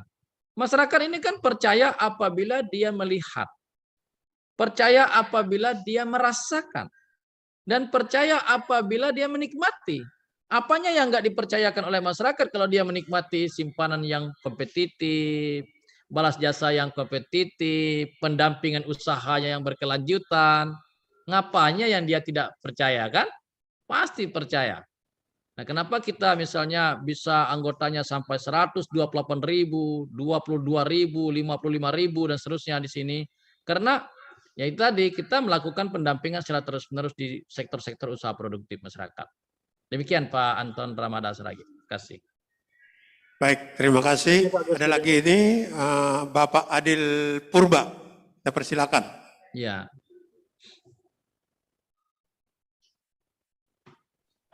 Halo, selamat sore Pak Agustinus. Selamat sore Pak. Ya. Jam 6 ya. Ya. Singkat, jelas ya, cepat. Pak Agustinus pernah bergabung di JTZ? Ya, JZ. Saya pernah JZ. Jerman itu kan? Betul. Ya, saya konsultan JZ 2 tahun, Pak. Kok tahu? Berarti sama kita gitu. Saya juga di sana dulu sekitar 3 tahun gitu, Pak. Ya. Karena apa yang disampaikan oleh Pak Arvin itu soal pendampingan semua untuk KSM ya. Ya. Sama. Jadi sama ilmunya sama. Saya juga masih ingat gitu. Ya. Tapi begini, ada hal yang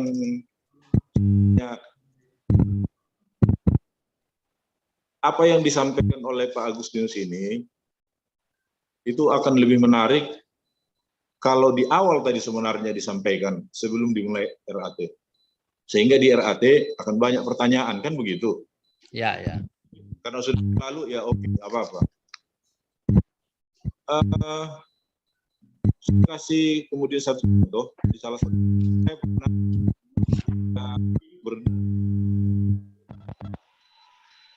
saya menabung langsung memasukkan tabungan lah 50 juta. 2 bulan kemudian saya mengajukan pinjaman 100 juta. Tapi pengurus koperasi tidak mau kasih 100 juta. Justru mengarahkan saya untuk menarik tabungan yang 50 juta, sehingga saya hanya bisa meminjam 50 juta. Pertanyaan pertama, salah nggak itu menurut prinsip koperasi, filosofi koperasi yang dipahami oleh Pak Agustinus? Itu satu. Kedua begini, akan sangat menarik apabila orang menabung dengan bunga 5%, jadi meminjam 7%, marginnya 2%. Tetapi yang jadi persoalan di koperasi yang pernah saya itu, ketika saya SAU itu adalah besar yang saya dapat itu karena besarnya yang besar kredit yang saya pinjaman saya begitu, bukan daripada bunga tabungan saya begitu. Kalau di tempat Pak Agustinus, apakah itu jelas? Ya, kalau orang menabung 10 juta, ya nanti 1 tahun dia akan mendapat 500.000. Pinjaman juga kan, artinya dia sendiri yang akan mendapat begitu. Kalau yang saya maksud tadi itu pertanyaan yang 2 tadi. Jadi saya jadi lupa yang itu aja. Nanti kalau bisa didiskusikan. Iya, baik Pak Purba. Saya langsung jawab kah Pak Moderator? Baik, langsung Pak ya. Ya, baik Pak. Jadi saya begini Pak, di CU itu memang CU itu kan milik kita Pak. Jadi yang ngaturnya ya kita. Apakah saya sebagai anggota CU Saya agak putus-putus tadi suara Pak Adil Purba, jadi saya agak kurang tangkap dengan baik. Tapi intinya yang pertama adalah tentang pinjaman. Pinjaman di kredit union itu bukan hak anggota. Itu harus digarisbawahi. Bukan hak anggota pinjaman itu. Hak anggota itu menarik 100% simpanannya. Itu hak anggota. Kalau saya menabung di CU 100 juta, hak saya menarik semuanya itu 100 juta tidak boleh cacat. Bersama dengan balas jasa yang tertulis di dalam MO atau Polja. Kalau dari balas jasanya 3%, ya saya harus dapat simpanan pokok, simpanan wajib saya, plus simpanan sukarela saya, ditambah dengan pengembangan saya 3% harus kembali ke saya. Itu hak. Pinjaman bukan hak. Pinjaman apa? Pinjaman itu pelayanan CU. Kenapa disebut dengan pelayanan? Karena pelayanan CU itu adalah uang kita, itu kita simpan di CU dan dipinjamkan oleh orang lain. Kalau dipinjamkan kepada orang lain, uang kita, berarti pengurus harus hati-hati. Manajemen harus hati-hati. Hati-hatinya dari mana? Nah, apakah boleh atau tidak boleh saya pinjam dengan jumlah tertentu? Boleh, Pak. Ukurannya apa? Ukurannya adalah 5C. Nomor 1, capacity to pay. 75% mempengaruhi pinjaman dicairkan. Nomor 2 adalah karakter. Tadi sempat didiskusikan di RAD. Karakter. 15% mempengaruhi pinjaman dicairkan. Ada alat ukurnya, Pak. Ada alatnya namanya CULOC, Credit Union Loan Officer Competency Course. Ada teknik wawancaranya, ada teknik ngitungnya. Ya, ada teknik ngitungnya. Nah, itu analisis 5C, sekali lagi nomor 1 capacity to pay, nomor 2 itu adalah karakter, nomor 3 itu adalah kolateral barang jaminan, nomor 3 itu adalah nomor 4 itu adalah C itu kolateral, kemudian kondisi ekonomi terkini, apakah dalam musim pandemi atau apa, ini kan kondisi ekonomi. Dan yang terakhir itu capital, modal. Seberapa besar modal kita di credit union. Jadi kalau misalnya kita tidak disetujui oleh pemberi, pengurus atau manajemen yang menganalisis kita, mungkin analisisnya kurang cocok lah begitu. Jadi dianggap belum punya capacity to pay, belum dianggap punya karakter. Makanya kalau minjam di CU itu tidak boleh. Kalau di kita karakter itu kan gampang ukurnya. Pertama nabungnya teratur gitu. Udah mau minjam baru nabungnya besar. Nah, itu karakternya kurang baik kan kelihatan. Lalu meminjam kalau udah punya pinjaman ngangsurnya tepat waktu, tepat jumlah. Kalau tersendat-sendat kan karakternya kurang baik. Karakter itu ya hal-hal yang seperti itulah. Nah, jadi ukurannya seperti itu, Pak, tentang bagaimana prosedur pinjaman. Yang kedua tentang pinjaman itu diukur dari berapa besarnya modal CU. Mungkin kita mau 100 juta tapi CU-nya belum kuat, Pak. Modalnya masih kecil, Pak. Nah, jadi kalau CU yang sudah kuat tentu bisa, Pak, karena modalnya sudah besar. Karena likuiditas harus kita pertimbangkan. Kita pinjamkan semua, likuiditas tidak ada, kita juga bisa terdampak karena orang yang mau menarik simpanannya bisa jadi tidak ada uang karena uang habis kita pinjamkan kepada orang. Nah, itu ada rasionya, Pak.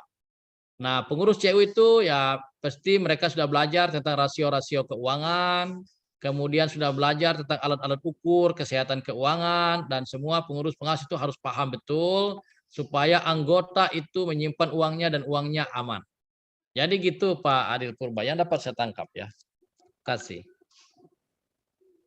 Ya, terima kasih. Bagaimana? Masih ada pertanyaan? Kita kasih satu pertanyaan lagi. Saya Pak Moderator. Bisa Don? Mau sana. Oh, jangan terlalu semangat. Lanjutlah, lanjut. Iya. Ya, terima kasih. Untuk Bapak Agustinus Alibata, terima kasih ya Pak buat waktu yang Bapak berikan. Sangat menginspirasi dan bisa memotivasi, terutamanya dalam pengelolaan keuangan ya. Saya sebagai ibu rumah tangga semakin memahami. Saya kan anggota Hobas ini Pak, dan saya sudah pernah meminjam itu kalau nggak saya salah itu 2 kali. Dan saat itu saya pakai buat modal usaha, saya buka warung. Dalam berjalannya waktu itu lancar, tapi begitu ke belakang karena bertambahnya warung di gang saya itu, pendapatan saya itu secara penjualan itu menurun, sehingga daya saya untuk membayar ke Hobas itu Pak, itu udah mulai melemah, dan akhirnya saya lunasi, terakhir itu saya bisa lunasi tetapi dengan tertatih-tatih gitu Pak. Lalu yang mau saya jadi pertanyaan saya, memang tadi ada masukan Bapak itu bahwa kredit union itu bukan hanya bergerak pada simpan pinjam seperti BPR. Ternyata para pengurus itu di dalamnya itu harus ikut membantu anggota, terlebih mereka sedang yang perlu pendampingan.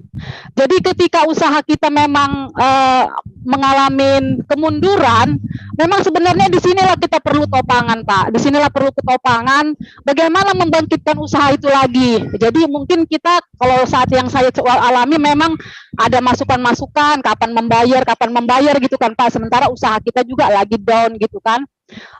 Jadi saya mau menyampaikan kepada Bapak, saat ini motivasi minat pinjam saya itu tidak ada lagi Pak. Saya tidak percaya diri.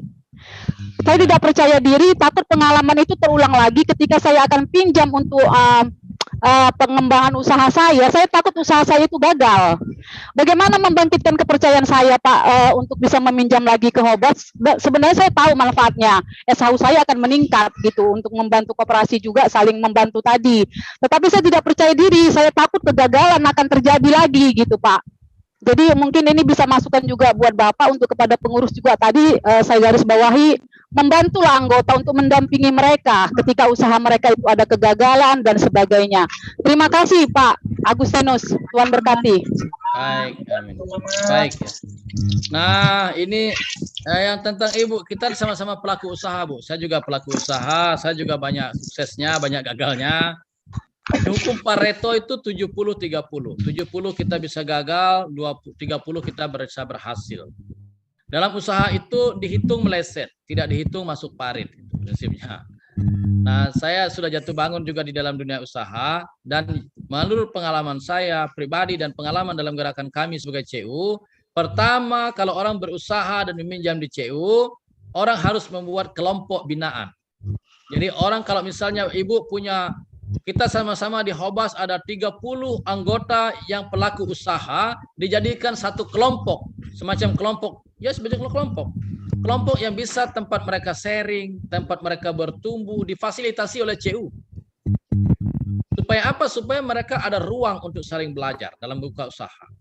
Ruang saling memotivasi, ruang saling berbagi, dan ruang saling meneguhkan. Nah, jadi kalau kita berbuat usaha sendiri seperti semut, berjalan sendiri-sendiri tidak dapat apa-apa. Tapi kalau berjalan beramai-ramai, mereka semut bisa menarik ular yang sudah mati. Kekuatan semut. Nah, sama seperti di CU. CU itu mengapa 1 triliun, mengapa 2 triliun seperti kami ini kelima? Ya, karena anggotanya kan 123.000, Bu. Dan kami ini kan banyak, ada anggota kelompok usaha sawit, kelompok usaha babi, kelompok usaha lada, kelompok usaha kopi, kan banyak kelompoknya kita. Nah, pengalaman kita itu memang orang-orang yang maju secara bersama-sama karena diorganisir oleh CU dalam kelompok. Jadi, apa yang harus dilakukan oleh CU sebenarnya adalah membangun kelompok binaan di CU supaya anggota-anggota yang tergabung dalam kelompok binaan menjadi lebih terorganisir lagi.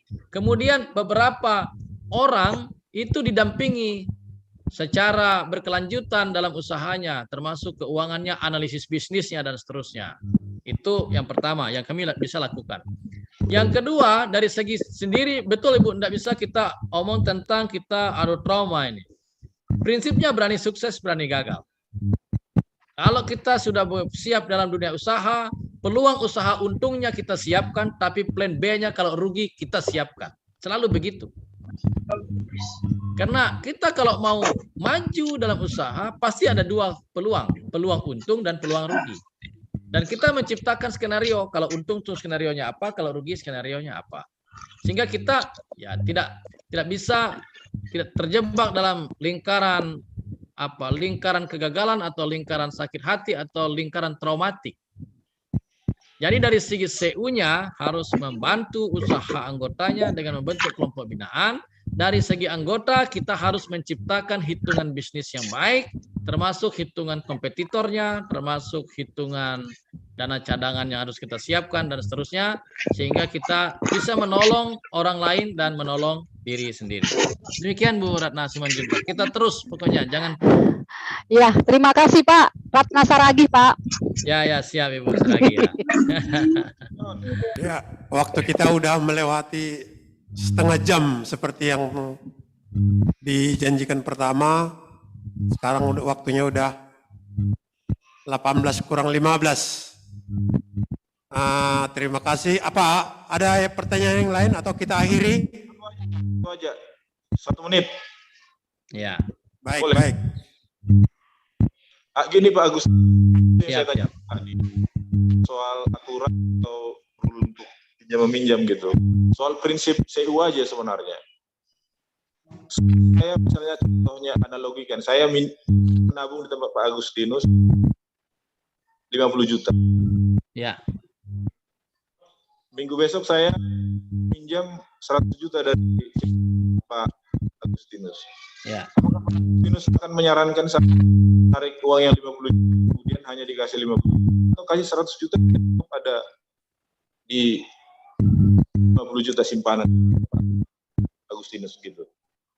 Itu sebenarnya pertanyaan soal prinsip koperasi ini begitu. Iya Pak. Terus kan ada satu tadi sebenarnya bisa meminjam menabung di koperasi. Saya pinjam di koperasi, tapi itu akan juga di situ begitu. Kan begitu tadi kan. Supaya jangan masuk saya prinsip koperasinya, ceknya gitu. Terima kasih Pak. Ya. Terima kasih Pak Purba. Itu yang saya jawab tadi bahwa pertanyaannya kan Bapak tentang hitungan uang. Nah, hitungan uang tidak bisa saya jawab secara keuangan tanpa saya melihat data-data yang lainnya sebagai mana ada di dalam gerakan CU kan. Kenapa saya katakan demikian? Karena sekali lagi saya tidak pahamkan tentang tentang cash flow lembaga dan seterusnya kan tidak paham. Yang saya paham tentang hanya prinsip-prinsip umum saja dalam ber-CU. Prinsip umum dalam ber-CU, orang bisa diberi pinjaman apabila tembus 5C. Itu prinsip umumnya. Kalau soal tabung hari ini 2 minggu ke depan bisa pinjam 20 juta. Kalau Bapak baru nabung baru nggak bisa Pak. Kalau orang menabung hari ini 50 juta, itu baru boleh, kalau dia anggota baru boleh pinjam 3 bulan kalau tempat kami. Ada projeknya, aturannya. Kenapa tidak boleh langsung pinjam? Karena kita kan baru kenal 1 malam, Pak. Saya kan belum bisa menganalisis 5C Bapak. Kita baru kenal 2 minggu kok. Masa Bapak mau pinjam 100 juta? Kan kita belum jelas nih siapa. Jadi anggota itu paling cepat bisa pinjam itu 3 bulan setelah menjadi anggota. Paling cepat. Kalau saya hari ini nabung 50 juta, 3 bulan ke depan 50 juta, belum bisa. Itu prinsip umum itu. Ya, kenapa? Karena tadi Bapak belum 3 bulan menjadi anggota dan belum bisa dianalisis dengan 5C-nya. Kalau anggota lama, kan bisa anggota lama nilainya Pak, nilai karakter anggota lama, dia lebih dari 1 tahun menjadi anggota. Apa yang kita nilai capacity to pay dan karakternya adalah Pak, kita melihat dia menabung secara konsisten setiap bulan. 1 juta, 1 juta, 1 juta, 1 juta. Artinya itulah kemampuan keuangan dia. Tiba-tiba 2 minggu sebelum minjam, dia naruh duit 50 juta. Itu ternyata karena dia mau minjam 100 juta. Itu nggak lolos Pak capacity to pay-nya dan nggak lolos karakternya. Karena itu namanya orang yang sudah mau pinjam, baru nabung besar. Tapi kalau Bapak berangsur-angsur nabungnya selama 1 tahun, dapatnya sekitar 50 juta, dan pada saat mau pinjam nggak nabung lagi 50 juta, kemungkinan Bapak besar akan lolos. Karena karakternya dan capacity to pay-nya terukur. Tapi mayoritas kita menolak pinjaman orang, pengalaman kita di CU, itu kenapa kita tolak pinjamannya? Karena dia sudah mau minjam, 2 minggu sebelum minjam, baru dia mau nambah tabungannya besar. Kita kan nggak tahu juga asal-usul uang yang 50 juta itu dari mana. Tapi kalau orang menabung secara teratur selama 1 tahun, kita bisa tahu inilah kurang lebih gambaran capacity to pay orang itu. Kurang lebih begitulah Pak. Tadinya ya Pak Purba. Makasih ya. Ya. Siap. Baik, terima kasih penjelasan yang sangat bagus dari Bapak Alibata. Kita mengucapkan terima kasih sudah men-share pengalamannya. Mudah-mudahan Bapak bisa sehat dari sini ke depannya. Dan Amin. koperasi Bapak juga maju gitu ya. Amin, amin. Jangan segan-segan lagi kalau kami undang untuk acara selanjutnya. Siap, Bagaimana siap. sebenarnya kita membandingkan Hobas CU dengan koperasi Bapak yang kami baru mulai 5 tahun tapi belum bisa bergerak banyak. Mudah-mudahan bisa menularkan kepada anggota-anggota yang lain. Terima kasih kami ucapkan kepada Bapak dan kepada peserta semua. Jangan dulu beranjak karena di sini ada door prize selanjutnya seperti yang kita janjikan. Terima kasih kepada moderator, kami beri kesempatan.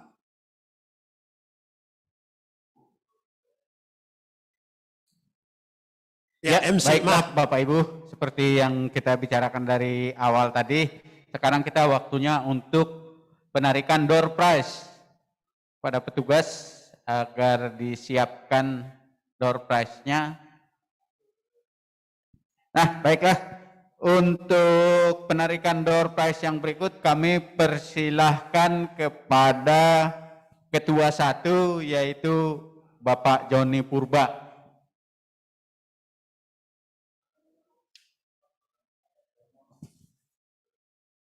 Iya, silahkan. Sudah diambil. Sekarang lagi dibaca. Dibaca. Disebutkan, Pak. Tapi ada bahasa Ukama. Iya, di sini saya baca Pendeta Nopel. Tadi sudah permisi dia izin lab di monitor saya lihat. Jadi mungkin kita sampaikan nanti kita japri ke Bapak Pendeta. Terima kasih. Baik, kita tepuk tangan. Untuk yang kedua dan berikutnya, mohon kepada Bapak Ketua 2, Bapak Rinaldi, untuk penarikan door prize yang berikutnya. Di sini.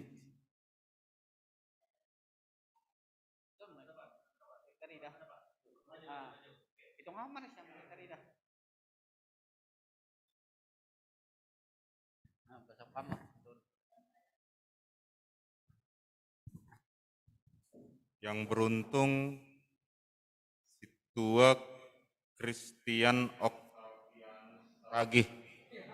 Iya, mari tepuk tangan.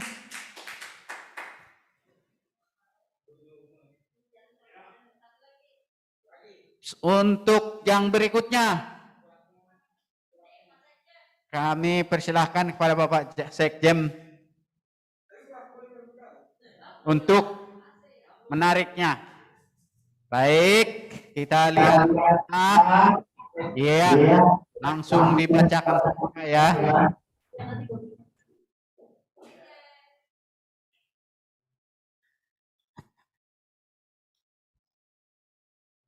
Yang beruntung untuk door prize terakhir, Inang Situa TTM Sinaga.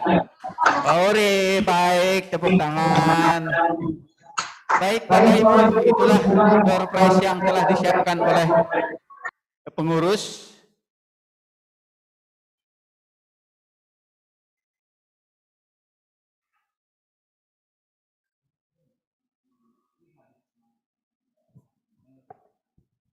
Baiklah, Bapak Ibu yang kami hormati, demikianlah tatanan acara rapat kita hari ini. Kami mengucapkan terima kasih banyak-banyak kepada atas kebersamaan kita di dalam acara rapat anggota KSP Hobas CU tahun buku 2021. Akhir kata, marilah kita melangkah bersama KSP Hobas CU menuju masa depan kita sama-sama. Untuk penutupan acara ini kami mintakan kepada Bapak Sarlen Saragih untuk membawakan doa penutup. Ya, terima kasih kita ucapkan kepada peserta yang dari Distrik 7 yang bergabung pada acara Zoom meeting ini.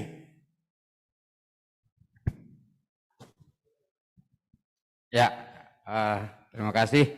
Jadi domba selesai rapat anggota, dohar hubani nasiam pengurus, boy menjalankan tugas mengembangkan Hobason sebuah bermanfaat hubani anggota. Dihar ase tutup kita marhite martonggo hita. Martonggo hita. Tuhan hebat tahu panami, terima kasih sembah nami Tuhan, ibagas buat nyarion Tuhan, domba Tuhan, ilaksanawan nami, aima rapat anggota, Hobas CU Tuhan.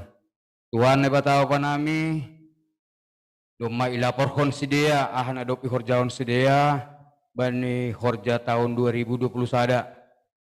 Janah Arab uhur nami Tuhan, bani program bani tahun 2022 boy homa ijalan konsidea janah berdampak maun Tuhan genup hubani nami anggota seu hobas Tuhan dapat tahu panami begal angan-angan nami Tuhan ase boy matongon seu hobason marbagal janah boy inikmati ha genup anggota Tuhan mengelek kanay bamu Tuhan parguwiham si dia pengurus ase boy mengembangkan seu hobason ubani ari-ari na laoroh.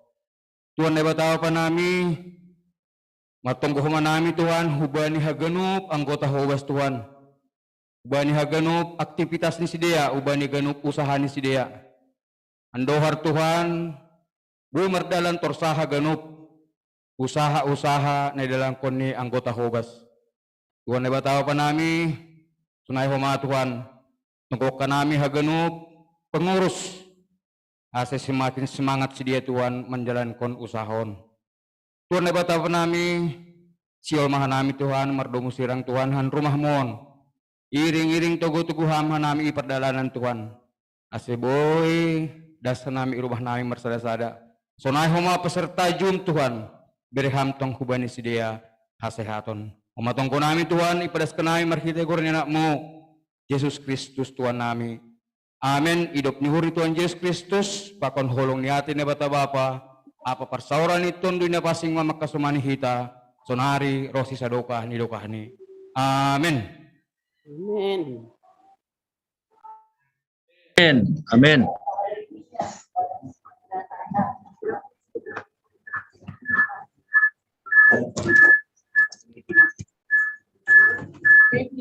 Ya.